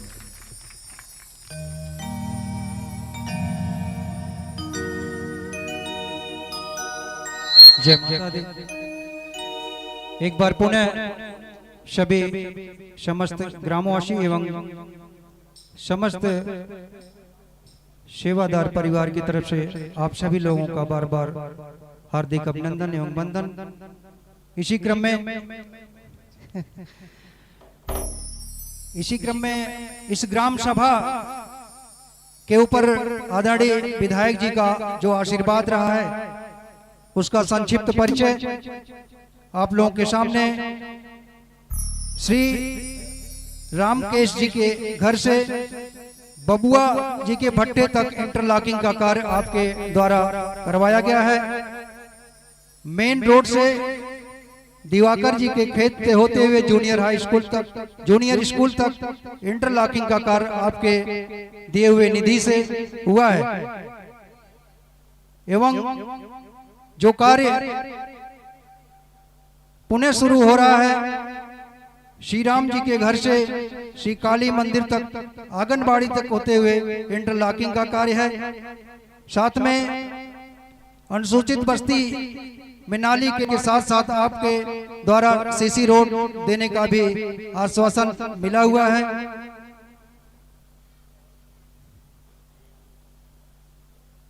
अतः आप का इस ग्राम सभा की तरफ से बार बार अभिनंदन एवं वंदन एवं माता जी से पुनः निवेदन कि एक बार पुनः आप इस पंचायत से भी बड़ी पंचायत में भेजने का कार्य माता रानी करें, आपके ऊपर कृपा बरसावें, जिससे कि किसी परिचय के आप मोहताज नहीं हैं। जब भी देखिए तो सदन से लेकर के सड़क तक आपका हमेशा हाजिरी लगा रहता है। कोई भी दुख हो, किसी का सुख हो, जरा सा भी जानकारी आपको मिलता है तो आप वहां पर पहुंचने का कार्य करते हैं, जिससे आजकल सोशल मीडिया के माध्यम से सभी लोगों को जानकारी मिलती रहती है। यह ऊर्जा मैं दिल की गहराइयों से बताना चाहता हूं कि ऐसी ऊर्जा किसी अन्य प्रतिनिधि के अंदर अभी इस क्षेत्र ने तो नहीं देखा है, बाकी जगह की हम बात नहीं करते हैं। एक बार पुनः जोरदार तालियों से स्वागत आपके इस ऊर्जा के लिए। माता रानी मर्यादा पुरुषोत्तम श्री रामचंद्र जी आपके अंदर ऐसी ऊर्जा अनवरत बनाए रखें और आप इस प्रदेश स्तर की पंचायत से निकल करके देश के सर्वोच्च स्तर के पंचायत तक पहुंचने का कार्य करें और जन जन का आप दुखों का निवारण करें। और इसी शब्दों के साथ मैं पुनः आपका समस्त क्षेत्रवासी, ग्रामवासी एवं समस्त आयोजक मंडल की तरफ से एक बार पुनः आपका अभिनंदन वंदन करते हुए अपनी वाणी को विराम देते हुए आदरणीय परम श्रद्धेय श्रीमान रितकानंद शास्त्री जी के श्री चरणों में पुनः कथा के अमृतमय पान का अनुसरण करना चाहूंगा। व्यासपीठ की तरफ से जय माता दी, जय माता दी, जय माता दी।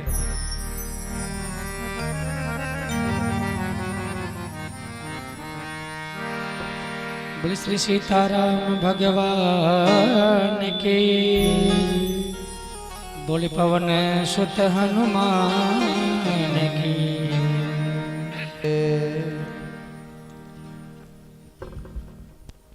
जय माता दी।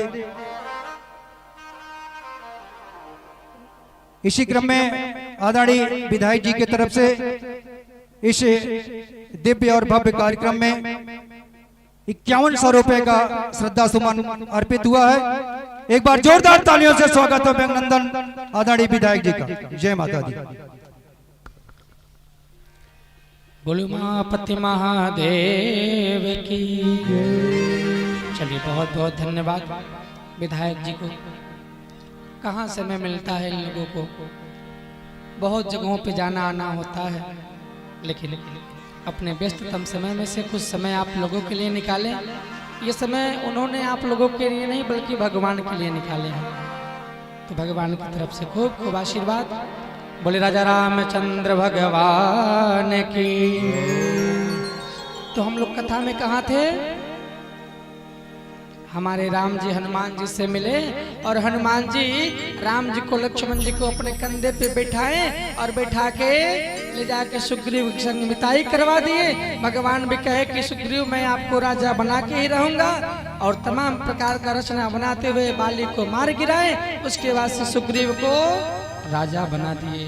सुग्रीव जब राजा बन गए, उसी प्रवर्षण पर्वत पे राम जी चातुर्मास व्यतीत किए। कहे कि चातुर्मास मैं जब तक यहाँ व्यतीत कर रहा हूँ तब तक आप अपने राज्य पाठ को संभालिए, उसके बाद से संभाल करके आइए। हमने आपका काम किया, अभी हमारा काम कर दीजिएगा। लेकिन सुग्रीव जी जो है कि मोह माया में फंस गए, भगवान की बातों को भूल गए। उसके बाद से याद दिलाने के लिए लक्ष्मण जी गए, तड़के भड़के। फिर सुग्रीव जी क्षमा मांगते हुए वापस आए। फिर पूरी वानरी सेना लेकर के सब लोग जो है कि चारों दिशा में इधर उधर गए। हनुमान जी गए लंका में। लंका में जाकर के जो है कि सीता माता का पता लगाए। पता लगाने के बाद वापस आए। फिर राम जी अपने पूरी सेना के साथ लंका पे चढ़ाई किए। राम रावण खूब घमासान युद्ध हुआ। युद्ध करने के बाद राम जी ने रावण को मार डाला। बोले श्री सीताराम भगवान की। मार डाला। मारने के बाद सीता माता, जो सीता माता अग्नि के हवाले थी, अग्नि परीक्षा करके वास्तविक सीता माता को लेकर के और विभीषण को वहाँ का जो है कि राजा बनवा करके फिर जिस विमान से ले गया था उसी विमान से फिर आए और खूब प्रेम से उसी विमान पे बैठ करके सभी लोग आए। आने के बाद अयोध्यावासी खूब उत्सव मनाए। ये क्षण आ गया उत्सव मनाने का, जब हमको और आपको भी उत्सव मनाना है। अब खूब प्रेम से हमारे राम जी आ गए। आने के बाद तीनों माताओं ने गुरुओं ने मिल करके खूब प्रेम से आदर सत्कार सम्मान किया। उसके बाद से राम जी के आने की खुशी में पूरे अयोध्यावासी खूब प्रेम से जगह जगह दीप जल सजा करके, दीप जला करके, रंगोली बना करके, नाना प्रकार से मंगल गीतों को गा करके खूब सुंदर उत्सव मनाने लगे। बोले श्री सीताराम भगवान की जय। अगले दिन राम जी को राजा बना गया। खूब प्रेम से राम जी राजा बने। बाएं भाग में सीता माता जी सुशोभित हुई। अगल बगल जो है कि लक्ष्मण जी भरत जी शत्रुघ्न की खड़े हुए। हनुमान जी सोचे हम कहाँ बैठे, बस एक का तो सीट खाली थी, कौन वाला सीट, नीचे वाला सीट। सो हमारे हनुमान जी भी वहीं चरण का आश्रय लेके बैठ गए और हाथ जोड़ के बैठे। इस प्रकार से पूरा राम दरबार सच गया। बोले श्री राम दरबार की जय हो। राम जी जैसे ही राजा बजे, चारों तरफ खूब बधाई मना, खूब उत्सव मना। आज वो बधाई वो उत्सव हम लोगों को भी मनाना है। अरे राजा बने रघुरैया, अवध आज बाजे बधैया। राजा बने रघुरैया, अवध आज बाजे बधैया। बाजे बधैया हो बाजे बधैया, बाजे बधैया बाजे बधैया, बधैया हो बाजे बधैया। अरे राजा बने रघुरैया, अवध आज बाजे बधैया। राजा बने रघुरैया, अवध आज बाजे बधैया। अवध आज बाजे बधैया।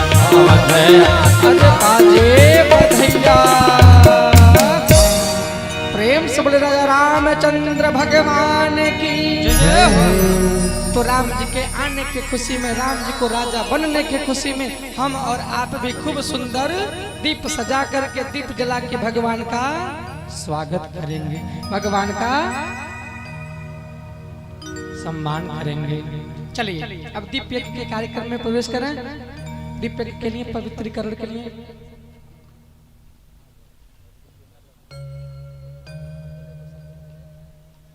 चलिए हम चाहेंगे 3-4 लोग आप लोग थोड़ा इधर आ जाएं, कुछ कार्य है।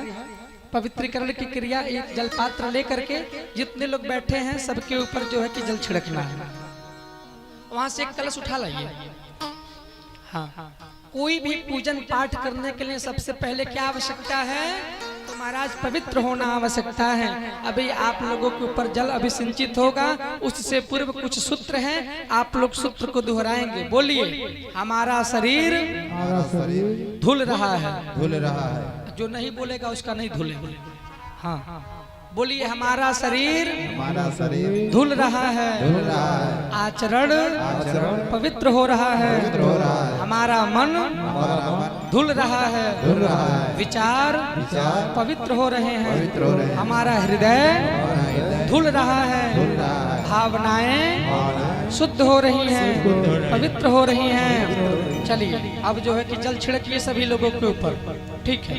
ओम पवित्रः पवित्रो वा सर्वावस्थां गतोऽपि वा यः स्मरेत् पुण्डरीकाक्षं सवायाभ्यन्तरः शुचिः। ओम पुनः पुण्डरीकाक्षः, पुनः पुण्डरीकाक्षः। चलिए सूर्य ध्यान प्राणायाम।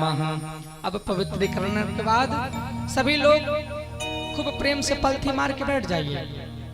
दोनों हाथ गोदी में रखिए। उगते हुए सूर्य को कभी देखे हैं? हाँ, उसी सूर्य को ध्यान में लगाइए। श्वास लीजिएगा, देखिएगा श्वास ऐसा लीजिएगा कहीं नीचे से मैटवा न ऊपर उठ जाए। हाँ, बचा के मुंह ऊपर करके खूब प्रेम से श्वास धीरे धीरे लीजिए। कुछ समय तक श्वास अपने हृदय में रोकिए और धीरे धीरे श्वास बाहर की ओर छोड़िए। ओम विश्वानि देव सवितर दुर्तानि पराशुव यद भद्रं तन आशुव।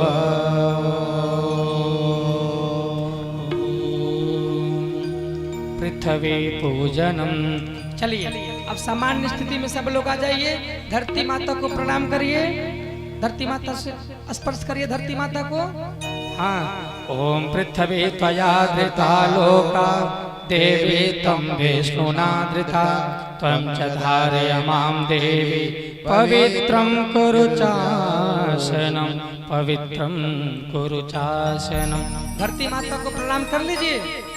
बोले धरती मैया की। ऐसे ही एक जगह प्राणायाम करवा रहे थे, धरती माता का पूजन करवा रहे थे, तो एक मैया जी पता है क्या करने लगी जो है कि मैटवा फाड़ने। हमको हमारा भी नजर पहुंच गया, कहे अरे माता जी मैटवा काहे फाड़ रही है? करे क्या करें, आप कहें धरती माता को प्रणाम करने के लिए, धरती माता मैट के नीचे है, तो मैटवा फाड़ के धरती माता को छू के प्रणाम। तो वैसा आप लोग मत करिएगा, मैट के नीचे धरती माता है, मैट के ऊपर भी धरती माता है, ठीक ना। चलिए चंदन धारणम। अब सभी लोग अपना अनामिका लगाइए, अंगुली सामने, अनामिका अंगुली धरती पे स्पर्श करिए। हाँ, बोलिए ओम मस्तिष्कम शांतम भूयात्। हाँ, ओम अनुचितः आवेशः मा भूयात्। ओम शीर्षम उन्नतम भूयात्। ओम विवेकः स्थिरी भूयात्। अब आपस में एक दूसरे को आप लोग चंदन लगाइए, भाव करिए कि हमारे हाथ में रोली चंदन आ गया है। आप लोग भी लगाइए आपस में एक दूसरे को चंदन। ओम चंदनस्य महत्पुण्यम पवित्रम पापनाशनम आपदां हरिते नित्यं लक्ष्मी तिष्ठति सर्वदा, लक्ष्मी वसतु सर्वदा। संकल्प सूत्र धारणम। आप सभी के हाथ में कलावा रक्षा सूत्र बधा हुआ है ना, पकड़ लीजिए। जिसके हाथ में नहीं बधा होगा क्षमा करिएगा, कल हवन में बध जाएगा इस समय। हाँ, कष्ट के लिए खेद है। बोले श्री सीताराम भगवान की। अपने कलावा को पकड़ लीजिए और बोलिए ओम ईशानुशासनम स्वीकरो, ओम मर्यादा चरिष्यामि, ओम वर्जनियम नो चरिष्यामि। माथे पे लगाइए। ओम येन बद्धो बलि राजा दानवेन्द्रो महाबल तेने त्वां प्रतिबध्नामि रक्षे माचल माचलः, रक्षे माचल माचलः। कलश पूजनम। आप लोग यहाँ देखिए कलश रखा हुआ है ना, इसी कलश में 3300 कोटि देवी देवताओं का आवाहन होता है। अच्छा ये बताइए कितना जल कितना थल कितने के अनुपात में ये पृथ्वी है? पृथ्वी पे कितना जल कितना थल है? कद जय होगा करेगा कुछ। हाँ यानी कि 3 हिस्सा थल है। अच्छा जल है, ठीक। 3 हिस्सा जल है, 1 हिस्सा थल है। जब कलश में जल भरा जाता है तो कलश में भी यही स्वरूप बनाया जाता है। यानी जब भी कलश में जल भरा जाता है तो कलश के कंठ तक भरा जाता है। जितना जल वाला हिस्सा है जल भर दिया जाता है, जितना खाली वाला हिस्सा है उतना थल वाला व्यवस्था है। अच्छा इस समय छत पे खड़े हो जाइए, सीवान में देखिए तो क्या दिखाई देगा? खूब सुंदर सुंदर हरा भरा। अरे महाराज हमने आज विचार किया है, इस गांव का क्या नाम? धरोहरा। अरे धर माने क्या होता है? भूधरा वसुंधरा। धरा मतलब पृथ्वी और क्या तुम्हारा हरा भरा। जरूर पूर्वजों ने बड़ा विचार के इस धरोहरा का नाम लिखा, जो हमेशा हरा भरा हो, हमेशा हरा भरा हो। तो हरा भरा के प्रतीक के रूप में हम लोग कलश में क्या लगाते हैं? आम का पल्लव लगा देते हैं। अनाज बोया गया है, धान गेहूं बोया गया है तो कुछ होगा कि नहीं होगा? उसके लिए क्या करते हैं? थोड़ा सा अनाज रख देते हैं, दीपक जला देते हैं। ये सब कलश जो है कि पूरे ब्रह्मांड का प्रतीक। इसमें 33 कोटि देवी देवताओं का आवाहन किया जाता है। सब लोग हाथ जोड़िए और कलश में प्रतिष्ठित 33 कोटि देवी देवताओं का भरा बंधन करिए। ओम कलशस्य मुखे विष्णु कंठे रुद्र समाश्रिता मूले त्वशिष्टो ब्रह्मा मध्ये मातृगणा स्मिता ऊचौ तु सागराः सर्वे सप्तद्वीपा वसुंधरा ऋग्वेदो यथजुर्वेदः सामवेदो अथर्वणः अंगश्च सहिताः सर्वे कलशन्तो समाश्रिताः अत्र गायत्री सावित्री शान्ति पुष्टिकरी सदा त्वयि तिष्ठन्ति भूतानि त्वयि प्राणाः प्रतिष्ठिताः शिवः स्वयं त्वमेवासि विष्णुः स्वयं च प्रजापति आदित्यावसो रुद्रा विश्वे देवाः सुभद्रिका त्वयि तिष्ठन्ति सर्वे अपि यतः कामफलप्रदा त्वत्प्रसादादिमं यज्ञं कर्तुर्मेहे जलोद्भव सानिध्यं कुरु मे देव प्रसन्नो भव सर्वदा प्रसन्नो भव सर्वदा। ओम कलशस्य देवताभ्यो नमः। ध्यानं पूर्वकम नमस्कारम समर्पयामि। सब लोग हाथ जोड़ के प्रणाम कर लीजिए। ओम कलशस्य देवताभ्यो नमः। अब सब लोग हाथ जोड़िए और हाथ जोड़ के खूब प्रेम से गुरुदेव भगवान का ध्यान करिए। ओम अखंड मंडलाकारं व्याप्तं येन चराचरं तत्पदं दर्शितं येन तस्मै श्री गुरुवे नमः। यथा सूर्यस्य कान्तस्तु श्रीरामे विद्यते या सर्वशक्ति स्वरूपाय दिव्ये भगवते नमः। ओम श्री गुरुवे नमः। ध्यानं ध्यानार्थे नमस्कारं समर्पयामि।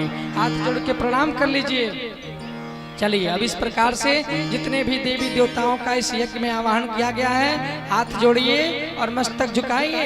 हाथ जोड़ के मस्तक झुका के सभी का नमन और वंदन करिए। ओम नमोस्त्वनंता यशस्त्रमूर्ते सहस्रपाद शिशिरोरुबाहवे सहस्रनाम्ने शाश्वते सहस्रकोटि युगधारिणे नमः। सहस्रकोटि युगधारिणे नमः। अब जब हम बोलेंगे नमः तो आप लोग नमः बोल के दोहराइएगा। ओम सर्वाभ्यो देव शक्तिभ्यो नमः। ओम सर्वेभ्यो देव पुरुषेभ्यो नमः। ओम सर्वेभ्यो महाप्राणेभ्यो नमः। ओम सर्वेभ्यो महारुद्रेभ्यो नमः। ओम सर्वेभ्यो आतिथ्येभ्यो नमः। ओम सर्वाभ्यो मातृशक्तिभ्यो नमः। ओम सर्वेभ्यः तीर्थेभ्यो नमः। ओम महाविद्यायै नमः। ओम एतत् कर्म प्रधान श्री महाकल्पनाय नमः। जय जय श्री सीताराम। मुख्य यजमान की पूजन की थाली लेके यहाँ जाइए। पूजन की थाली है, आप आ जाइए।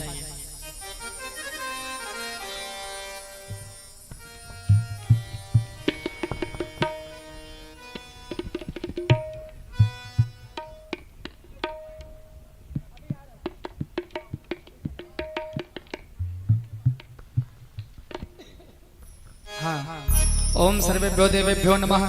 गंधाक्षतम पुष्पाणि धूपम दीपम नैवेद्यम समर्पयामि ततो नमस्कारं करोमि। खूब प्रेम से अक्षत पुष्प लेकर के कलश भगवान के पास, गुरु जी के पास छोड़ दीजिए। उसके बाद से धूप दीप नैवेद्य समर्पित करके ततो नमस्कारम करो, हाथ जोड़ के प्रणाम कर लीजिए। अब अग्नि स्थापना। सब लोग अपने अपने जगह से नहीं खड़े होंगे, बस जो होशियार अपने आप को मानती हैं बहनें, वही लोग 3-4 लोग थोड़ा खड़े हो जाइए। तो आगे से खड़े हो जाइए, और बीच में से कुछ लोग खड़े हो जाइए, 2-3 लोग, और पीछे से 2-3 लोग खड़े हो जाइए। हाँ, पीछे से भी 2-3 लोग खड़े हो जाइए। अब जब मंत्र बोला जाएगा तो अपने सामान की सुरक्षा स्वयं करके अपना ये जो भी पल्लू है, दुपट्टा है, आप लोग बचा के बांध लीजिएगा। बाल खुला होगा तो उसको भी समेट लीजिएगा, नहीं तो कहीं किसी भी प्रकार की कोई घटना घटित होगी तो लोग कहेंगे प्रधान जी पंचकुंडी यज्ञ सहता नहीं है।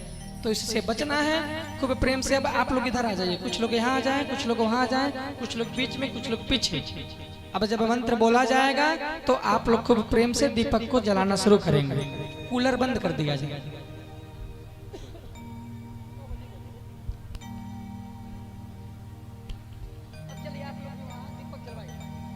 दीपक जलवाइए। हाँ,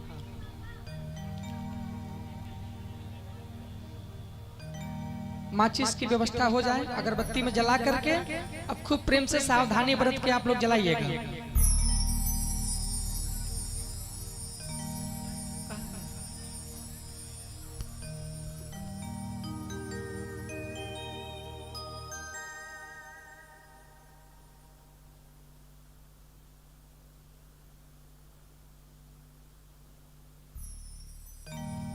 चलिए जलाइए। ओम अग्नेषु पथाराय आस्मिन् विश्वानि देव वायुनानि विद्वान् युयोध्यस्म जोराणमेनो भूयुष्ठां तेन युक्तिं विधेम।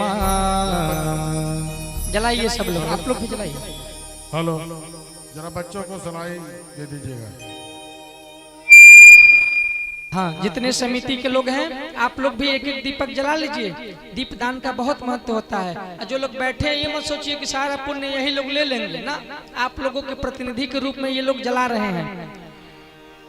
अरे दीप यज्ञ का पर्व आया है, दीप यज्ञ का पर्व आया है, आया है। आओ जीवन को धन्य बना लो रे।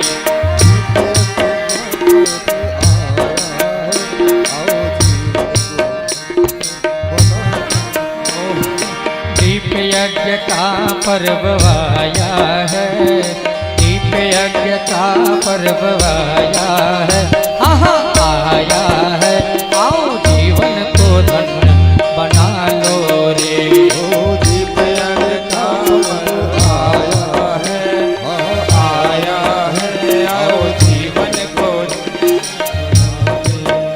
आओ जीवन को धन्य बना लो रे, आओ जीवन को धन्य बना लो रे। दीप यज्ञ का पर्व आया है, दीप यज्ञ का पर्व आया है, हाँ हाँ आया है। आओ जीवन को धन्य बना लो रे।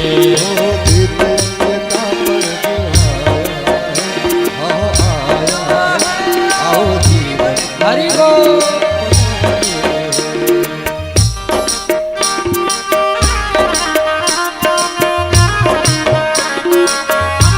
सावधानी पूर्वक जलाते रह जय हो।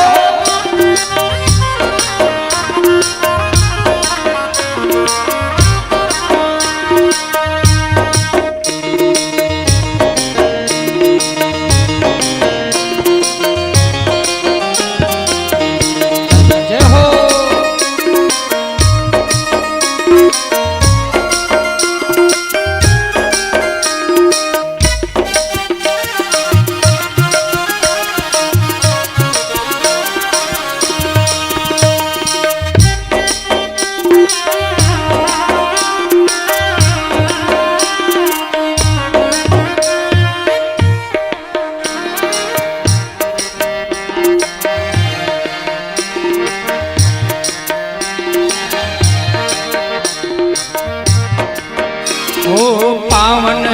हिमाल से ऋषि मुनि आए,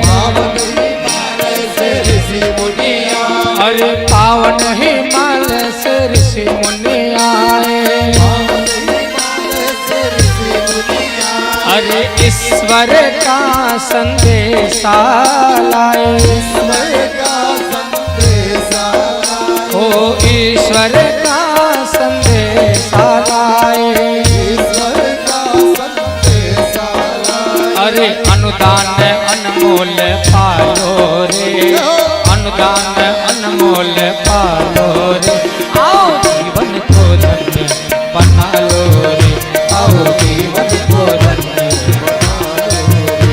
ओ दीप यज्ञ का पर्व आया है, दीप यज्ञ का पर्व आया है, हाँ आया है, आओ जीवन को धन्य बना लो रे, आओ जीवन को धन्य बना लो रे, आओ सुख सौभाग्य सजा लो रे, आओ जीवन को धन्य बना लो रे, आओ सुख सौभाग्य सजा लो रे, आओ जीवन को धन्य बना लो रे, आओ जीवन को धन्य अरे बना लो।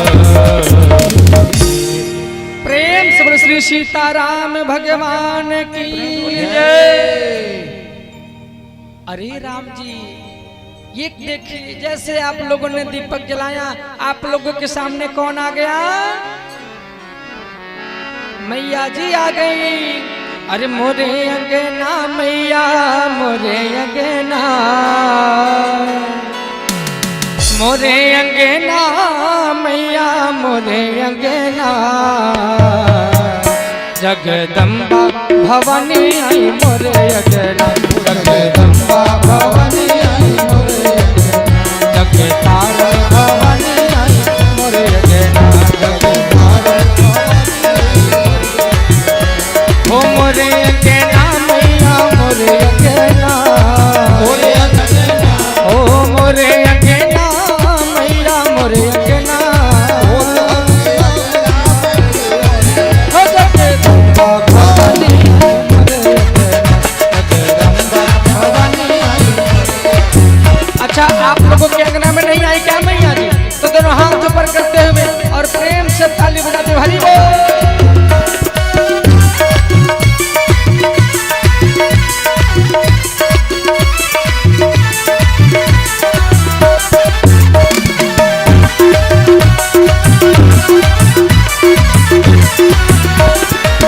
राज्य चाहो ना चाहो राजधानी,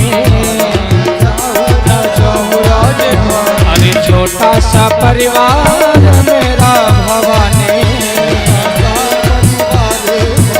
अरे ना राज्य चाहो ना चाहो राजधानी, छोटा सा परिवार मेरा भवानी, हम पर कृपा बनाए रखना, ओ हम पर कृपा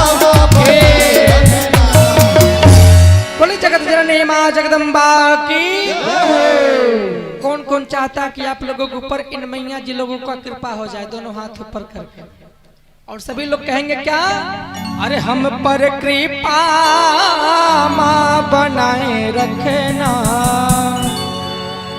हम बोल रहे हैं तो माता जी का कृपा हमारे ऊपर होगा, आप लोग बोलेंगे तो आपके ऊपर होगा। हम तो अपने लिए गा ही रहे हैं, आप लोग अपने लिए गाइए क्या? अरे हम पर कृपा माँ बनाए रखना, जगदम्बा भवानी आई मोरे अंगना, जगदम्बा भवानी आई मोरे अंगना, जगतारण भवानी आई मोरे अंगना, जगतारण भवानी ओ मोरे अंगना मैया, मोरे अंगना, ओ जगदम्बा भवानी आई मोरे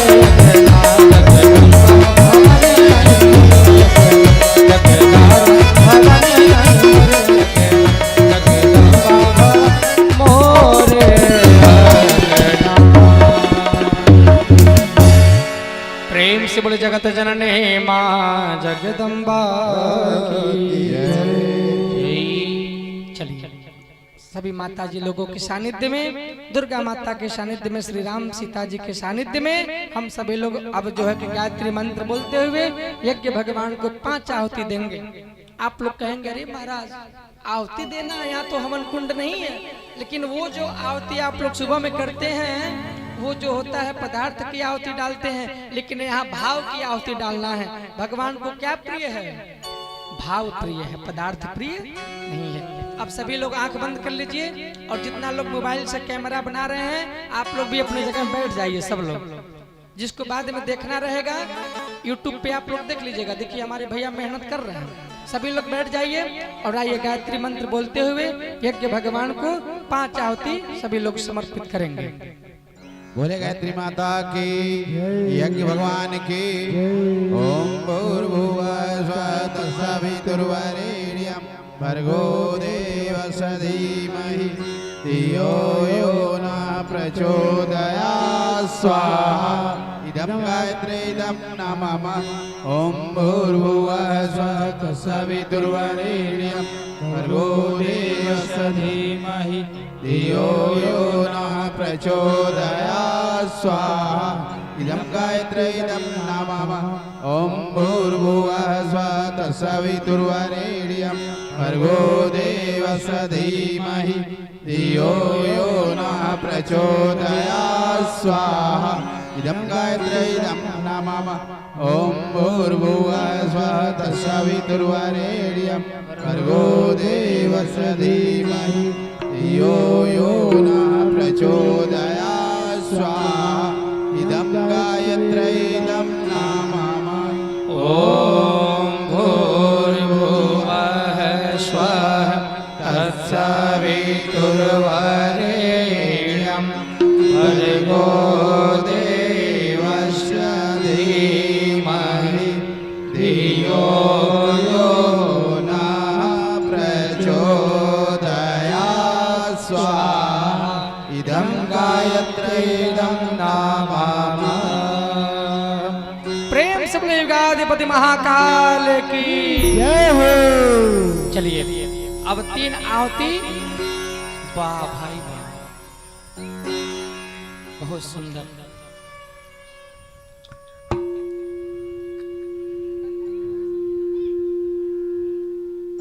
बोले श्री सीताराम भगवान की कई दूसरे गांव के लोग नाक बजा के सो रहे होंगे, लेकिन आप लोग मध्य रात्रि में वेद मंत्रों की ध्वनि सुन रहे हैं, भगवान का कथा सुन रहे हैं। और सुंदर शंखनाद भी किसके मुख से? हनुमान जी के मुख से। और हनुमान जी के साथ साथ सुग्रीव जी भी हैं। सुग्रीव जी के साथ साथ पूरी बानरी सेना जो है कि प्रभु की सेवा में आज हाजिर हो गई है। और बानरी सेना के साथ साथ हमारे भैया जी जामवंत जी का काम कर रहे हैं आगे आगे चल के। बहुत सुंदर। आइए एक बार सुंदर शंखनाद आप लोग कर दीजिए तो।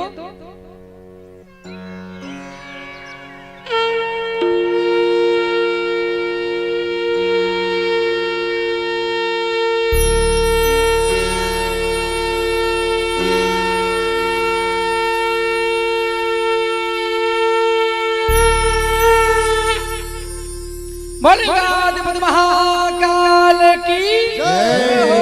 हाँ आइए अब महाकाल की उपस्थिति में हम लोग 3 आहुति मृत्युंजय भगवान के लिए समर्पित करेंगे। महामृत्युंजय मंत्र से जिन भी भाइयों के अंदर कोई भी छोटा मोटा रोग हो, व्याधि हो, दारिद्र हो, कलमश हो, कसाय हो, इसी आहुति के साथ जल रहे दीपक जैसे हवन कुंड में वो स्वाहा हो जाए और सभी लोग जो है कि स्वस्थ रहें, मस्त रहें और भगवान के कार्य में व्यस्त रहें। इन्हीं मंगल कामनाओं के साथ 3 आहुति महामृत्युंजय मंत्र की। बोलिए शंकर भगवान की, युगापति महाकाल की। ओम त्र्यंबकं यजामहे सुगंधिं पुष्टिवर्धनम् उर्वारुकमिव बन्धनान् मृत्योर्मोक्षीयमामृतात् स्वाहा। इदं महामृत्युंजयं नमः। ओम त्र्यंबकं यजामहे सुगंधिं पुष्टिवर्धनम् उर्वारुकमिव बन्धनान् मृत्योर्मोक्षीयमामृतात् स्वाहा। इदं महामृत्युंजयं नमः। ओम त्र्यंबकं यजामहे सुगन्धे पुष्टिवर्धनम् उर्वारुकमिव वन्दना मृत्योर्मोक्षीयमामृता स्वाहा इदं महामृत्युंजय इदं नाम। आइए एक आहुति हमारे गुरु जी के लिए और एक आहुति परम वंदनीय माता जी के लिए समर्पित करेंगे। ओम प्रखर प्रज्ञाय विद्महे महाकालाय धीमहि तन्नो श्रीरामः प्रचोदयात् स्वाहा इदं महाकालाय इदं नामः। ओम सजल सद्धाय विद्महे महाशक्तये धीमहि तन्नो भगवती प्रचोदयात् स्वाहा इदं महाशक्तये इदं नामः। बोली श्री सीताराम भगवान की जय। ओम श्री सीतारामाभ्यां स्वाहा ओम श्री राधा वल्लभाभ्यां नमः स्वाहा ओम नमो भगवते वासुदेवाय नमः स्वाहा। बोले श्री सीताराम भगवान की जय। अब समय आ गया पुरलाहुति करने का। क्या करने का? पुरलाहुति करने का। तो ये जो पुरलाहुति है इसका नाम है देव दक्षिणा पुरलाहुति। जब यज्ञ किए हैं तो दक्षिणा देना पड़ेगा कि नहीं? तो कौन कौन आज दक्षिणा देगा? हाथ उठा के बताइए। कितना लोगों का तो सांसवें अटक गया होगा।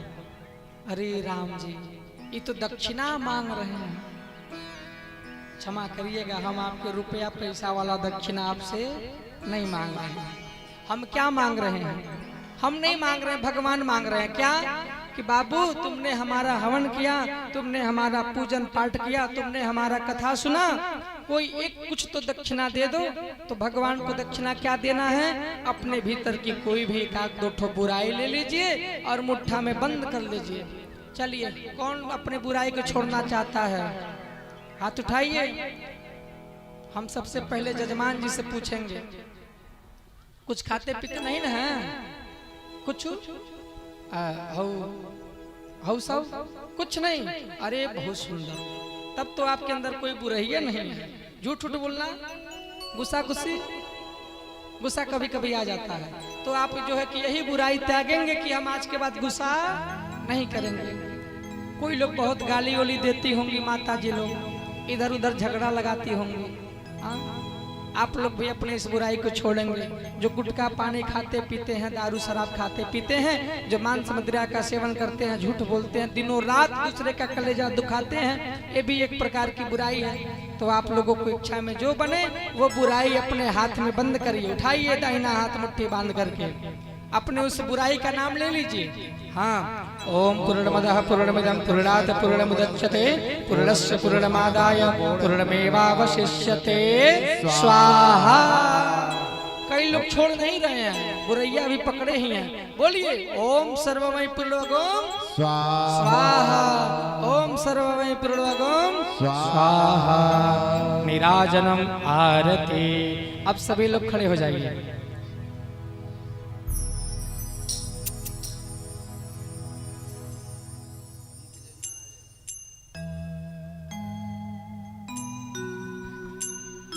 चलिए सभी लोग खड़े हो जाएं।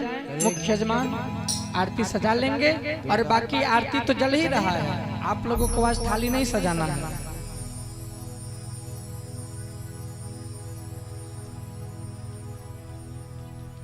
हाँ,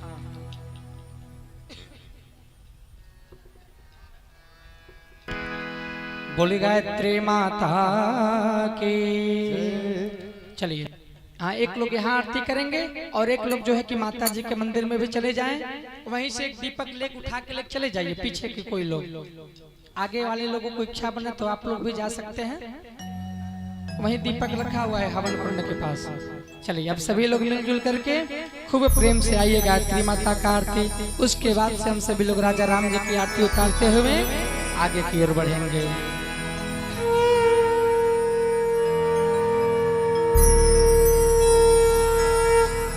जयति जय गायत्री माता, जयति जय गायत्री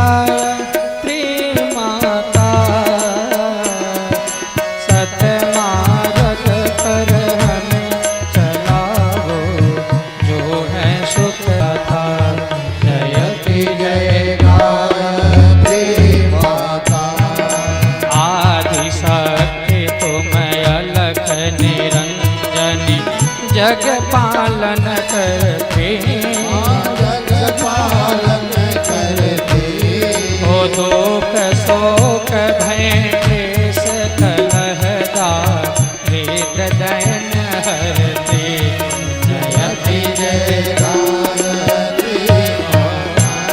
हो ब्रह्म रूपिणी प्रणत पालिनी जगत धात्री अम्बे हो भव भयहारी जनहितकारी सुखदा जगदम्बे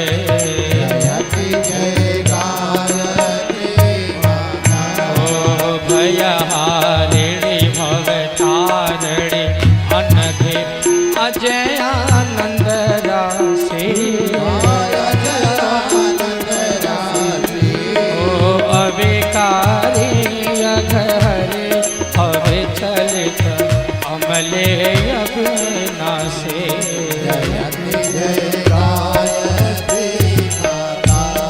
ओ काम धेनु सतचित आनंदा जय गंगा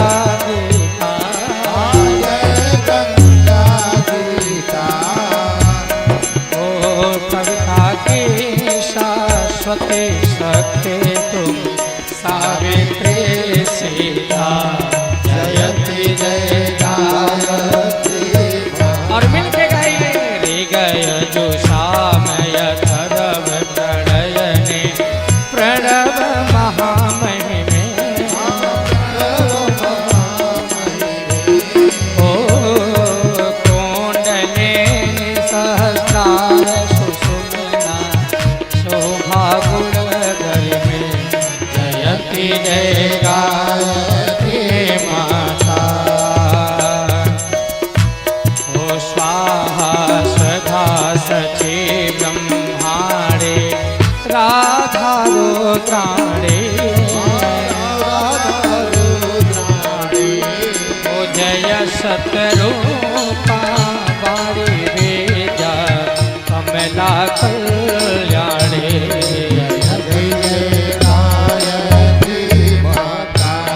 ओ जननी हम हैं दीन हैं दुखदार दुख घेरे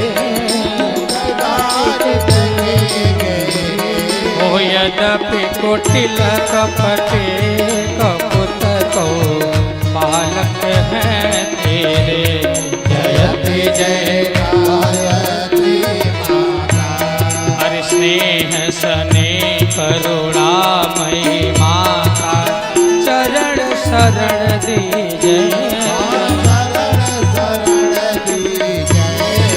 बिलख कहे हम शिशु सुत तेरे दया दृष्टि कीजे गाइए काम क्रोध मद लोभ दंभ दुर्भाव द्वेष हरिये ओ शोध बोध निष्पाप हृदय मन को पवित्र करिए जयति तुम समर्थ सब भांति तारिणी तुष्ट पुष्ट तुष्ट पुष्ट सत्य मार्ग पर हमें चलाओ जो है सुखदाता जयति जय गायत्री माता जयति जय गायत्री माता जयति जय गायत्री माता जयति जय गायत्री माता जयति जय गायत्री माता और सभी लोग हाथ ऊपर करते हुए ताली बजाते हुए राम जी की आरती उतारेंगे कैसे हे राजा राम तेरी आरती उतारो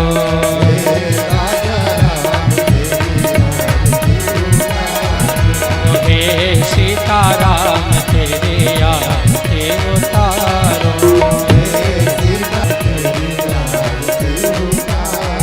अरे आरती उतारो प्रभु आरती उतारो आरती उतारो प्रभु आरती उतारो हे सीताराम तेरी आरती उतारो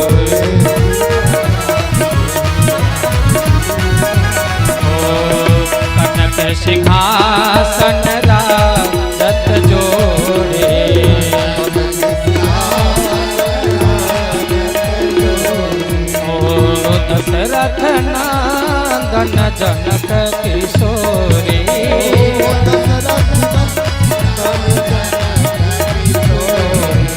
इन चरणों में शीश झुकाओ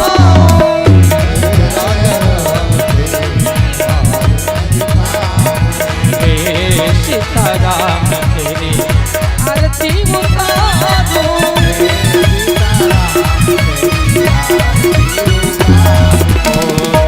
चरण विराजत है सुत अंजनी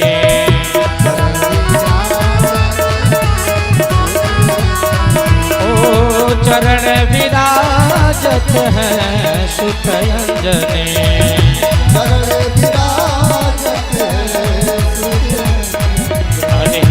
सीताराम तेरी आरती उतारो सीताराम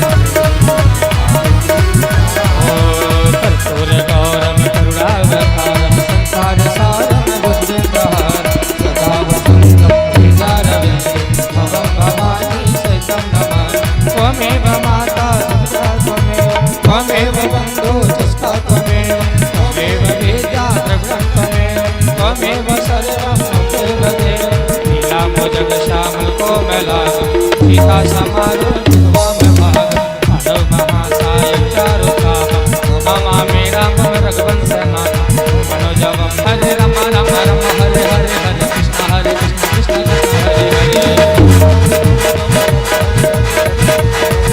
कृष्ण कृष्ण हरे हरे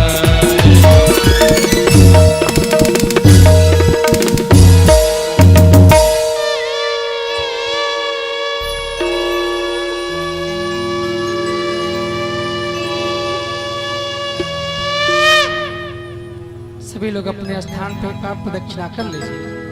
ओम यानि कानि च पापानि जन्मांतर कृतानि च तानि सर्वाणि नश्यन्तु प्रदक्षिणा पदे पदे।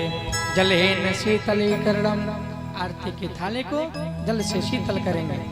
ओम शीतले तुम जगन माता, शीतले तुम जगन पिता, शीतले तुम जगन दात्री, शीतलाय नमो नमः। आरती की थाली को बाएं हाथ से पकड़ेंगे और दाहिने हाथ से 3 बार भगवान की तरफ ज्योति अर्पण करेंगे। हाँ, बाएं हाथ से थाली पकड़ लीजिए, हमारी तरफ देखिए। बाएं हाथ से थाली पकड़ लीजिए, दाहिने हाथ से 3 बार भगवान की ओर। ओम देवा हि देवंद्रम, देवा हि देवंद्रम, देवा